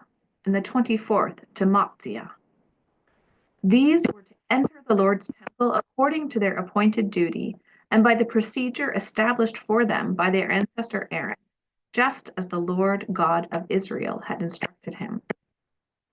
The rest of the Levites included, from Amram's family, Shubael, from Shubael's family, Jediah, from Rehabiah and his family, Ishiah the first, from the Izharites, Shelomoth, from Shelomoth's family, Jahath, Hebron's family, Jeriah the first, Amariah the second, Jahaziel the third, Jechamiel the fourth, Uziel's family, Micah, from Micah's family, Shamir, Micah's brother Ishiah, from Ishiah's family, Zechariah, Merari's family, Mali, Mushi, and his son Josiah's family, Merari's family by his son Jazai, Shoham, Zakur, and Ibri.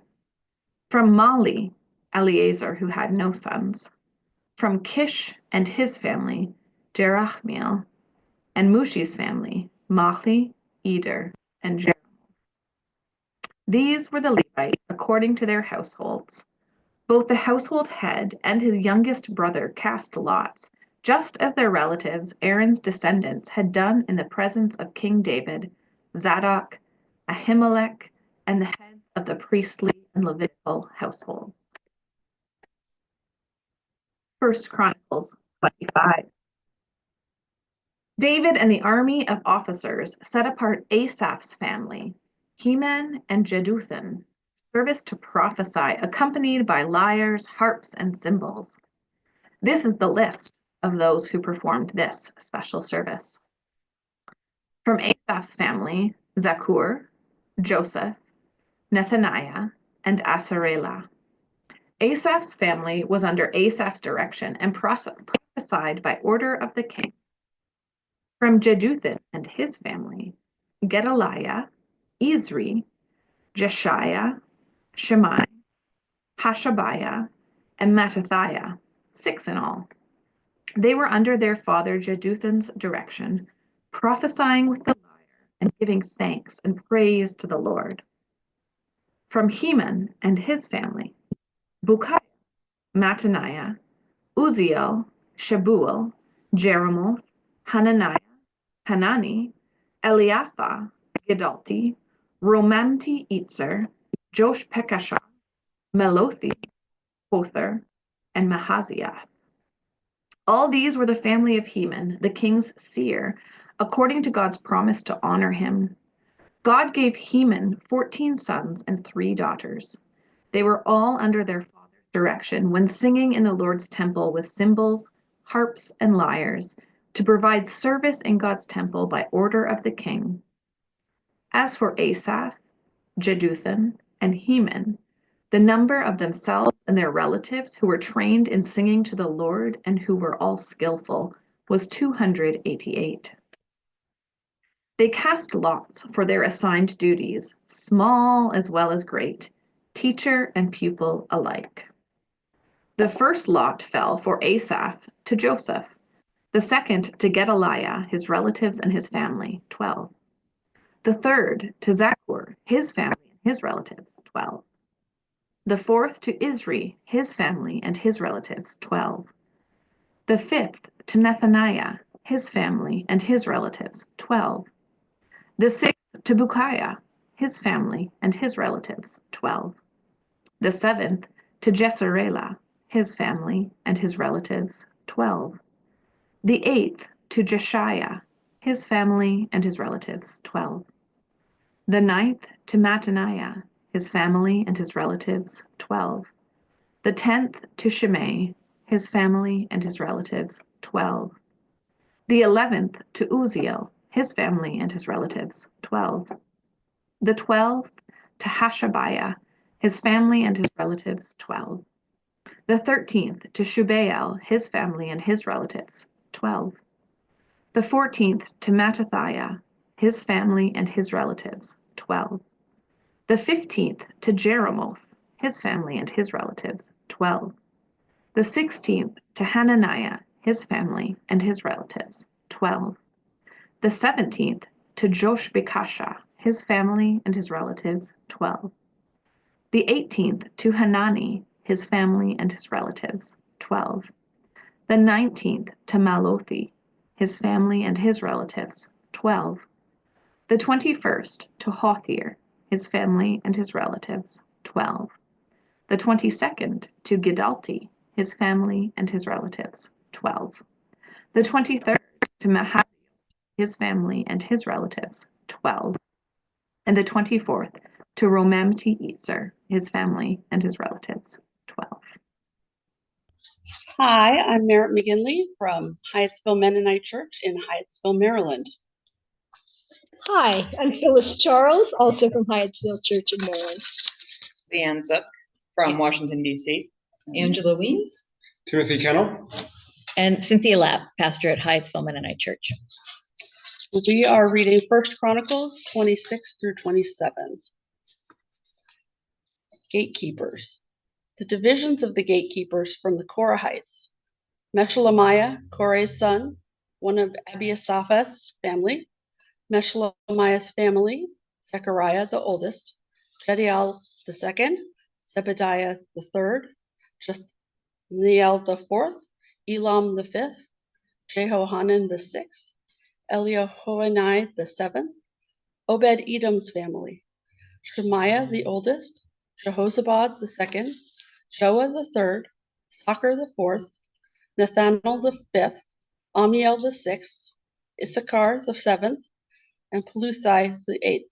God truly blessed him. To his son Shemaiah were born sons who ruled over their household, because they were valiant men.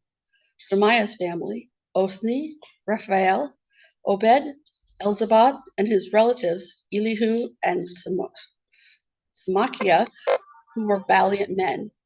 All these were members of Obed-Edom's family, they, their sons, and their relatives. They were valiant and strong in their service, 62 men belonging to Obed-Edom. Meshelemiah's family and relatives, valiant men, numbered 18. Hosa, one of Merari's family, also had a family. Shimri the first, though he wasn't the oldest, his father gave him that status. Hilkiah the second, Tabaliah the third, and Zechariah the fourth.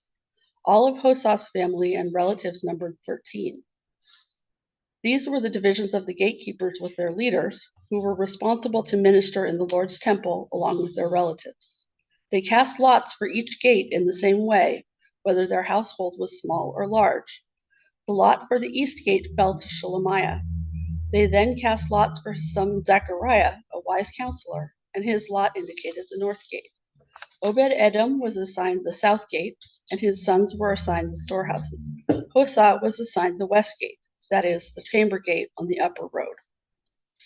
The guards had the same task. Each day, the east had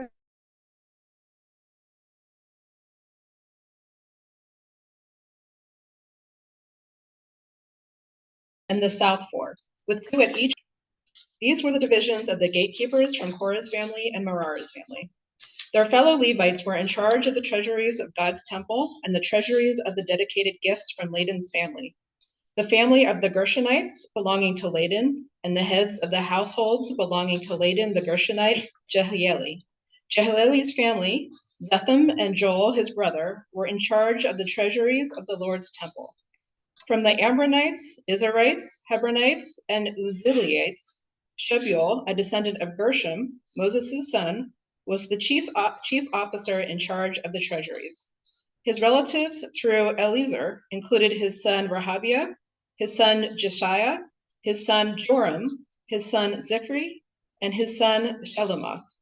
This Shelomoth and his relatives were in charge of all the treasuries of the gifts dedicated by King David, by the household leaders, by the commanders of the units of 1,100, and by the army officers. They had dedicated some of the valuable objects won in battle to repair the Lord's temple.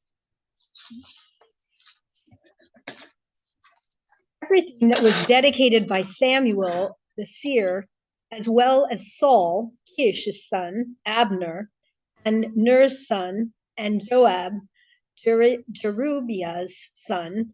In fact, anything that had been dedicated was under the supervision of Selomo and his relatives.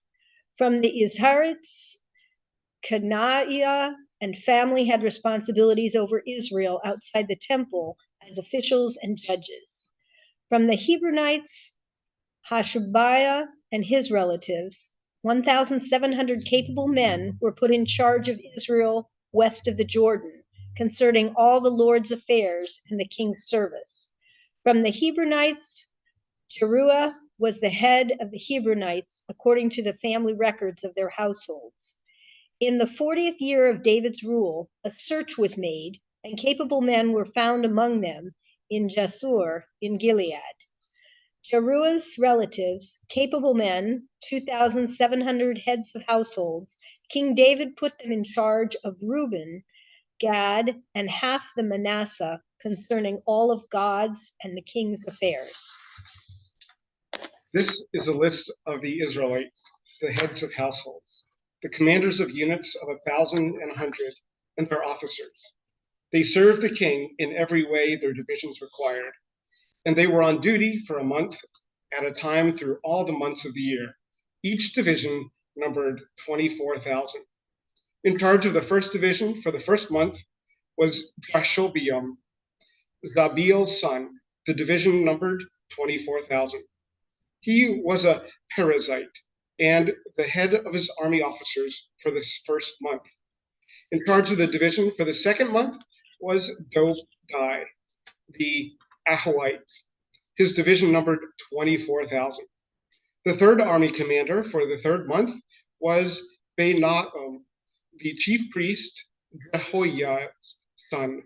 His division numbered 24,000. Benaiah was a warrior for the 30 and in command of the 30. In command of this division was the son of Ahizabad. The fourth month was Azael, Jehoab's brother, and after him his son Zebadiah. The division numbered 24,000. The fifth month was the commander Shamuth, the Zeharite. His division numbered 24,000. The sixth of the sixth month was Era, the Tekohite, Issachar's son. The division numbered 24,000.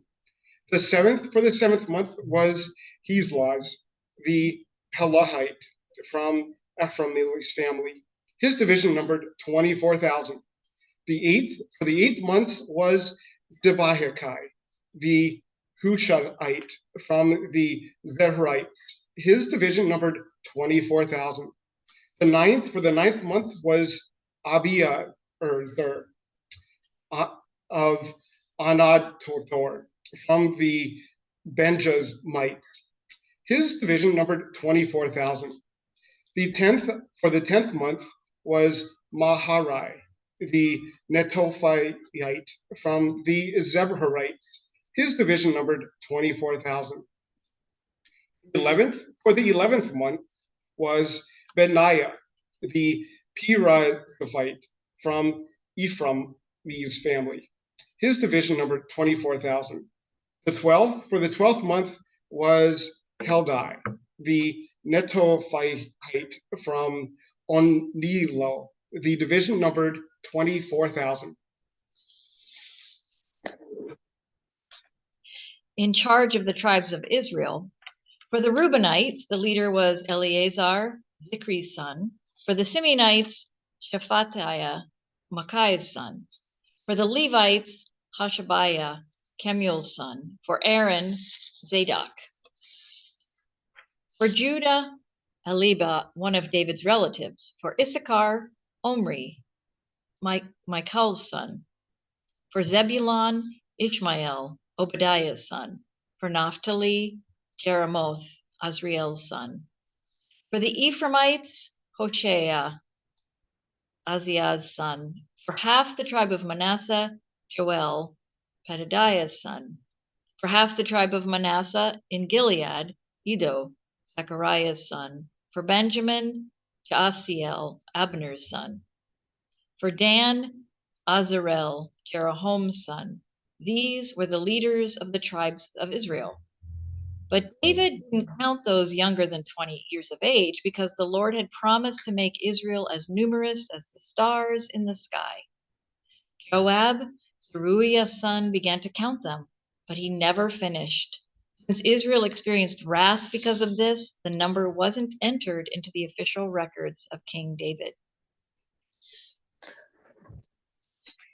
In charge of the king's treasuries, Asmaveth, Adiel's son. In charge of the treasuries in the country, cities, villages, and towers, Jonathan, Uzziah's son. In charge of agricultural workers cultivating the fertile land, Ezri, Caleb's son. In charge of the vineyards, Shimei, the Ramathathite. In charge of the vineyards produce for the wine cellars, Zabdi, the Shifmite. In charge of the olive and sycamore trees in the western foothills, Balhanan, the Gederite. In charge of the stores of oil, Joash. In charge of the cattle that grazed in Sharon, Shitrai, the Sharonite. In charge of the cattle in the valleys, Shaphat, Adlai's son. In charge of the camels, Obil, the Ishmaelite.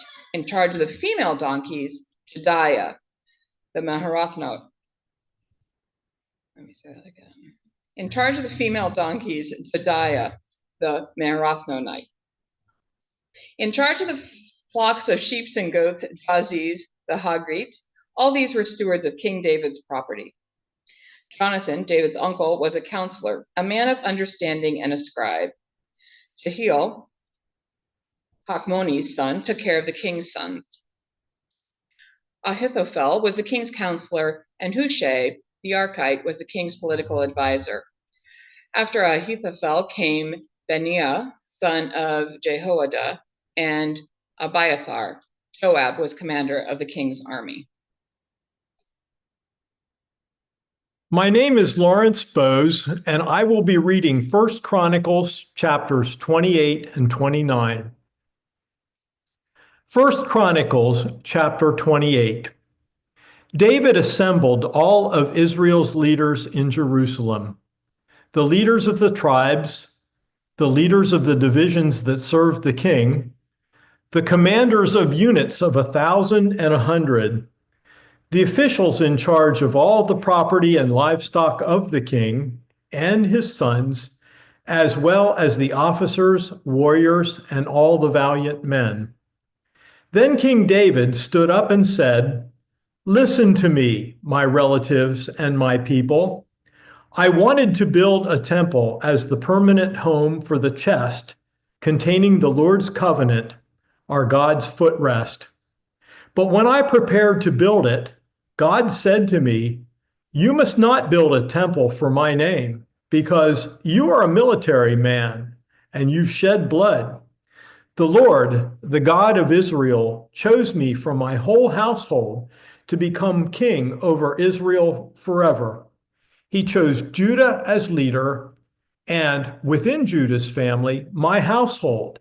And among my father's family, he was pleased with me, making me king over all Israel. And from all the many sons the Lord has given me, he has chosen my son Solomon to sit on the throne of the Lord's kingdom over Israel. He said to me, 'Your son Solomon will build my temple and my courtyards, for I've chosen him to become my son, even as I myself will become his father.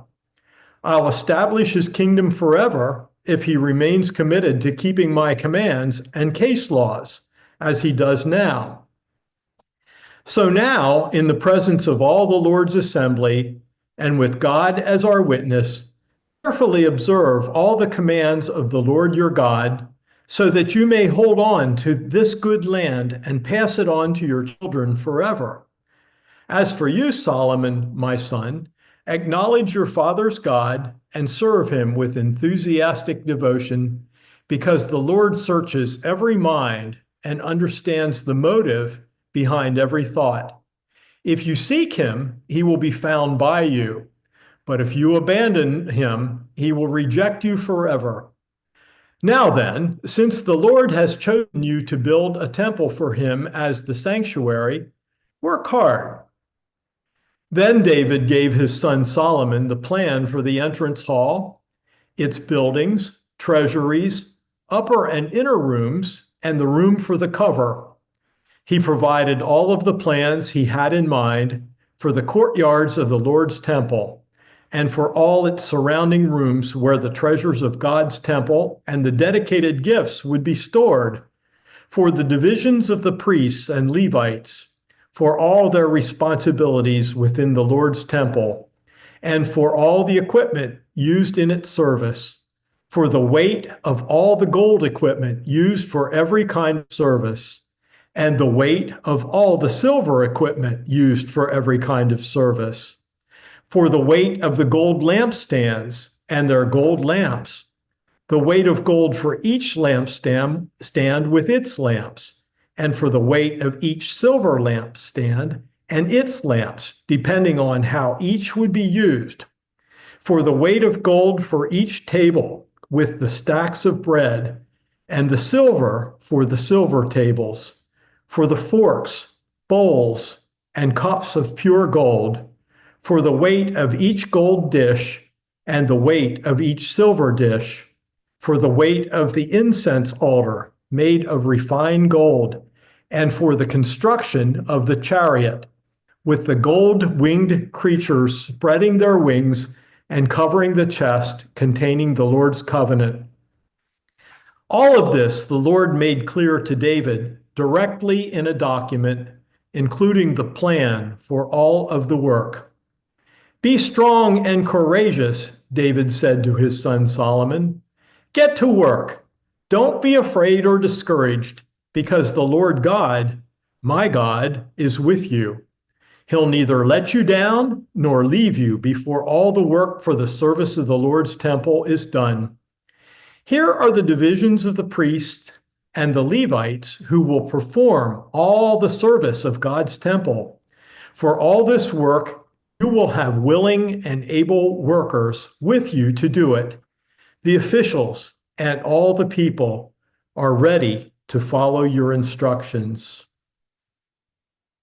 1 Chronicles chapter 29. Then King David said to the whole assembly, "My son Solomon, the one whom God chose, is too inexperienced for this great task, since this temple won't be for humans, but for the Lord God. Using every resource at my disposal, I've provided everything for my God's temple: gold for gold objects, silver for silver objects, bronze for bronze objects, iron for iron objects, lumber for wooden objects, carnelian stones for settings, antimony, colorful stones, every kind of precious stone, and a large amount of marble. What's more, because of my delight in my God's temple, I have dedicated my own private treasure of gold and silver to my God's temple, in addition to all that I've provided for the holy temple: 3,000 kikars of gold from the gold of Ophir, 7,000 kikars of refined silver for covering the walls of the rooms, gold for gold objects, and silver for silver objects to be used for everything the skilled workers will make. Who else then will volunteer, dedicating themselves to the Lord today?" Then the leaders of the households, the leaders of the tribes of Israel, and the commanders of the units of 1,000 and 100, and the supervisors of the king's work volunteered to give 5,000 kikars and 10,000 darics of gold, 10,000 kikars of silver, 18,000 kikars of bronze, and 100,000 kikars of iron for the work on God's temple. Anyone who had precious stones donated them to the treasury of the Lord's temple under the care of Jehiel, the Gershonite. The people rejoiced at this response because they had presented their offerings to the Lord so willingly and wholeheartedly. King David also rejoiced greatly. Then David blessed the Lord before the whole assembly. "Blessed are you, Lord, God of our ancestor Israel, forever and always. To you, Lord, belong greatness and power, honor, splendor, and majesty, because everything in heaven and on earth belongs to you. Yours, Lord, is the kingship, and you are honored as head of all. You are the source of wealth and honor, and you rule over all. In your hand are strength and might, and it is in your power to magnify and strengthen all. And now, our God, we thank you and praise your glorious name. Who am I, and who are my people, that we should be able to offer so willingly? Since everything comes from you, we have given you that which comes from your own hand. To be sure, we are like all our ancestors, immigrants without permanent homes. Our days are like a shadow on the ground, and there's no hope. Lord our God, all this abundance that we have provided to build you a temple for your holy name comes from your hand and belongs to you. Since I know, my God, that you examine the mind and take delight in honesty, I have freely given all these things with the highest of motives. And now I've been delighted to see your people here offering so willingly to you. Lord, God of our ancestors Abraham, Isaac, and Israel, keep these thoughts in the mind of your people forever and direct their hearts toward you. As for Solomon, my son, give him the wholehearted devotion to keep your commands, laws, and regulations, observing all of them, and to build the temple that I have prepared." Then David said to the whole assembly, "Bless the Lord your God." And the whole assembly blessed the Lord, the God of their ancestors, bowed down and worshiped before the Lord and the king. On the very next day, they offered sacrifices and entirely burned offerings to the Lord, 1,000 bulls, 1,000 rams, and 1,000 lambs, along with their drink offerings, and many other sacrifices for all Israel's sake. They ate and drank with great joy before the Lord that day and made David's son Solomon the king. They anointed him in the Lord's presence as prince and Zadok as priest. Thus Solomon sat on the Lord's throne as king, succeeding his father David, and he prospered. All Israel obeyed him, and all the commanders and warriors, as well as all King David's sons, submitted to King Solomon's authority. Moreover, the Lord magnified Solomon before all Israel, giving him such royal majesty as no king before him had enjoyed. David, Jesse's son, was king over all Israel. He reigned over Israel for 40 years, 7 years in Hebron, and 33 in Jerusalem. He died at a good old age, having enjoyed a full life, wealth, and honor, and his son Solomon followed him as king. The account of King David from beginning to end is written in the records of Samuel the seer, Nathan the prophet, and Gad the visionary, including everything concerning his powerful rule and what happened to him, to Israel, and to all the kingdoms in other lands. 2 Chronicles, chapter 1 and 2. Solomon, son of David, established himself firmly over his kingdom, for the Lord his God was with him and made him exceedingly great. Then Solomon spoke to all of Israel, to the commanders of thousands, commanders of hundreds, to the judges, to all the leaders in Israel, the heads of families. And Solomon and the whole assembly went to the high place at the Gibson, for God's tent of meeting was there, which Moses the Lord's servant had made in the wilderness. Now David had brought them up from the ark of God from Kiriath-jearim to the place he had prepared for it, because he had pitched a tent for it in Jerusalem. But the bronze altar Belson, son of Uri, son of Hur, had made it in Gibson in front of the tabernacle of the Lord Solomon, and the assembly inquired of him there. Solomon went up to the bronze altar before the Lord in the tent of the meeting and offered 1,000 burnt offerings on it. That night God appeared to Solomon and said to him, "Ask for whatever you want me to give you." Solomon answered, "God, you have shown great kindness to David my father, and have made me king in this place.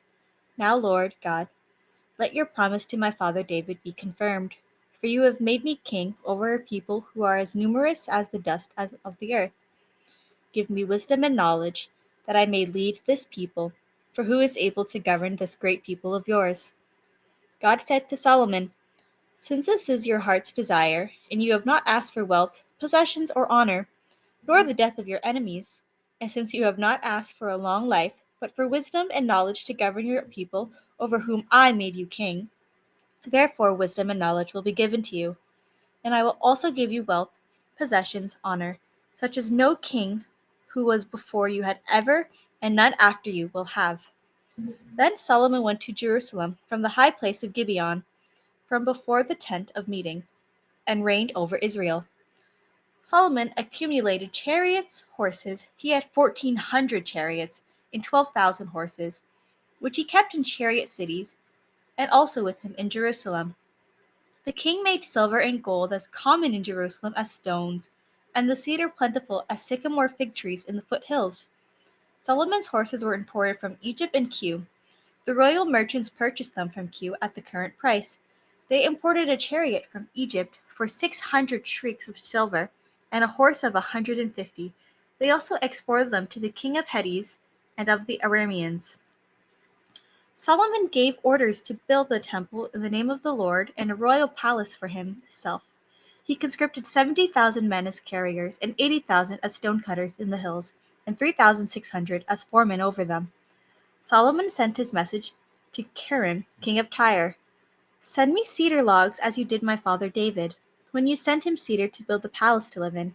Now I am to build a temple for the name of the Lord my God, to dedicate it to him, for burning fragrant incense before him, for setting out the consecrated bread regularly, and for making burnt offerings every morning and evening on the Sabbaths, at the new moons, and at the appointed festivals of the Lord our God.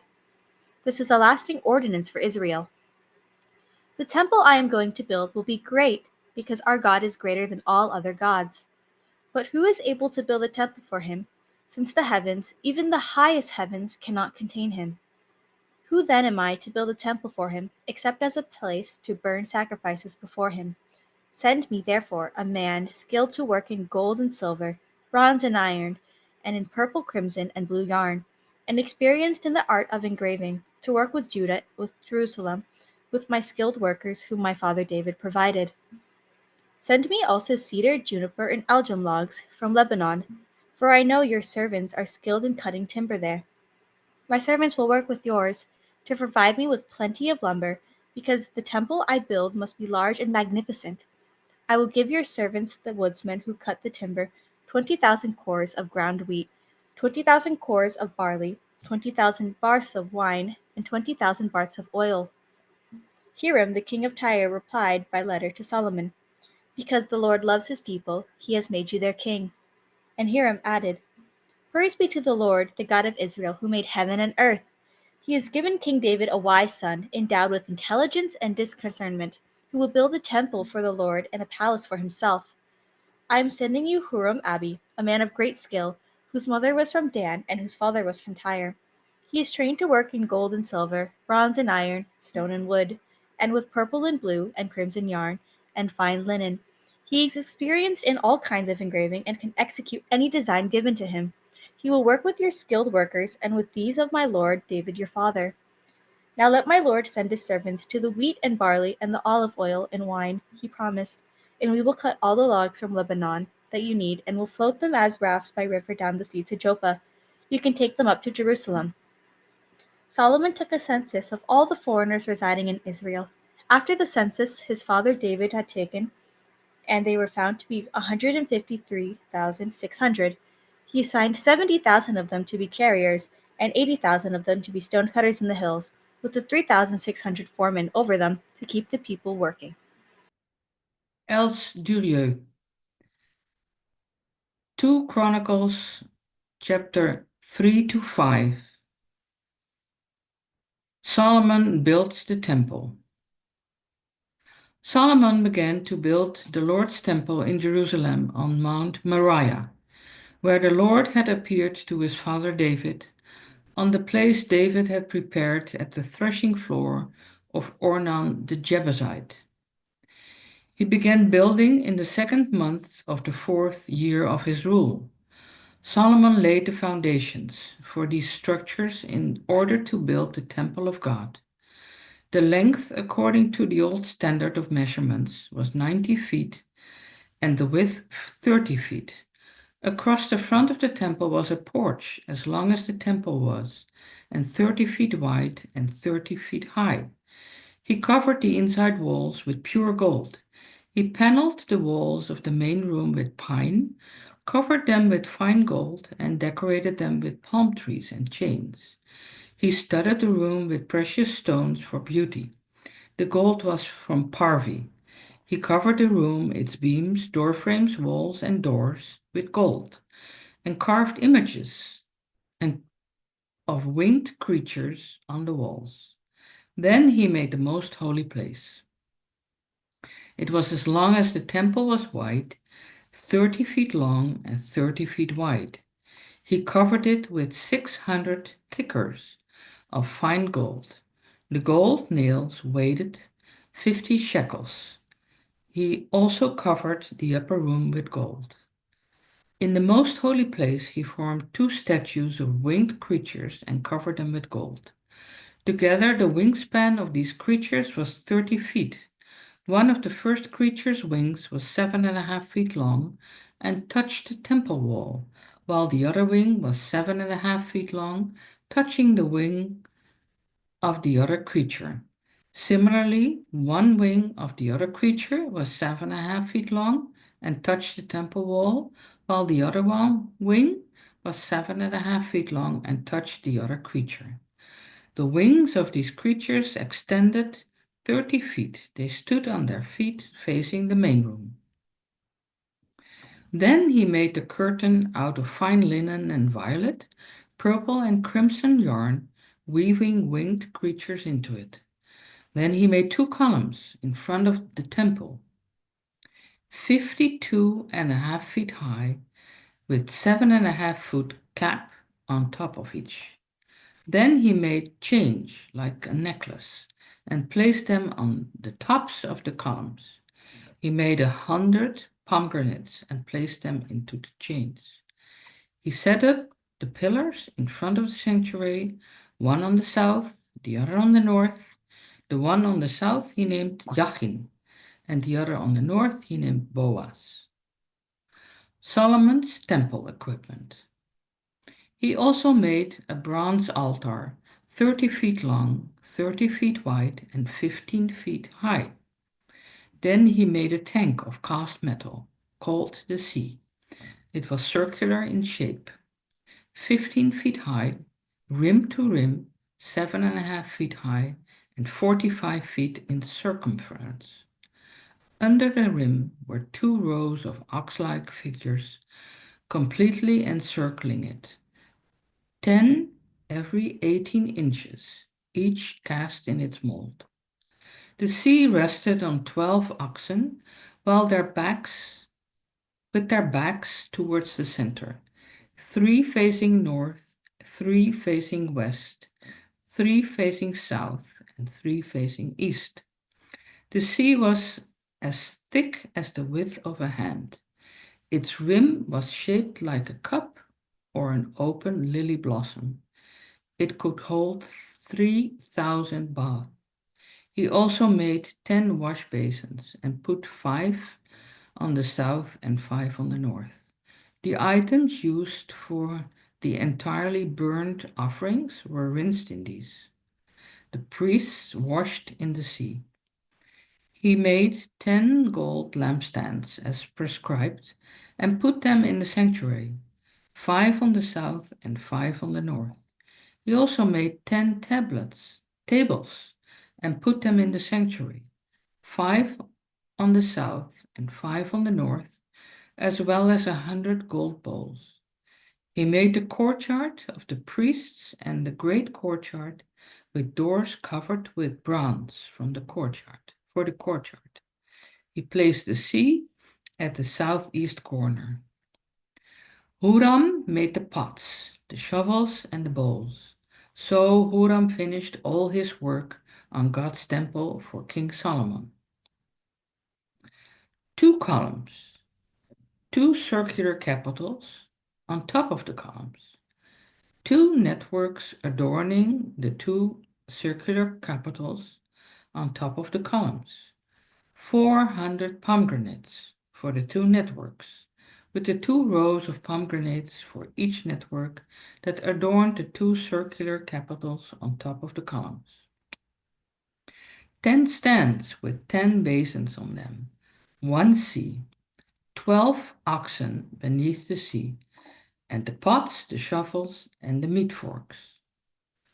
All the things that Huram Abi made for King Solomon for the Lord's temple were made of polished bronze. The king cast them in clay molds in the Jordan Valley between Succoth and Zaretan. Due to the very large number of objects, Solomon didn't even weigh the bronze.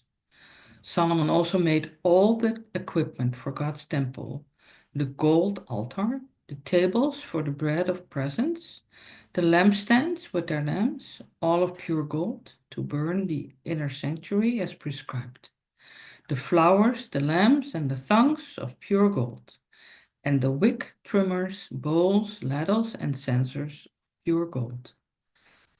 As for the temple entrance, the inner doors to the most holy place, as well as the doors to the main hall, were made of gold. When all of Solomon's work on the Lord's temple was finished, he brought the silver, gold, and all the objects of his father David had dedicated, and put them in the treasures of God's temple. Solomon dedicates the temple.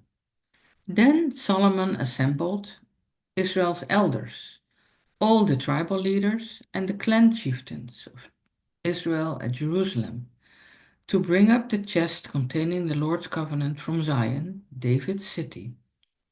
Everyone in Israel assembled before the king in the 7th month during the festival. When all Israel's elders had arrived, the Levites picked up the chest. They brought the chest, the meeting tent, and all the holy objects that were in the tent. The priests and the Levites brought them up, while King Solomon and the entire assembly that had joined him before the chest sacrificed countless sheep and oxen. The priests brought the chest containing the Lord's covenant to its designated spot beneath the wings of the winged creatures in the inner sanctuary of the temple, the most holy place. The winged creatures spread their wings over the place where the chest rested, covering the chest and its carrying poles. The carrying poles were so long that their tips could be seen from the holy place, in front of the inner sanctuary, though they weren't visible from the outside. They are still there today. Nothing was in the chest, except the 2 stone tablets Moses placed there while at Horeb, where the Lord made a covenant with the Israelites after they left Egypt. Then the priests left the holy place. All the priests who were present had sanctified themselves, regardless of their divisions. All the Levitical musicians, Asaph, Heman, Yedutun, and their families and relatives were dressed in fine linen and stood east of the altar with cymbals, harps, and zithers, along with 120 priests blowing trumpets. The trumpeters and the singers joined together to praise and thank the Lord as one. Accompanied by trumpets, cymbals, and other musical instruments, they began to sing, praising the Lord. Yes, the Lord is good. Yes, God's faithful love lasts forever. Then a cloud filled the Lord's temple. The priests were unable to carry out their duties on account of the cloud, because the Lord's glory filled God's temple. My name is Keith Pence. I'm reading from 2 Chronicles chapter 6 and 7. Then Solomon said, "The Lord said that he would live in a dark cloud. But God, I have built you a lofty temple, a place where you can live forever." The king turned around, and while the entire assembly of Israel was standing there, he blessed them, saying, "Bless the Lord, the God of Israel, who spoke directly to my father David, and now has kept his promise. From the day I brought my people out of the land of Egypt, I haven't selected a city from any Israelite tribe as a site for the building of a temple for my name. Neither have I chosen anyone as prince over my people Israel. But now I have chosen Jerusalem as a place for my name, and David as prince over my people Israel. My father David wanted to build a temple for the name of the Lord, Israel's God. But the Lord said to my father David, 'It is very good that you thought to build a temple for my name. Nevertheless, you yourself won't build that temple. Instead, your very own son will build the temple for my name.' The Lord has kept his promise. I have succeeded my father David on Israel's throne, just as the Lord said, and I have built the temple for the name of the Lord, Israel's God. There I've placed the chest that contains the covenant that the Lord made with the Israelites. Solomon stood before the Lord's altar in front of the entire Israelite assembly and spread out his hands. Now Solomon had made a bronze platform 7.5 feet long, 7.5 feet wide, and 4.5 feet high, and he set it in the middle of the enclosure. He stood on it. Then, kneeling before the whole assembly of Israel and spreading his hands toward the sky, he said, Lord God of Israel, there is no God like you in heaven or on earth. You keep the covenant and show loyalty to your servants who walk before you with all their heart. This is the covenant you kept with your servant David, my father, which you promised him. Today you have fulfilled what you promised. So now, Lord God of Israel, keep what you promised my father David, your servant, when you said to him, you will never fail to have a successor sitting on Israel's throne as long as your descendants carefully walk according to my instruction, just as you have walked before me. So now, Lord God of Israel, may your promise to your servant David come true. But how could God possibly live on earth with people? If heaven, even the highest heaven, can't contain you, how can this temple that I have built contain you? Lord my God, listen to your servant's prayer and request, and hear the cry and prayer that I, your servant, pray to you. Constantly watch over this temple, the place where you promised to put your name, and listen to the prayer your servant is praying concerning this place. Listen to the request of your servant and your people Israel when they pray concerning this place. Listen from your heavenly dwelling place, and when you hear, forgive. If someone wrongs another and must take a solemn pledge asserting his innocence before your altar in this temple, then listen from heaven, act, and decide which of your servants is right. Condemn the guilty party, repaying them for their conduct, but justify the innocent person, repaying them for their righteousness. If your people Israel are defeated by an enemy because they have sinned against you, but then they change their hearts, give thanks to your name and ask for mercy in your presence at this temple. Then listen from heaven and forgive the sin of your people Israel. Return them to the land you gave to them and their ancestors. When the sky holds back its rain because Israel has sinned against you, but they then pray concerning this place, give thanks to your name, and turn away from their sin because you have punished them for it, then listen from heaven and forgive the sin of your servants, your people Israel. Teach them the best way for them to follow, and send rain on your land that you gave to your people as an inheritance.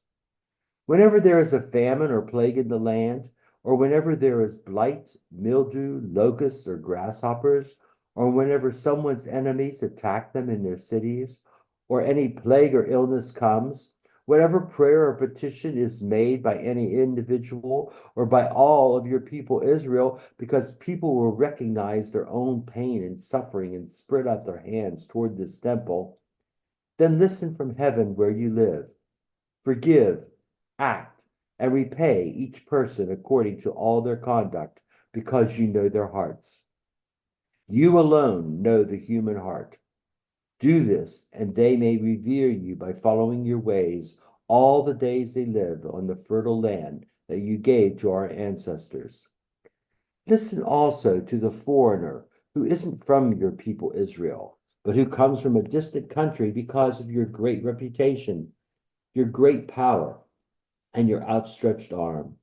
When they come and pray toward this temple, then listen from heaven where you live and do everything the foreigner asks. Do this so that all of the people of the earth may know your reputation and revere you, as your people Israel do, and recognize that this temple I have built bears your name. When your people go to war against their enemies, wherever you may send them, and they pray to you toward this city that you have chosen and concerning this temple that I have built for your name, then listen from heaven to their prayer and request and do what is right for them.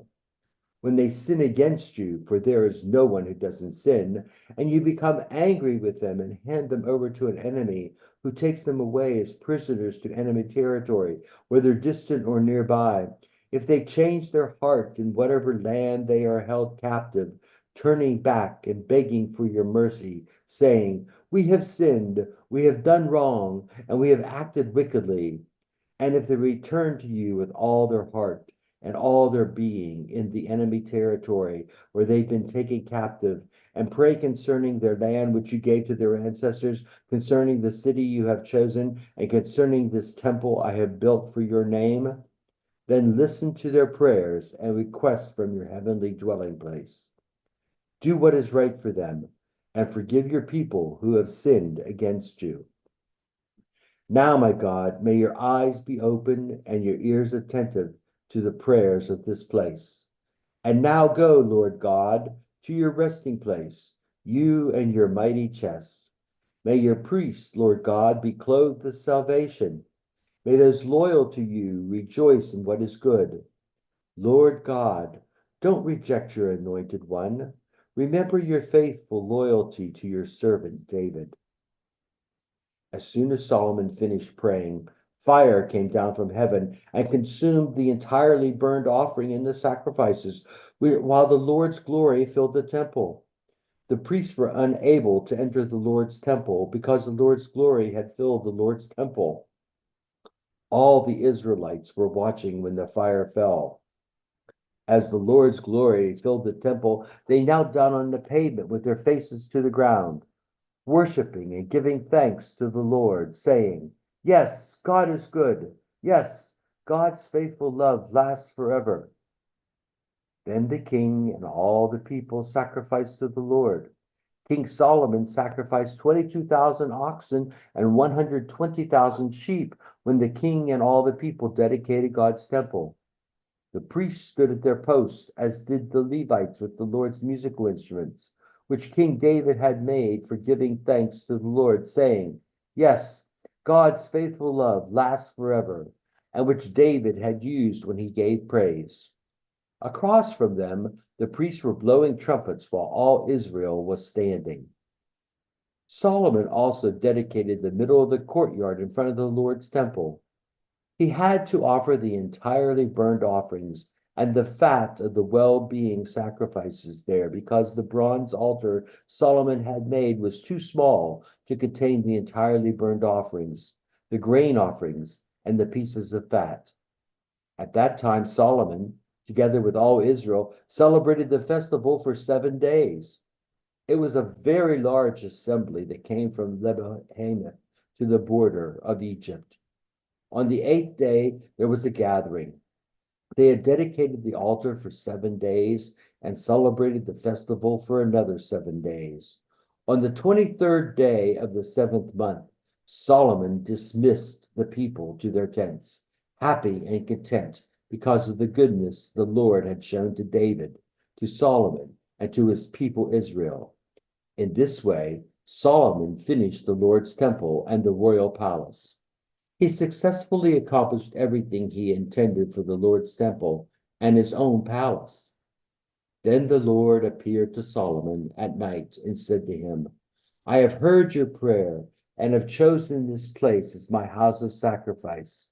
When I close the sky so that there is no rain, or I order the locusts to consume the land, or I send a plague against my people, if my people who belong to me will humbly pray, seek my face, and turn from their wicked ways, then I will hear from heaven, forgive their sin, and heal their land.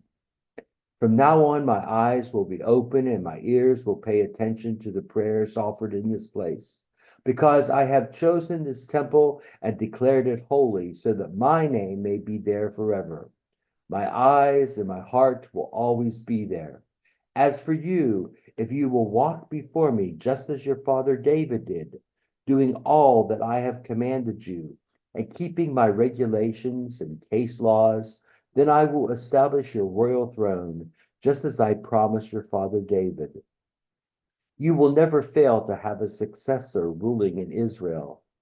But if any of you ever turn away from and abandon the regulations and commands that I have given you, and go to serve other gods and worship them, then I will uproot you from my land and that I gave you, and I will reject this temple I made holy for my name.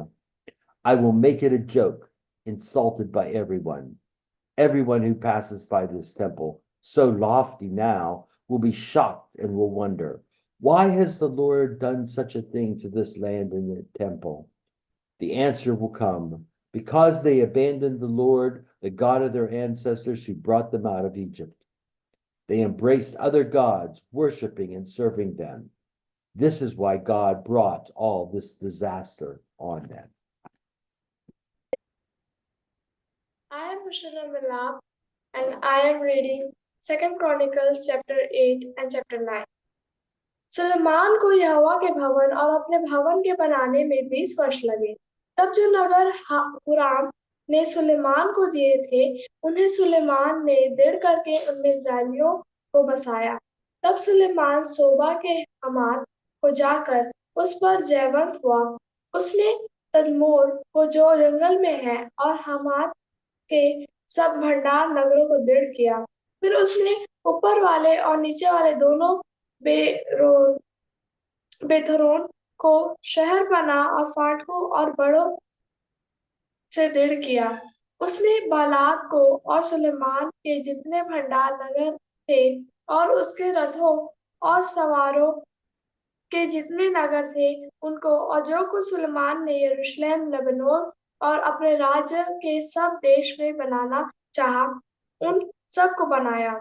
हित्तियों, अमोरियों, परिज्जियों, हिव्वियों और यबूसियों के बीच बेचे हुए लोग जो Israel के ना थे, उनके वश में उनके बाद देश में रह गए, और जिनका इज़राइलियों ने अंत ना किया था, उनमें से बहुत को सुलेमान ने बेगार में रखा, और आज तक उन्हीं वही दशा है। परंतु इज़राइलियों में से सुलेमान ने अपने काम के लिए किसी को दास ना बनाया।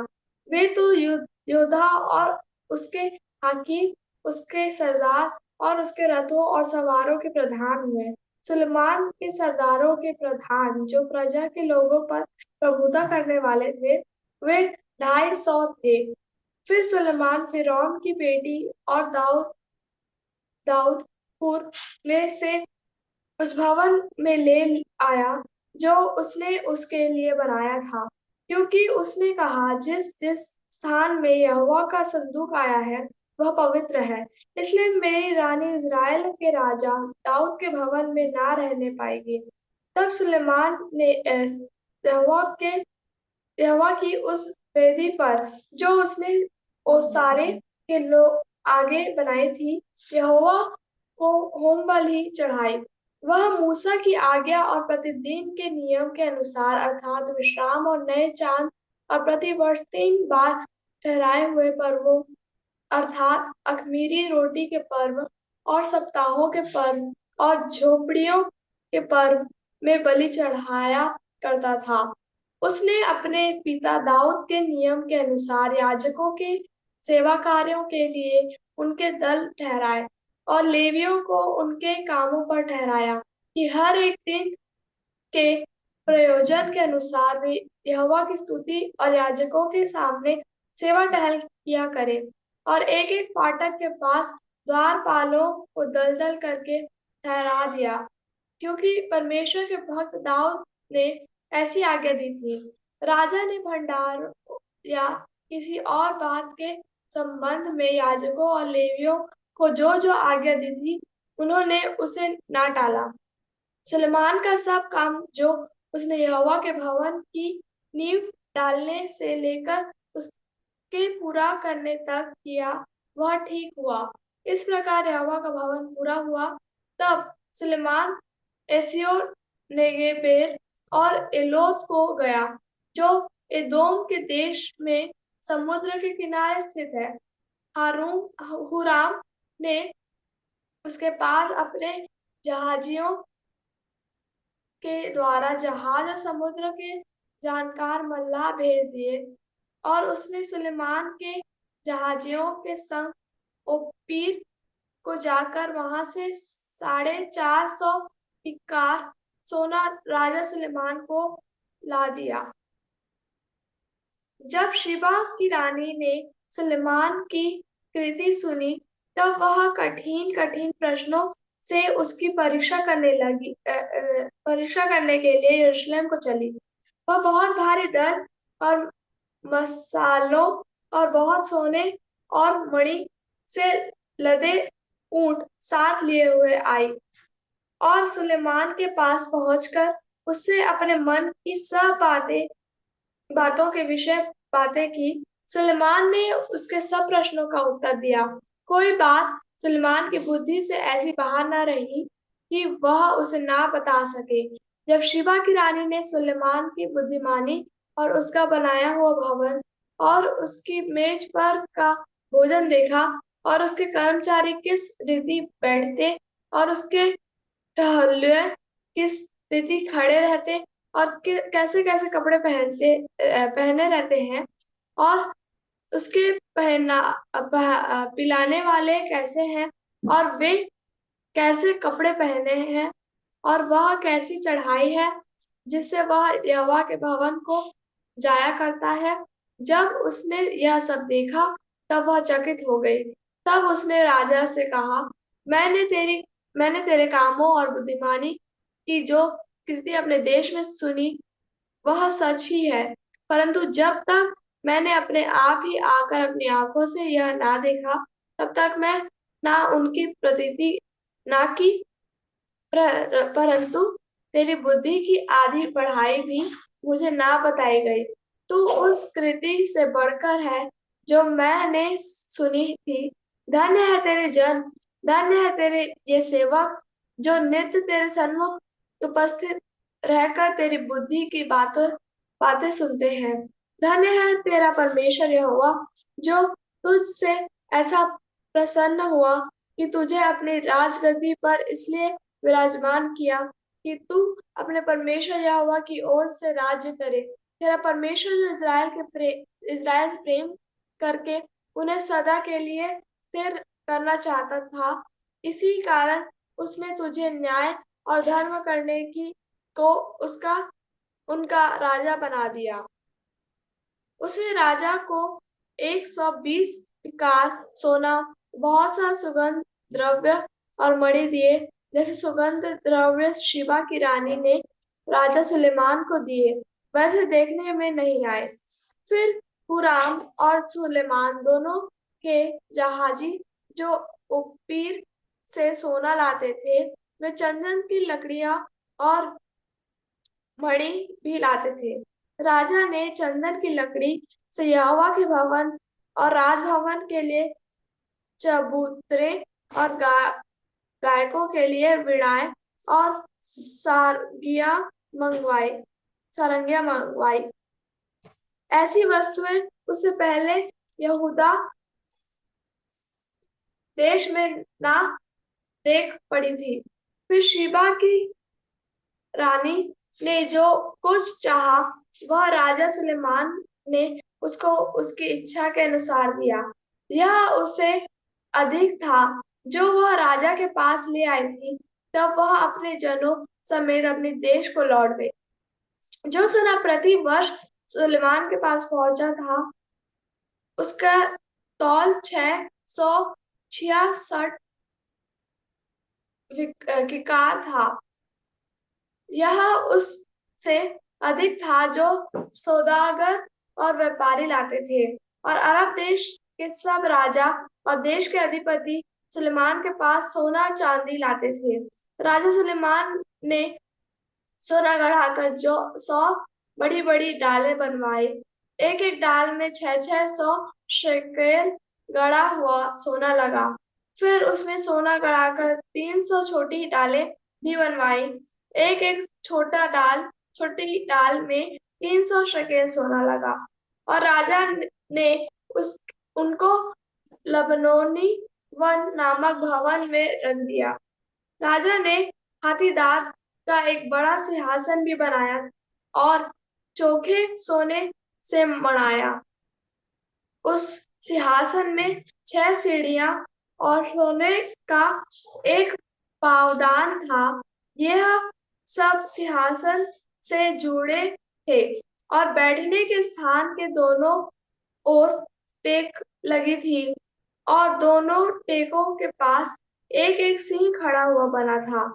6 सीढ़ियां के दोनों ओर एक एक सिंह खड़ा हुआ बना था। वे सब बाहर हुए, किसी राज्य में ऐसा कभी ना बना। राजा सुलेमान के पीने के सब पात्र सोने के थे। लबनोनी वन नामक भवन के सब पात्र भी चोखे सोने के थे। सुलेमान के दिनों में चांदी का कोई मूल्य न था, क्योंकि हुराम के जहाजियों के संग राजा के जहाज तर्शीश को जाते थे और 3-3 वर्ष के बाद तर्शीश के ये जहाज सोना चांदी, हाथीदार बंदर और मोर लेकर आते थे। जो राजा सुलेमान धन और बुद्धि के पृथ्वी के सब राजाओं से बढ़कर हो गया। पृथ्वी के सब राजा सुलेमान की उस बुद्धि के बातें सुनने को जो परमेश्वर ने उसके मन में उपजाई थी, उसका दर्शन करना चाहते थे। वे प्रति वर्ष अपनी अपनी भेंट अर्थात चांदी और सोने के पात्र, वस्त्र, शस्त्र, सुगंध द्रव्य, घोड़े और खच्चर ले आते थे। अपने घोड़ों और रथों के लिए सुलेमान के 4000 घोड़साल और 12,000 घोड़सवार भी थे, जिनको उसने रथों के नगरों में और यरूशलेम में राजा के पास ठहरा रखा। वह महानद से ले फलिश्तियों के देश और मिस्र की सीमा तब तक से सब राज्यों पर प्रभुता करता था। राजा ने ऐसा किया कि बहुतायत के कारण यरूशलेम में चांदी का मूल्य पत्थराव का सा और देवद्राव का मूल्य नीचे के देश में गुलरों का सा हो गया। आदि में अंत तक सुलेमान के और सब काम क्या नातान नबी की पुस्तक में और शीलो वासी अहिया की नबूवत की पुस्तक में और नबात के पुत्र यारोबाम के विषय इच्छोदेशी के दर्शन की पुस्तक में नहीं लिखे हैं। सुलेमान ने यरूशलेम में सारी इज़राइल पर 40 वर्ष तक राज्य किया। फिर सुलेमान अपने पुरखाओं के संग सो गया और उसको उसके पिता दाऊद के नगर में मिट्टी दी गई और उसका पुत्र रहबियाम उसके स्थान पर राजा हुआ। Okay, I am Allison Gertz, and I will be reading. Let me go back to my screen here. Okay, I'm Allison Gertz, and I will be reading 2 Chronicles chapters 10 through 12. Rehoboam went to Shechem, where all Israel had come to make him king. When Jeroboam, Nabat's son, heard the news, he returned from Egypt, where he had fled from King Solomon. The people sent and called for Jeroboam, who along with all Israel came and said to Rehoboam, "Your father made our workload heavy.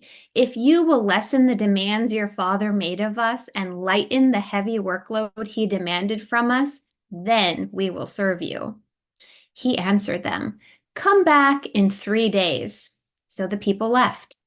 King Rehoboam consulted the elders who had served his father Solomon when he was alive. "What do you advise?" Rehoboam asked. "How should I respond to these people?"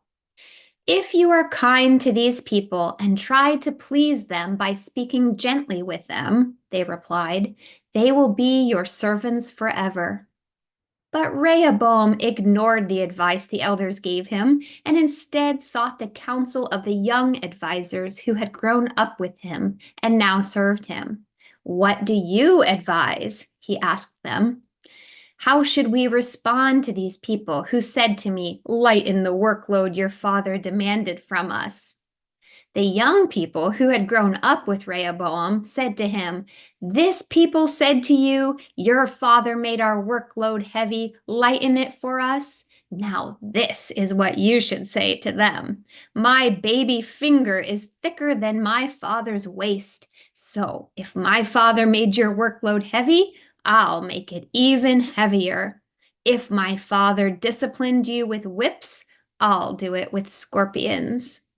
Jeroboam and all the people returned to Rehoboam on the third day, just as the king had specified when he said, "Come back in 3 days." The king then answered the people harshly.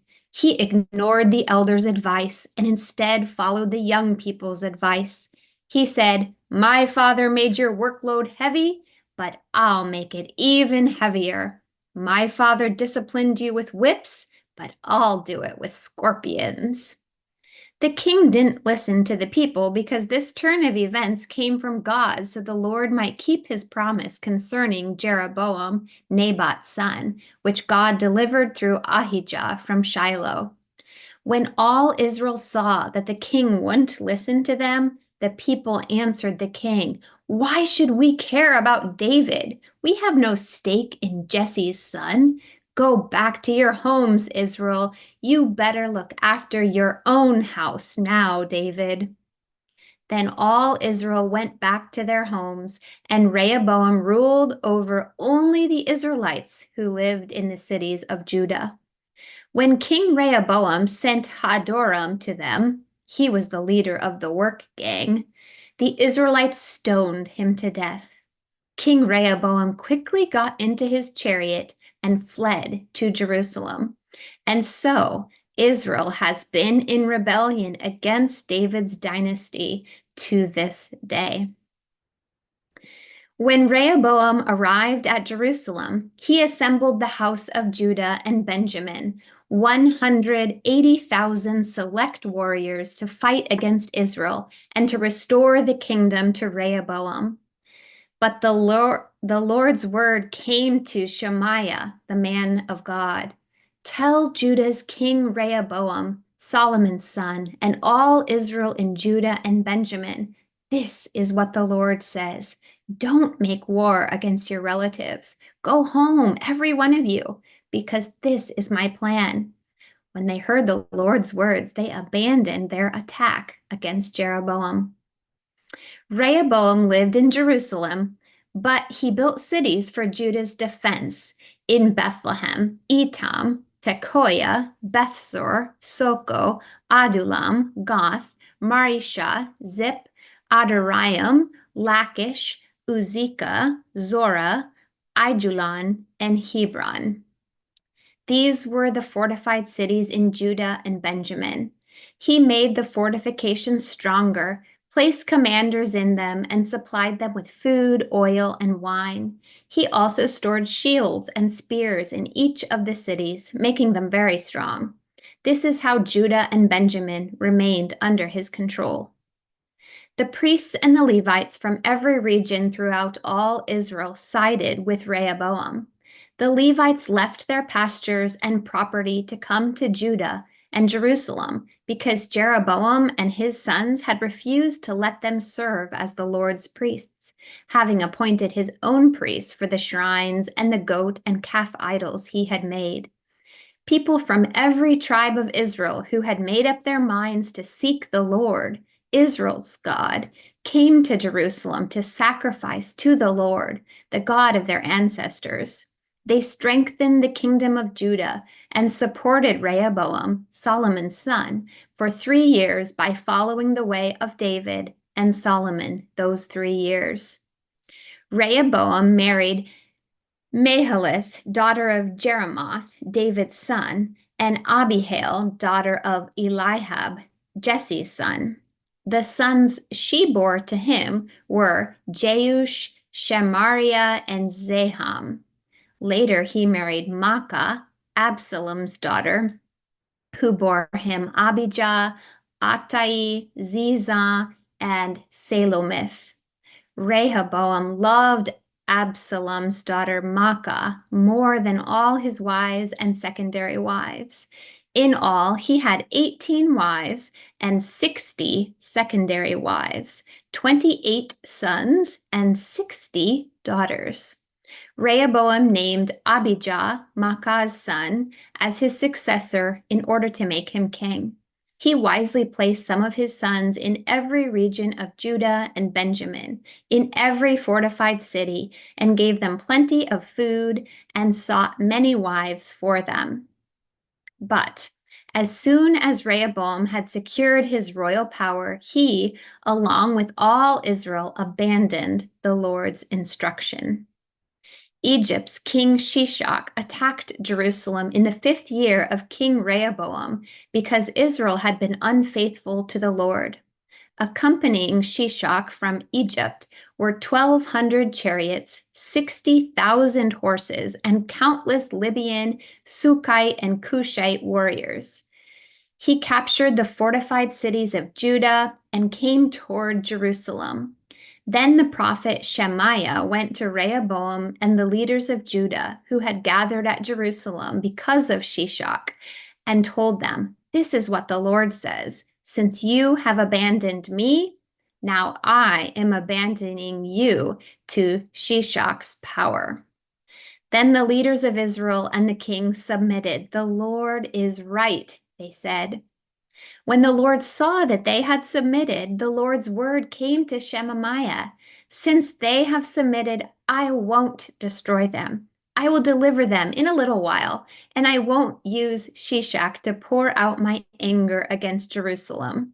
Nevertheless, they will be subject to him, so they learn the difference between serving me and serving other nations." Egypt's king Shishak attacked Jerusalem and seized the treasures of the Lord's temple and the royal place. He took everything, even the gold shields Solomon had made. King Rehoboam replaced them with bronze shields and assigned them to the officers of the guard who protected the entrance to the royal palace.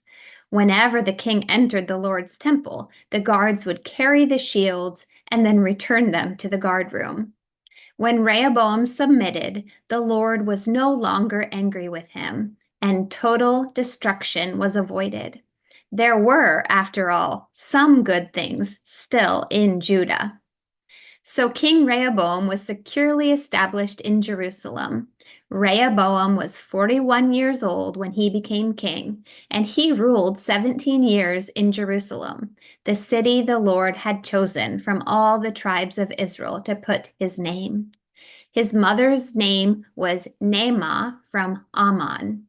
But Rehoboam did what was evil because he didn't set his heart on seeking the Lord.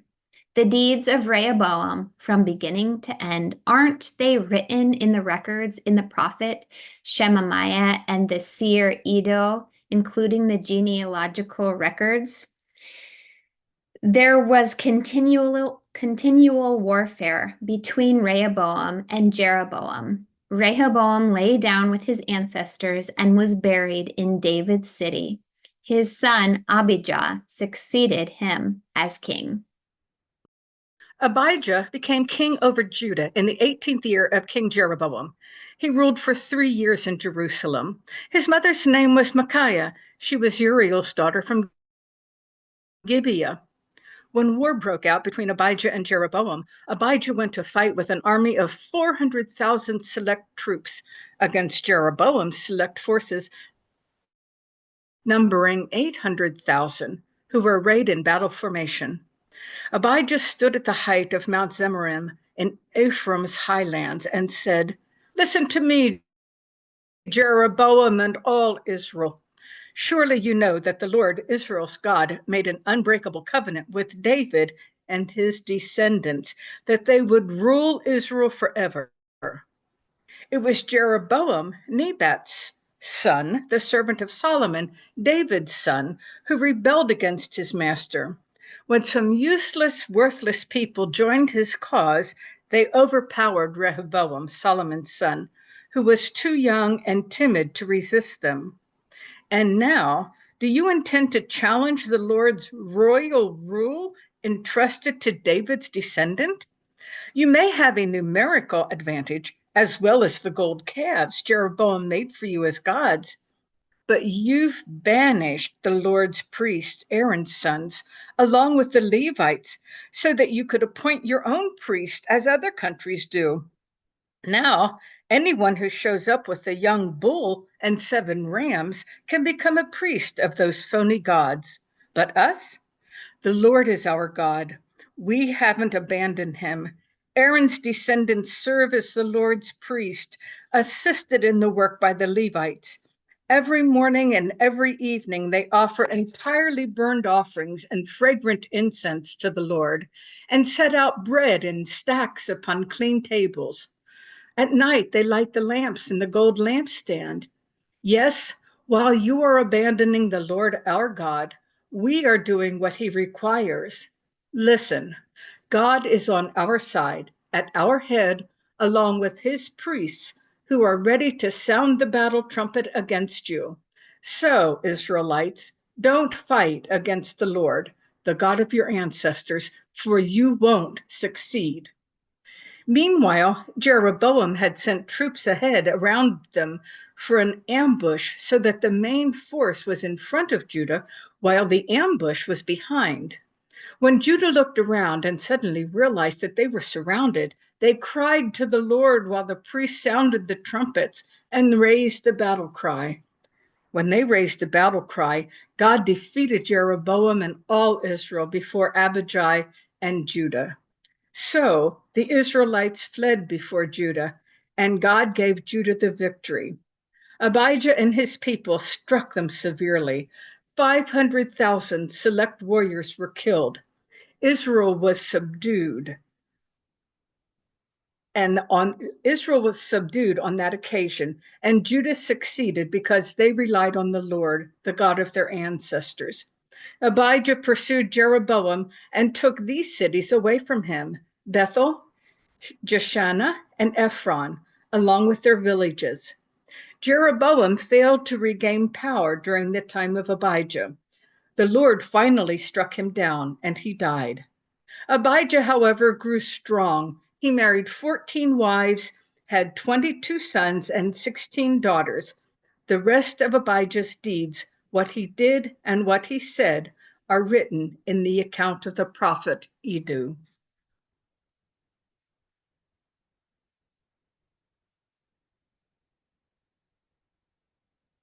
Chapter 14. Abijah lay down with his ancestors and was buried in David's city. His son Asa succeeded him as king. In Asa's time, the land had peace for 10 years. Asa did what was right and good in the Lord his God's eyes. He removed the foreign altars and shrines, smashed the sacred pillars, cut down the sacred poles, and urged Judah to seek the Lord, the God of their ancestors, by doing what the instruction and the commandments required. He also removed the shrines and incense altars from all the cities of Judah so that the kingdom was at peace under him. When the land was at peace, he built fortified cities in Judah.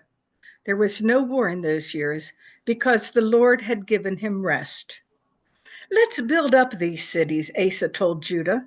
We will surround them with walls, towers, gates, and crossbars while the land is still ours, because we sought the Lord our God, and he sought us, and surrounded us with rest. As a result, the people successfully completed their building projects. Asa had an army of 300,000 Judeans armed with body-sized shields and spears, and another 280,000 from Benjamin, armed with small shields and bows. All were brave warriors. Zerah, the Cushite, marched against him with an army of 1 million men and 300 chariots. When he got as far as Mareshah, Asa marched against them, setting up for battle in a valley north of Mareshah. Then Asa cried out to the Lord his God, Lord, only you can help the weak against the powerful. Help us, Lord our God, because we rely on you, and we have marched against this multitude in your name. You are the Lord our God. Don't let a mere human stand against you. So the Lord struck the Cushites before Asa and Judah, and the Cushites fled. Asa and his troops chased them as far as Gerar. The Cushites fell until there were no survivors. They were completely crushed by the Lord and his army, who carried off a huge amount of loot and attacked all the cities surrounding Gerar, who were terrified of the Lord. They plundered all these cities as well, because there was a great amount of loot in them.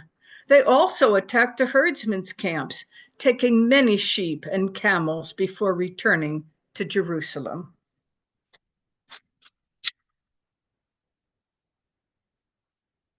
Second Chronicles chapter 15. When God's Spirit came upon Azariah, Oded's son, he confronted Asa. "Listen to me, Asa, and all Judah and Benjamin," he said.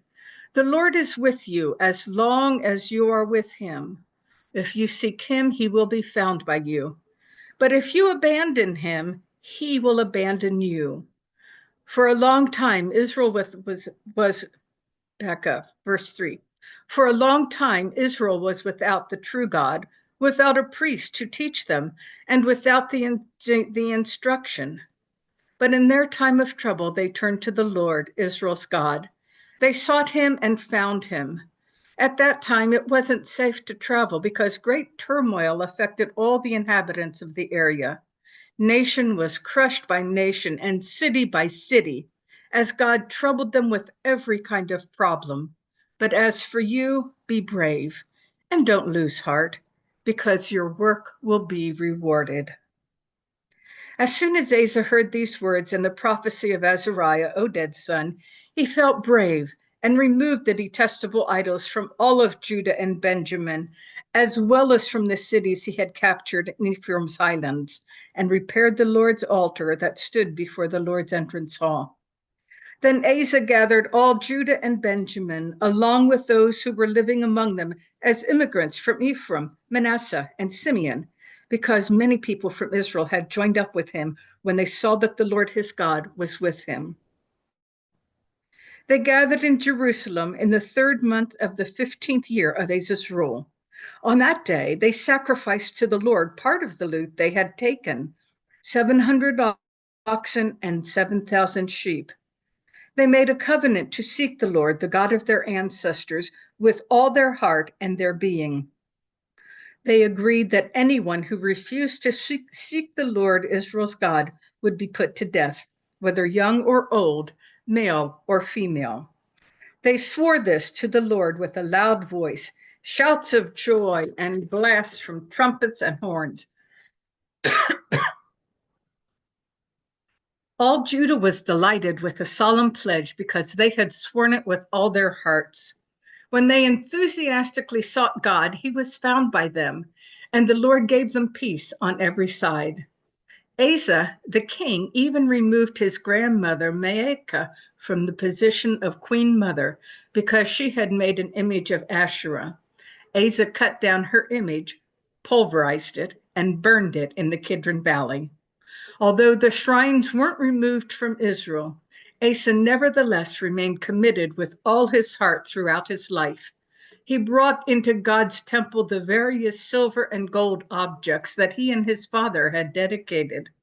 There was no war until the 35th year of Asa's rule.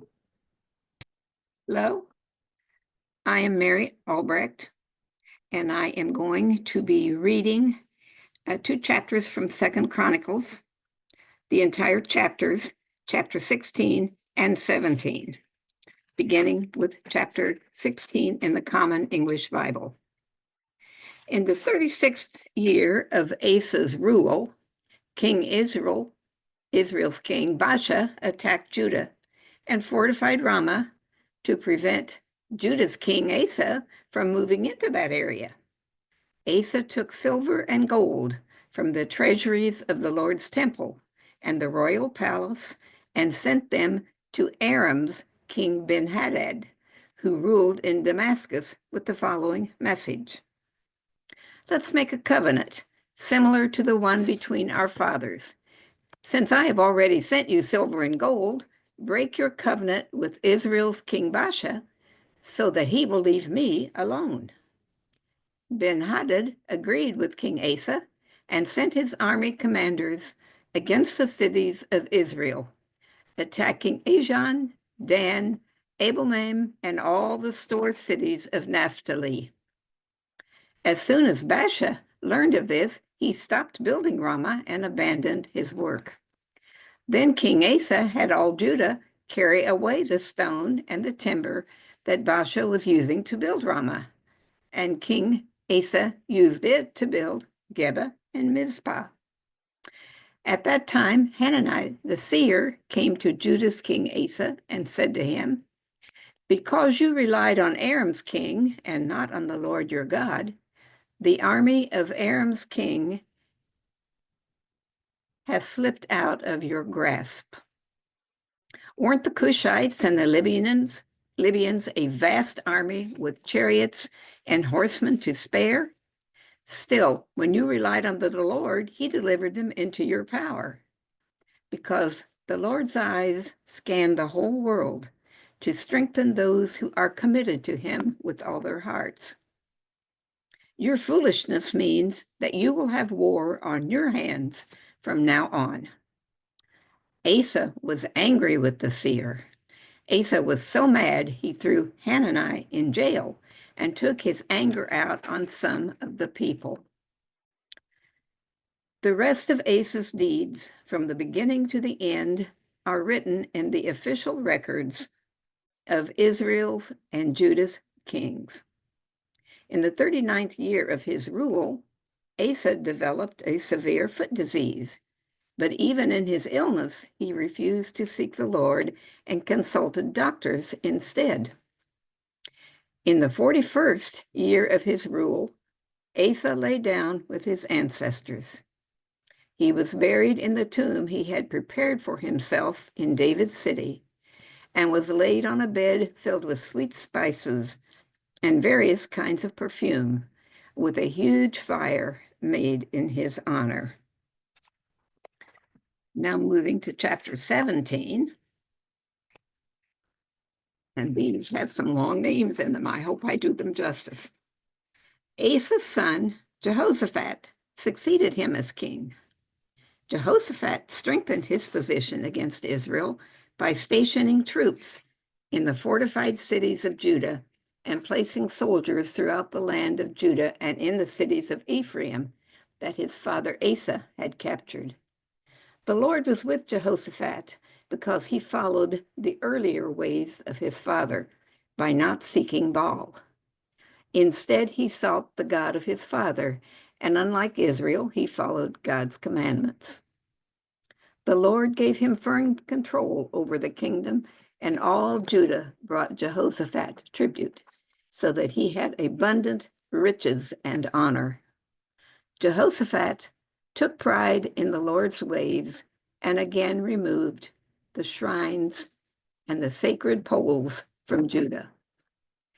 In the 3rd year of his rule, Jehoshaphat sent his officials, Ben-Hail, Obadiah, Zechariah, Nethanel, and Micaiah, to teach in the cities of Judah.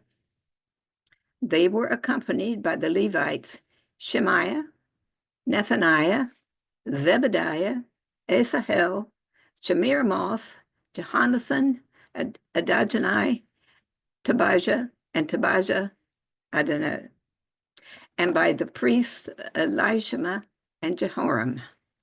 They taught throughout Judah, and they brought with them the Lord's instruction scroll as they made their rounds to all cities of Judah, teaching the people. All the kingdoms surrounding Judah were afraid of the Lord and didn't wage war against Jehoshaphat. Some of the Philistines brought a load of silver as tribute to Jehoshaphat, and the Arabians also brought flocks to Jehoshaphat, 7,700 rams and 7,700 goats. As Jehoshaphat grew increasingly powerful, he built fortresses and storage cities in Judah, and had many supplies in the cities of Judah, and had a mighty army of mighty warriors in Jerusalem. registered by their clans as follows. Judah's officers, over units of 1,000, included Commander Adnai with 300,000 soldiers, and next to him was Commander Jehohanan with 280,000 soldiers. At his side was Amasiah, Zichri's son, who volunteered for the Lord with 200,000 soldiers. From Benjamin came a valiant warrior, Elida, together with 200,000 armed with bow and shield. Next to him was Jehozabad, together with 180,000 soldiers. These were the individuals who served the king, in addition to those that the king placed in the fortified cities throughout Judah. And thus ends the reading of Chronicles, 2 Chronicles 6, chapters 16 and 17. Thank you for letting me participate. Charisma Show, 2 Chronicles, chapter 18 to 20. Now, Jehoshaphat had great wealth and honor, and he allied himself with Ahab by marriage. Some years later, he went to see Ahab in Samaria. Ahab slaughtered many sheep and cattle for him, and the people with him, and urged him to attack Ramoth Gilead. Ahab, king of Israel, asked Jehoshaphat, king of Judah, "Will you go with me against Roman Gilead?" Jehoshaphat replied, "I am as you are, and my people as are your people. We will join you in the war." But Jehoshaphat also said to the king of Israel, "First seek the counsel of the Lord." So the king of Israel brought together the prophets, 400 men, and asked them, "Shall we go to war against Ramoth Gilead, or shall I not?" "Go," they answered, "for God will give into the king's hand." But Jehoshaphat asked, "Is there no longer a prophet of the Lord whom we can inquire of?" The king of Israel answered Jehoshaphat, "There is still one prophet whom we can inquire of the Lord, but I hate him because he never prophesies anything good about me, but always bad. He is Micaiah, son of Ithmel." "The king should not say such a thing," Jehoshaphat replied. So the king of Israel called one of his officials and said, "Bring Micaiah, son of Ithmel, at once." Dressed in their royal robes, the king of Israel and Jehoshaphat, king of Judah, were sitting on their thrones and threshing floor by the entrance of the gate of Samaria, with all the prophets prophesying before them. Now Zechariah, son of Kenaniah, made iron horns, and he declared, "This is what the Lord says. With these you will gore Amorites until they are destroyed."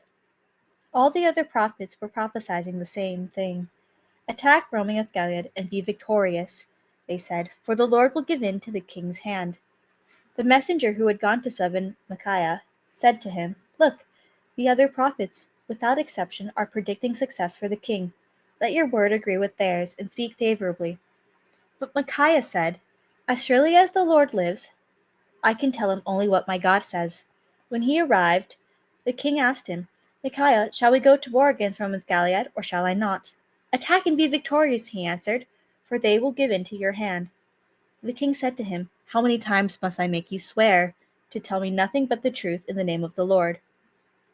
Then Micaiah answered, "I saw Israel scattered on the hills, like sheep without a shepherd. The Lord said, 'These people have no master. Let each one go home in peace.'" The king of Israel said to Jehoshaphat, "Didn't I tell you that he never prophesies anything good about me, but only bad?" Micaiah continued, "Therefore hear the word of the Lord. I saw the Lord sitting on his throne, with all the multitudes of heaven standing on his right and his left. And the Lord said, 'Who will entice Abed, king of Israel, into attacking Ramoth Gilead and going to his death there?' One suggested this, and another that. Finally, a spirit came forward, stood before the Lord, and said, 'I will entice him.' 'By what means?' the Lord asked. 'I will go and be a deceiving spirit in the mouths of all his prophecies,' he said. 'You will succeed him in enticing him,' said the Lord. 'Go and do it.' So now the Lord has put a deceiving spirit in the mouths of these prophets of yours. The Lord has decreed disaster for you." Then Zechariah, son of Kenaniah, went up and slapped Micaiah in the face. "Which way did the spirit from the Lord go when he went from me to speak to you?" he asked. Micaiah replied, "You will find out on the day you go and hide in an inner room."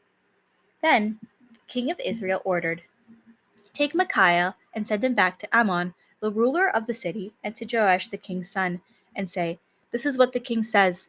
Put this fellow in prison, and give him nothing but bread and water until I return safely.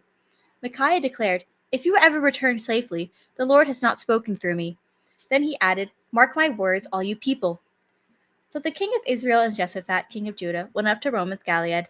And the king of Israel said to Jehoshaphat, I will enter the battle in disguise, but you wear your royal robes. So the king of Israel disguised himself and went into battle. Now the king of Aram ordered chariot commanders, Do not fight with anyone, small or great, except the king of Israel. So when the chariot commanders saw Jehoshaphat, they thought, This is the king of Israel. So they turned to attack him, but Jehoshaphat cried out, and the Lord helped him. God drew them away from him. So when the chariot commanders saw that he was not the king of Israel, they stopped pursuing him. But someone drew his bow out at random and hit the king of Israel between the breastplate and the scale armor. When the king told the chariot driver, Wheel around and get me out of the fighting, I've been wounded. All day long the battle raged, and the king of Israel propped himself up in his chariot facing the Arameans until evening. Then at sunset he died.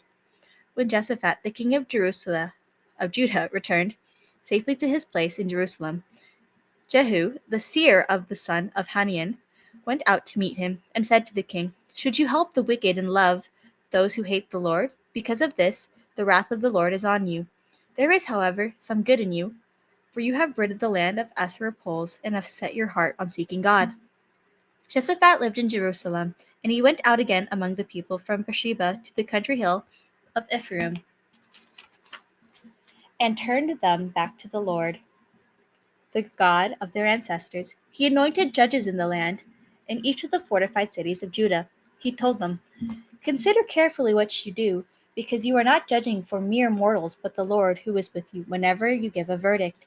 Now let the fear of the Lord be on you. Judge carefully, for the Lord our God, there is no injustice, or partiality, or bribery. In Jerusalem also, Jehoshaphat appointed some of the Levites priests and head of Israel families to administer the law of the Lord to settle disputes, and they lived in Jerusalem. He gave these orders: You must serve faithfully and wholeheartedly in fear of the Lord. In every case that comes before you from your people who live in the cities, whether bloodshed or other concerns of the law, commands, decrees, or regulations, you are to warn them not to sin against the Lord. Otherwise, his wrath will come on you and your people. Do this, and you will not sin. Amariah, the chief priest, will be over you in any matter concerning the Lord. And Zebediah, son of Ishmael, the leader of the tribe of Judah, will be over you in matter of concerning the king. And the Levites will serve as officials before you. Act with courage, and may the Lord be with all those who do well. After this, the Moabites and Ammonites, with some of the Menites, came to wage war against Jehoshaphat. Some of the people came and told Jehoshaphat, A vast army is coming against you from Edom, from the other side of the Dead Sea. It is already in Hazon Tamar, that is, En-gedi. Alarmed, Jehoshaphat resolved to inquire of the Lord, and he proclaimed a fast for all Judah. The people of Judah came together to seek help from the Lord. Indeed, they came from every town in Judah to seek him. Then Jehoshaphat stood up in the assembly of Judah and Jerusalem, at the temple of the Lord, in front of the new courtyard, and said, Lord, the God of our ancestors, are you not the God who is in heaven? You rule over all the kingdoms of the nation. Power and might are in your hand, and no one can withstand you. Our God, did you not drive out the inhabitants of this land before your people of Israel and give it forever to the descendants of Abraham your friend?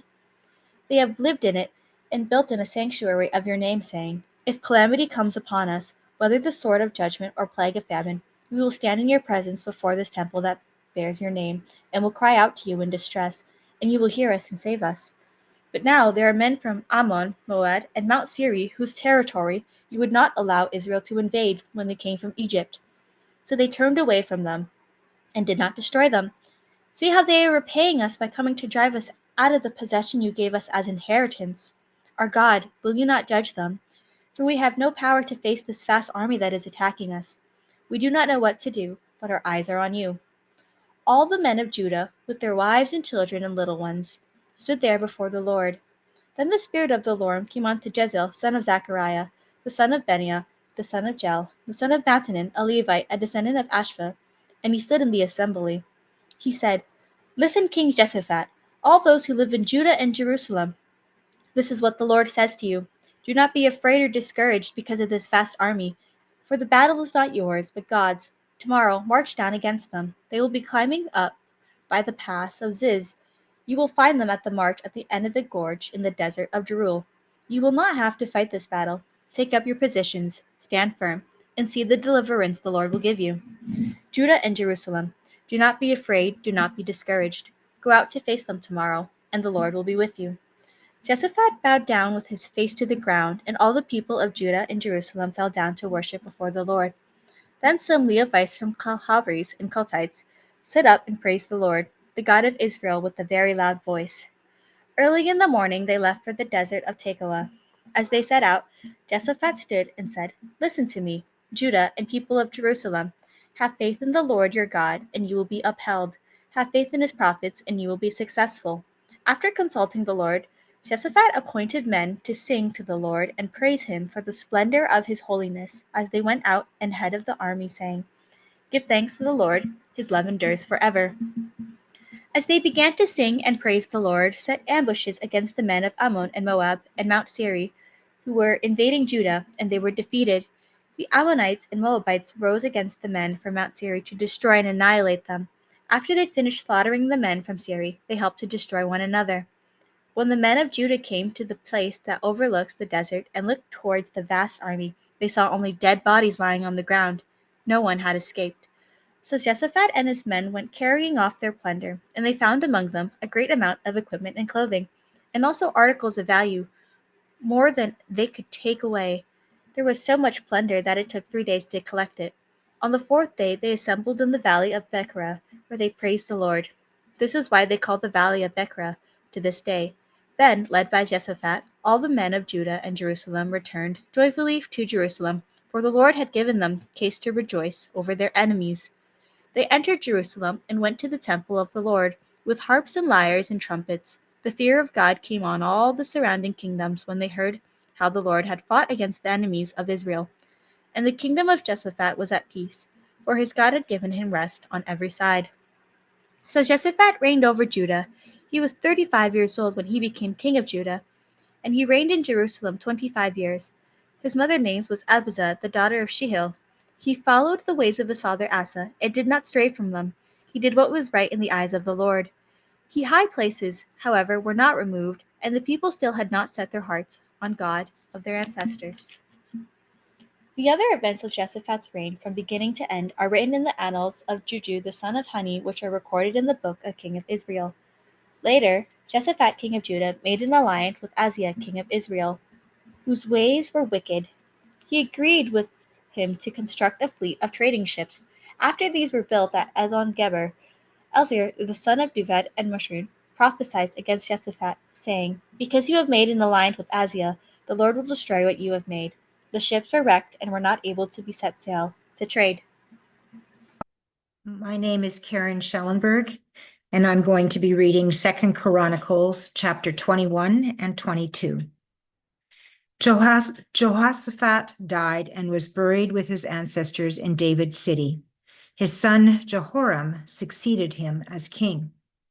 Jehoram's brothers, the other sons of Jehoshaphat, were Azariah, Jehiel, Zechariah, Azariah, Michael, and Shephathah. All of these were the sons of Israel's king Jehoshaphat. Their father had given them many gifts of silver, gold, and other valuables, along with fortified cities in Judah. But he gave the kingdom to Jehoram because he was the oldest son. When Jehoram had taken control of his father's kingdom, he established his rule by killing all his brothers, along with some other leaders of Israel. Jehoram was 32 years old when he became king, and he ruled for 8 years in Jerusalem. He walked in the ways of Israel's kings, just as Ahab's dynasty had done, because he married Ahab's daughter. He did what was evil in the eyes of the Lord. Nevertheless, because of the covenant he had made with David, the Lord wasn't willing to destroy David's dynasty. He had promised to preserve a lamp for David and his sons forever. During Jehoram's rule, Edom rebelled against Judah's power and appointed its own king.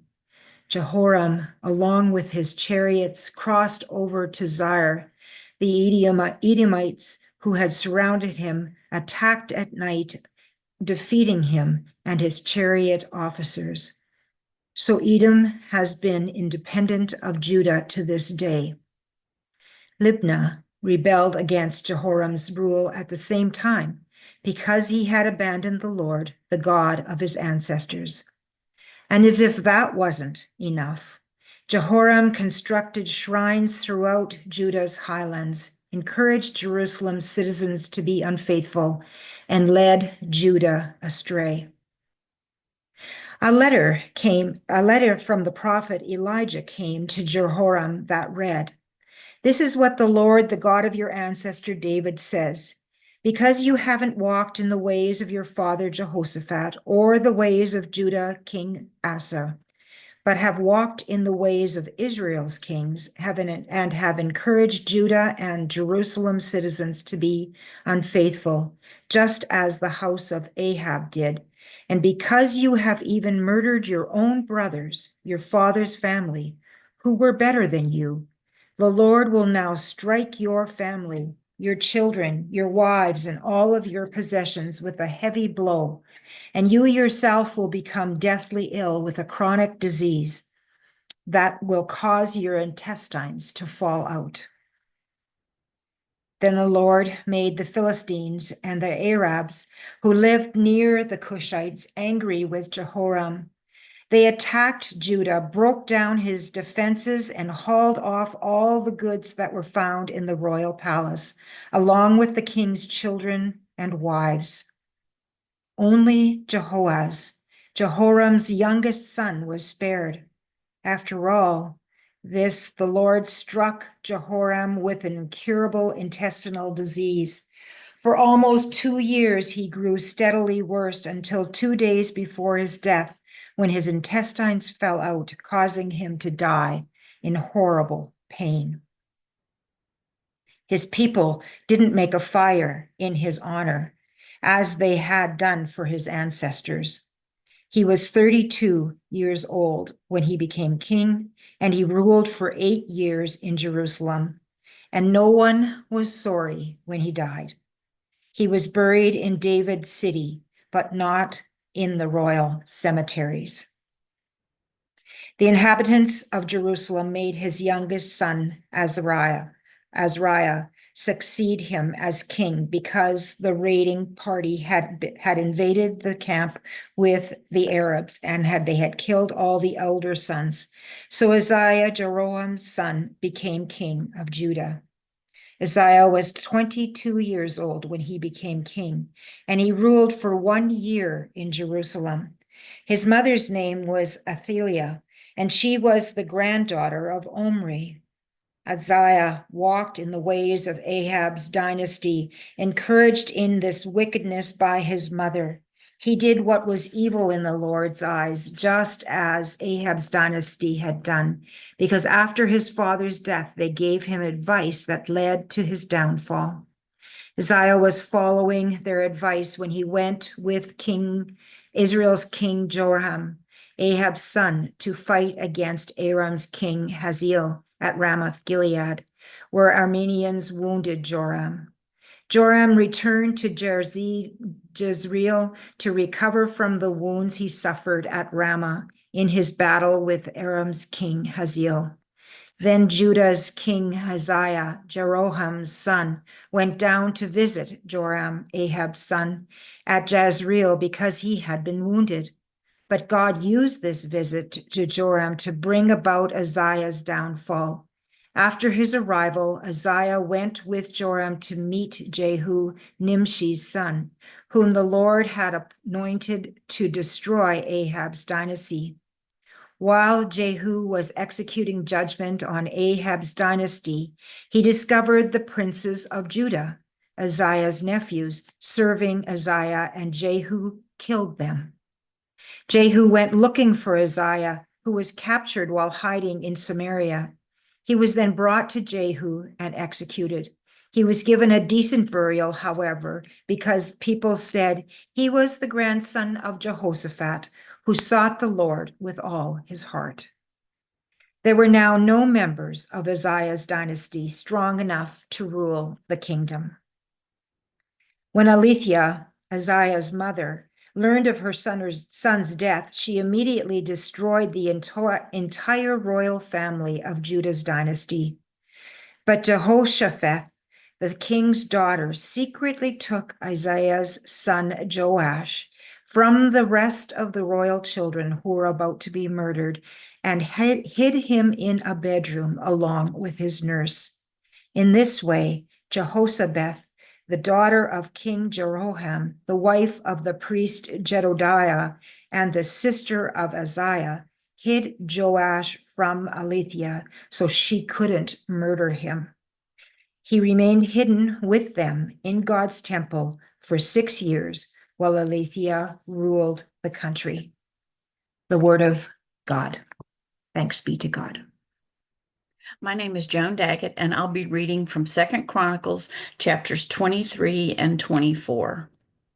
But in the 7th year, Jehoiada boldly formed a conspiracy with the following unit commanders: Jeroam's son Azariah, Johanan's son Ishmael, Obed's son Azariah, and Adadiah's son Messiah, and Zichri's son Elishaphat.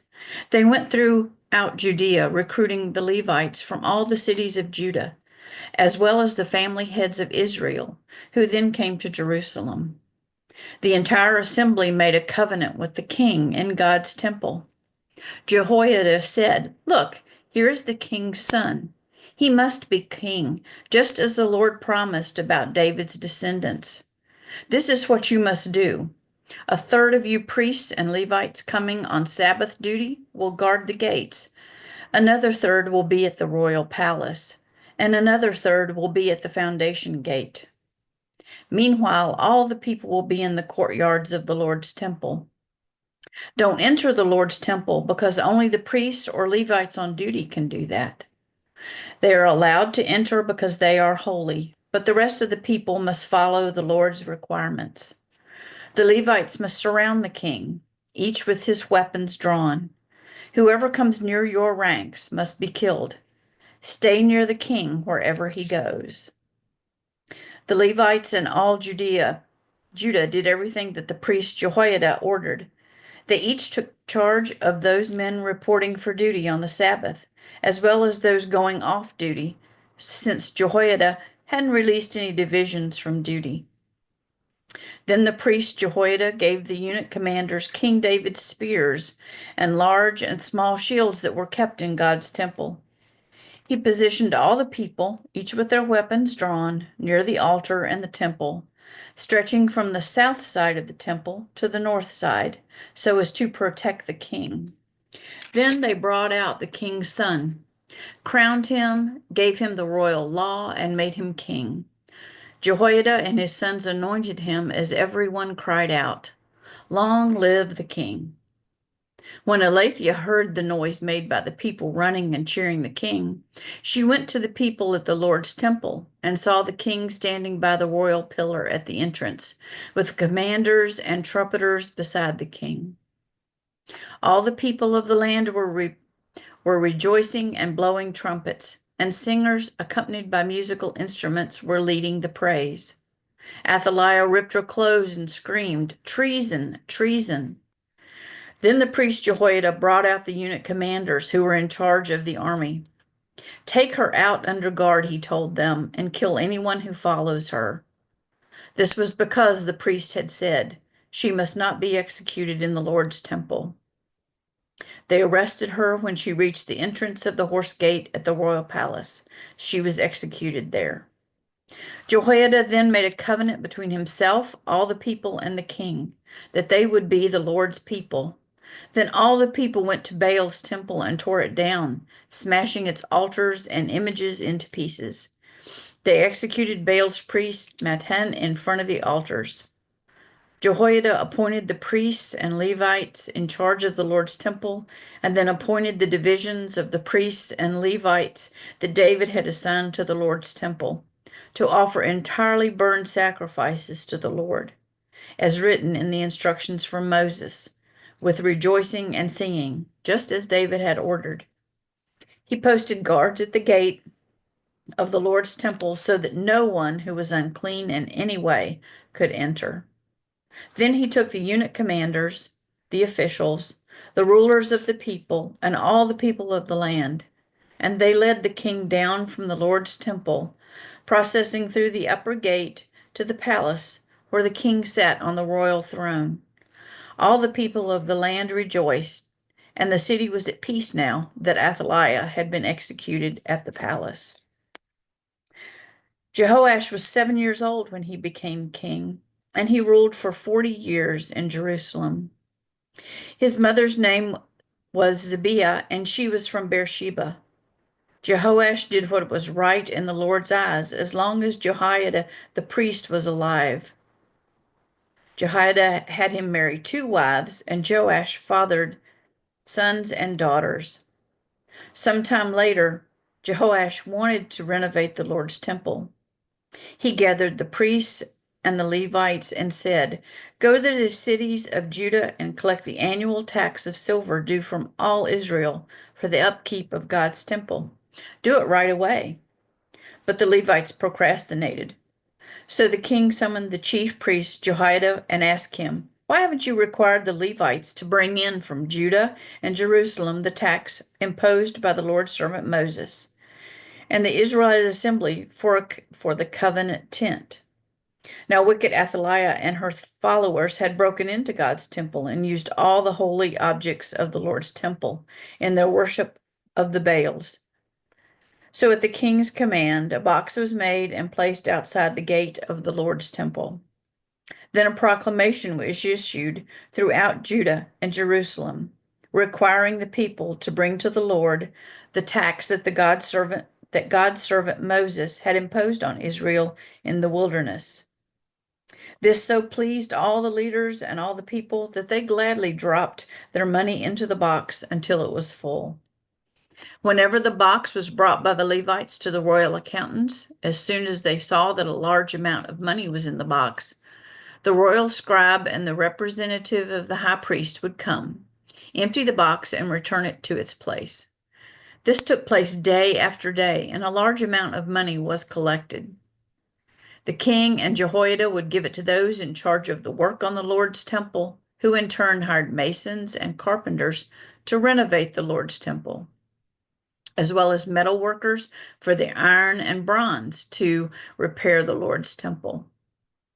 The workers labored hard, and the restoration progressed smoothly under their control until they had brought God's temple back to its original state and reinforced it. As soon as they finished, they brought the remaining money to the king and Jehoiada.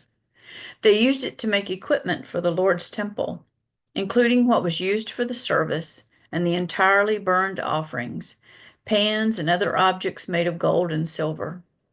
As long as Jehoiada lived, the entirely burned offerings were regularly offered in the Lord's temple.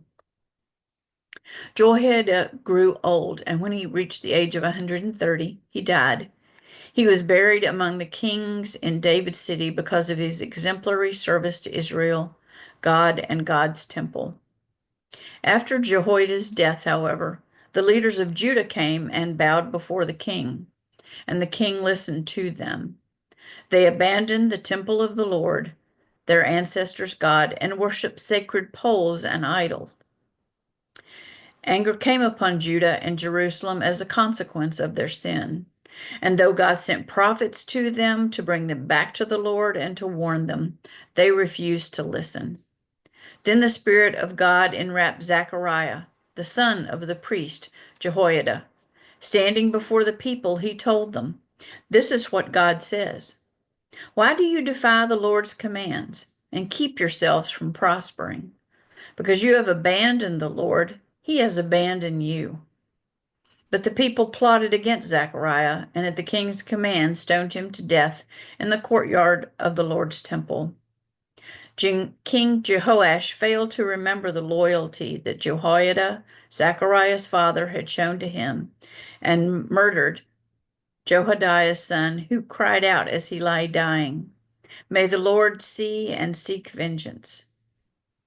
That spring, the Aramean army marched against Jehoash.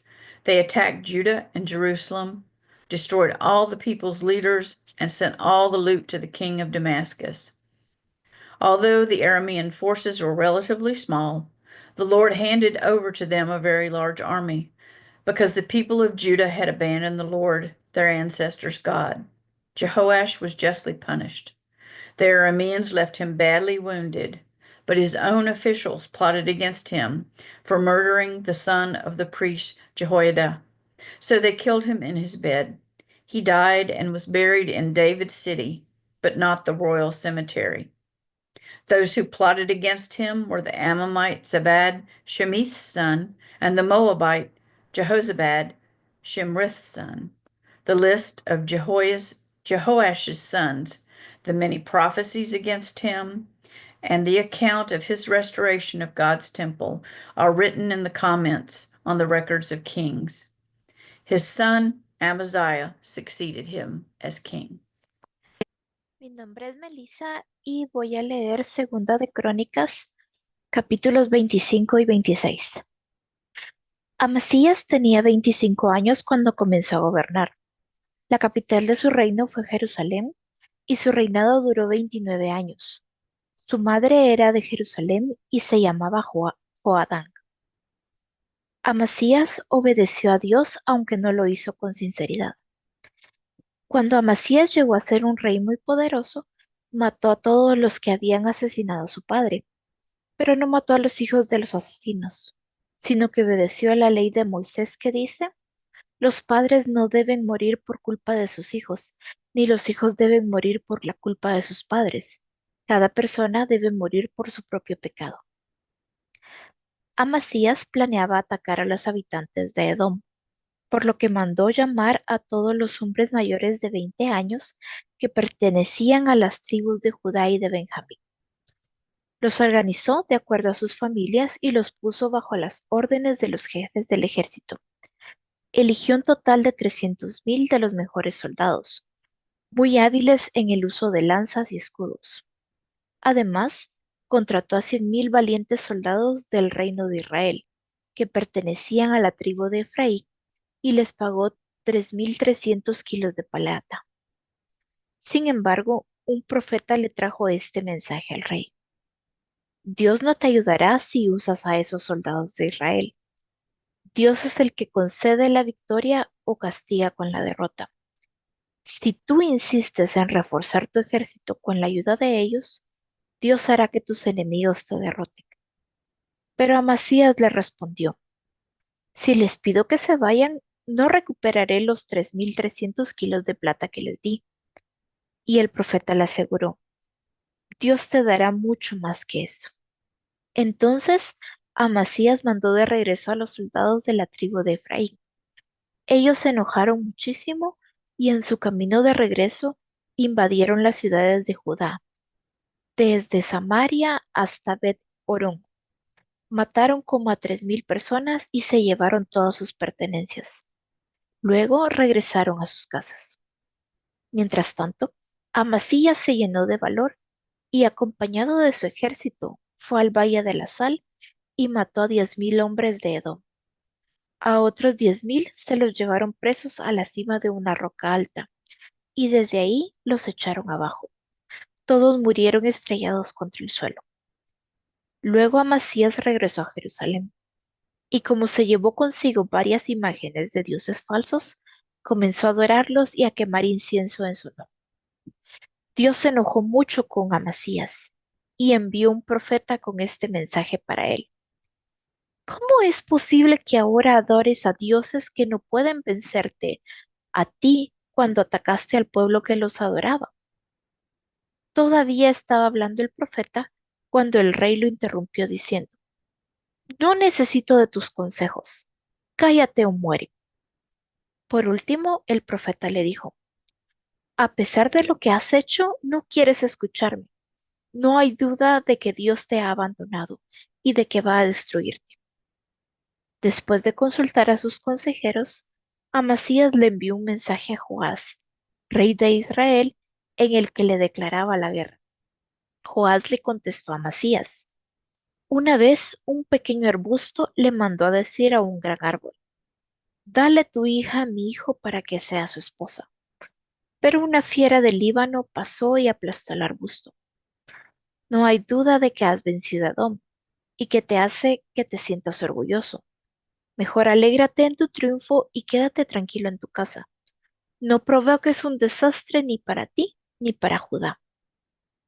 Amasías no le hizo caso a Joás, y como había adorado a los dioses de Edom, Dios decidió castigarlo y permitió que sus enemigos lo derrotaran.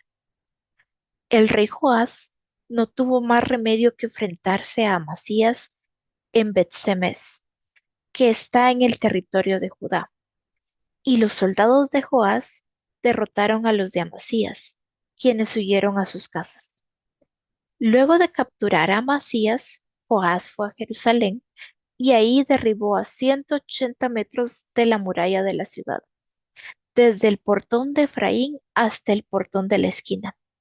Se apoderó de todo el oro, la plata y los objetos que había en el templo de Dios bajo el cuidado de Obed-Edom, y también se adueñó de los tesoros del palacio.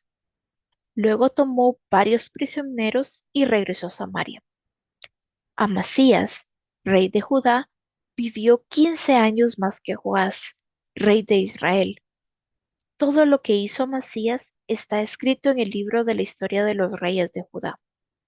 Algunos hombres planearon matar a Amasías en la ciudad de Jerusalén, porque él se había olvidado de Dios. Entonces Amasías escapó a la ciudad de Laquis, pero lo persiguieron y ahí lo mataron. Su cuerpo fue cargado sobre un caballo y llevado a Jerusalén, la ciudad de David, donde lo sepultaron en la tumba de sus antepasados. 26. Después de la muerte de Amasías, su hijo Osías, a quien también llamaban Azarías, fue nombrado rey por todo el pueblo de Judá. Osías tenía solo 16 años cuando comenzó a gobernar. La capital de su reino fue Jerusalén, y su reinado duró 52 años. Su madre era de Jerusalén y se llamaba Jecolías. Osías construyó la ciudad de Elat y la volvió a ser parte de Judá. Él obedeció a Dios en todo, al igual que su padre Amasías. El profeta Zacarías le enseñó a Osías a respetar y amar a Dios. Mientras el profeta vivió, Osías obedeció a Dios, y por eso Dios lo hizo prosperar. Osías se declaró en guerra contra los filisteos y derribó las murallas de las ciudades de Gat, Jabnía y Asdod. En la ciudad de Asdod, así como en otras partes del territorio filisteo, Osías construyó ciudades para su pueblo. Dios no solo ayudó a Osías a derrotar a los filisteos, también lo ayudó a vencer a los árabes que vivían en Gur Baal y también a los meunitas. Hasta los amonitas le pagaban impuestos a Osías. Osías llegó a ser muy poderoso y su fama llegó hasta las fronteras de Egipto. Fortaleció la ciudad de Jerusalén y construyó varias torres, una sobre el portón de la esquina, otra sobre el portón del valle y una más sobre la esquina. Además, cavó muchos pozos y construyó torres en el desierto, pues tenía mucho ganado, tanto en el desierto como en la llanura. A Osías le gustaba mucho cultivar la tierra, por eso tenía muchos campesinos que cultivaban los campos y viñedos, tanto en la región montañosa como en sus huertas. El ejército de Osías era muy poderoso, pues tenía un gran número de soldados, estaba bien organizado y tenía las mejores armas. El comandante Ananías les ordenó al secretario Jehiel y al asistente Maasías que hicieran una lista de los soldados. Según esa lista, el ejército estaba organizado en varios grupos militares y contaba con 2.600 jefes de familia al mando de 307.500 soldados, poderosos y valientes. Todos ellos estaban armados con escudos, lanzas, cascos, armaduras, arcos y hondas que Osías mandó hacer. Además, Osías les ordenó a los hombres más inteligentes de su reino construir máquinas que pudieran disparar flechas y piedras grandes. Ellos las construyeron y las colocaron en las torres y en las esquinas de la muralla de Jerusalén. Dios hizo tan poderoso a Osías que su fama se extendió por todas partes. Osías llegó a tener tanta fama y poder que se volvió orgulloso, y fue precisamente su orgullo lo que causó su ruina. Llegó a tal punto su orgullo que un día entró en el templo y quiso quemar incienso en el altar, lo cual Dios permitía solo a los sacerdotes. Pero entonces entró el sacerdote Azarías, junto con 80 sacerdotes más, y con mucho valor se le enfrentaron al rey y le dijeron: solamente nosotros los sacerdotes podemos quemar el incienso, pues somos descendientes de Aarón, y para eso nos eligió Dios. Usted no puede hacerlo, aunque sea el rey. Así que salga de inmediato, pues ha ofendido a Dios y él lo humillará. Osías estaba de pie junto al altar y a punto de quemar el incienso. Al oír a los sacerdotes, se enojó contra ellos, pero de inmediato, y ante la mirada de todos, su frente se llenó de lepra. Entonces los sacerdotes lo sacaron rápidamente del templo, y hasta el mismo rey se apresuró a salir, pues sabía que Dios la había castigado. Hasta el día de su muerte, el rey Osías fue un leproso, y por eso tuvo que vivir en un cuarto separado del resto del palacio. Ni siquiera podía ir al templo de Dios. Por eso su hijo Jotam se encargó de gobernar al pueblo. Toda la historia de Osías está escrita en el libro del profeta Isaías, hijo de Amós. Cuando Osías murió, lo enterraron en la tumba de sus antepasados, cerca del cementerio de los reyes, pero no fue enterrado en la tumba de los reyes, porque había muerto de lepra. Luego Jotam, su hijo, reinó en su lugar. I'm Ruth Miller Ruff, and I'll be reading from 2 Chronicles 26. Actually, 2 Chronicles chapters 27 and 28. Jotham was 25 years old when he became king, and he ruled for 16 years in Jerusalem. His mother's name was Jerushas, and she was Zadok's daughter. Jotham did what was right in the Lord's eyes, just as his father Uzziah had done. But unlike Uzziah, Jotham didn't enter the Lord's temple. But the people continued their crooked practices. Jotham rebuilt the upper gate of the Lord's temple and did extensive work on the wall of the elevated fortress. He built towns in Judah's highlands and fortresses and towers in the wooded areas. He fought against the king of the Ammonites, and he defeated the Ammonites.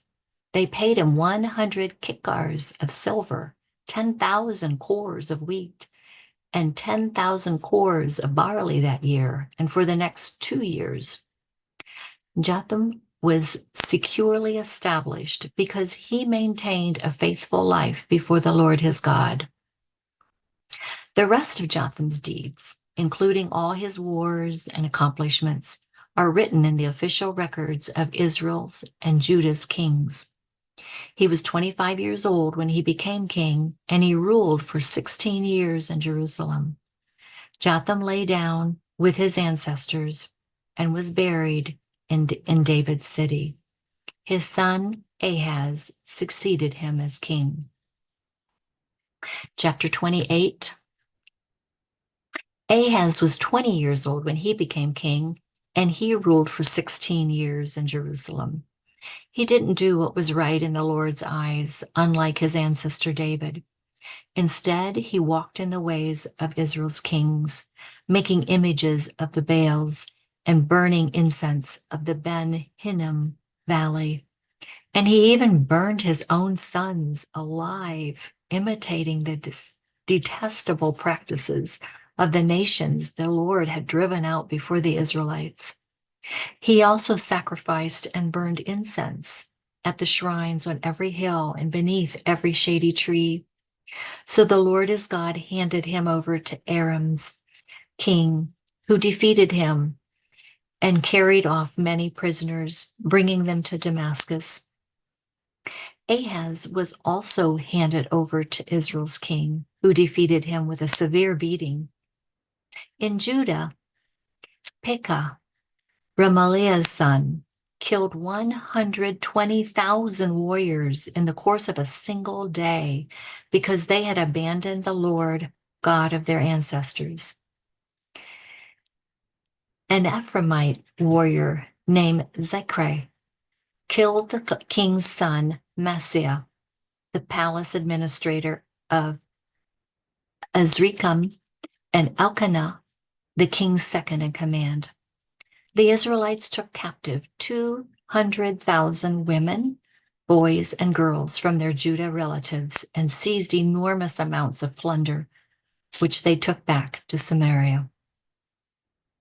One of the Lord's prophets, named Oded, lived in Samaria, and when the army arrived there, he went to meet them and said, "Don't you see that the Lord God of your ancestors was angry with Judah and let you defeat them? But look what you have done. Your merciless slander of them stinks to high heaven. And now you think you can enslave the men and women of Judah and Jerusalem? What about your own guilt before the Lord your God? Listen to me. Send back the captives you took from your relatives, because the Lord is furious with you." My name is Marvin Bolt. I will be reading 2 Chronicles chapter 29 and chapter 30. Hezekiah became king when he was 25 years old, and he ruled for 29 years in Jerusalem. His mother's name was Abijah. She was Zechariah's daughter. He did what was right in the Lord's eyes, just as his ancestor David had done. In the very first year of his rule, during the first month, Hezekiah reopened the doors of the Lord's temple, having repaired them. Then he brought in the priests and Levites and assembled them in the eastern square. "Listen to me, you Levites," he said. "Make yourselves holy so you can make holy the temple of the Lord God of your ancestors by removing from the sanctuary any impure thing. Our ancestors were unfaithful and did what was evil in the Lord our God's eyes. They abandoned him. They ignored the Lord's dwelling, and they defied him. They even closed the doors of the entrance hall, snuffed out the lamps, and stopped burning incense and offering entirely burned offerings in the sanctuary of the God of Israel. This angered the Lord so much that he made Judah and Jerusalem an object of terror and horror, something people hiss at, as you can see with your own eyes. That's why our ancestors died violent deaths, while our sons, daughters, and wives were taken captive. But now I intend to make a covenant with the Lord, Israel's God, so God will no longer be angry with us. Don't be careless, my sons.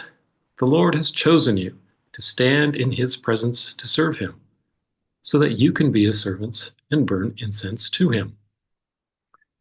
Then the following Levites got up. From the descendants of the Kohathites, Mahath, Amasaiah's son, and Joel, Azariah's son. From the descendants of Merari, Kish, Abdi's son, and Azariah, Jehalel's son.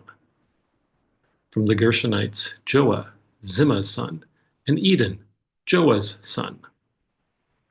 From the descendants of Elizaphan, Shimri and Jael. From the descendants of Asaph, Zechariah and Mattaniah. From the descendants of Haman, Jehuel and Shimei. And from the descendants of Jeduthun, Shemaiah and Uzziel. These men gathered their relatives, made themselves holy, and went in to purify the Lord's temple by obeying the king's command as the Lord had told him. the priests went in to purify the inner portion of the Lord's temple. They brought out to the courtyard of the Lord's temple all the impurities they discovered inside. Then the Levites took them out to the Kidron Valley. They began to make things holy on the first day of the first month. On the 8th day of the month, they reached the Lord's entrance hall. They made holy the Lord's temple for 8 days, finishing on the 16th day of the first month. Then they went before King Hezekiah. "We have purified the Lord's entire temple," they said, "and the altar for the entirely burned offering, together with all its equipment, and the table for the stacks of bread, together with all its equipment. We have also restored and made holy all the items King Ahaz threw out during his rule in his unfaithfulness. They are now before the Lord's altar." Early the next morning, Hezekiah gathered the city leaders and went to the Lord's temple. They brought 7 bulls, 7 rams, and 7 lambs, along with 7 male goats for a purification offering on behalf of the kingdom, the sanctuary, and Judah. Hezekiah ordered the priests, Aaron's sons, to offer them up on the Lord's altar. When they slaughtered the bulls, the priests took the blood and splashed it against the altar. Next, they slaughtered the rams and splashed their blood against the altar, and also slaughtered the lambs, splashing their blood against the altar as well. Finally, they brought the goats for the purification offering before the king and the assembly. After laying their hands on them, the priests slaughtered them and smeared the blood on the altar as a purification offering to take away the sin of all Israel, because the king had specifically ordered that the entirely burned sacrifice and the purification offering should be on behalf of all Israel. Hezekiah had the Levites stand in the Lord's temple with the cymbals, harps, and zithers, just as the Lord had ordered through David, the king's seer Gad, and the prophet Nathan.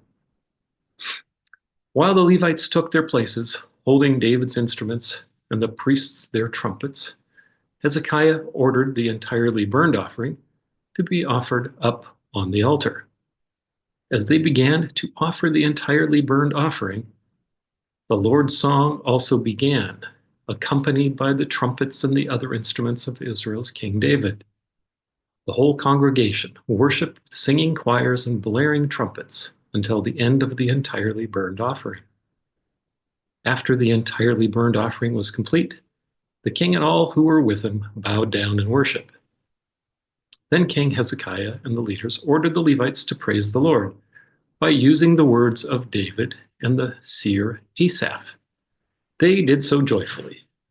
Then they bowed down in worship too. "Now that you have dedicated yourselves to the king," King Hezekiah told them, "bring sacrificial thank offerings to the Lord's temple." So the assembly brought sacrificial thank offerings, with some people volunteering to provide entirely burned offerings. All in all, the congregation brought 70 bulls, 100 rams, and 200 lambs as entirely burned offerings for the Lord, as well as 600 bulls and 3,000 sheep as holy offerings. Unfortunately, there weren't enough priests to skin these entirely burned offerings. So, their relatives, the Levites, who had been more conscientious about preparing themselves than the priests, stepped in and helped them until the work was done, or additional priests had made themselves holy. In addition to the wealth of entirely burned offerings, there was the fat of the well-being sacrifices and drink offerings accompanying the entirely burned offerings. In this way, the service of the Lord's temple was restored, and Hezekiah and all the people rejoiced at what God had done for them, since it had happened so quickly.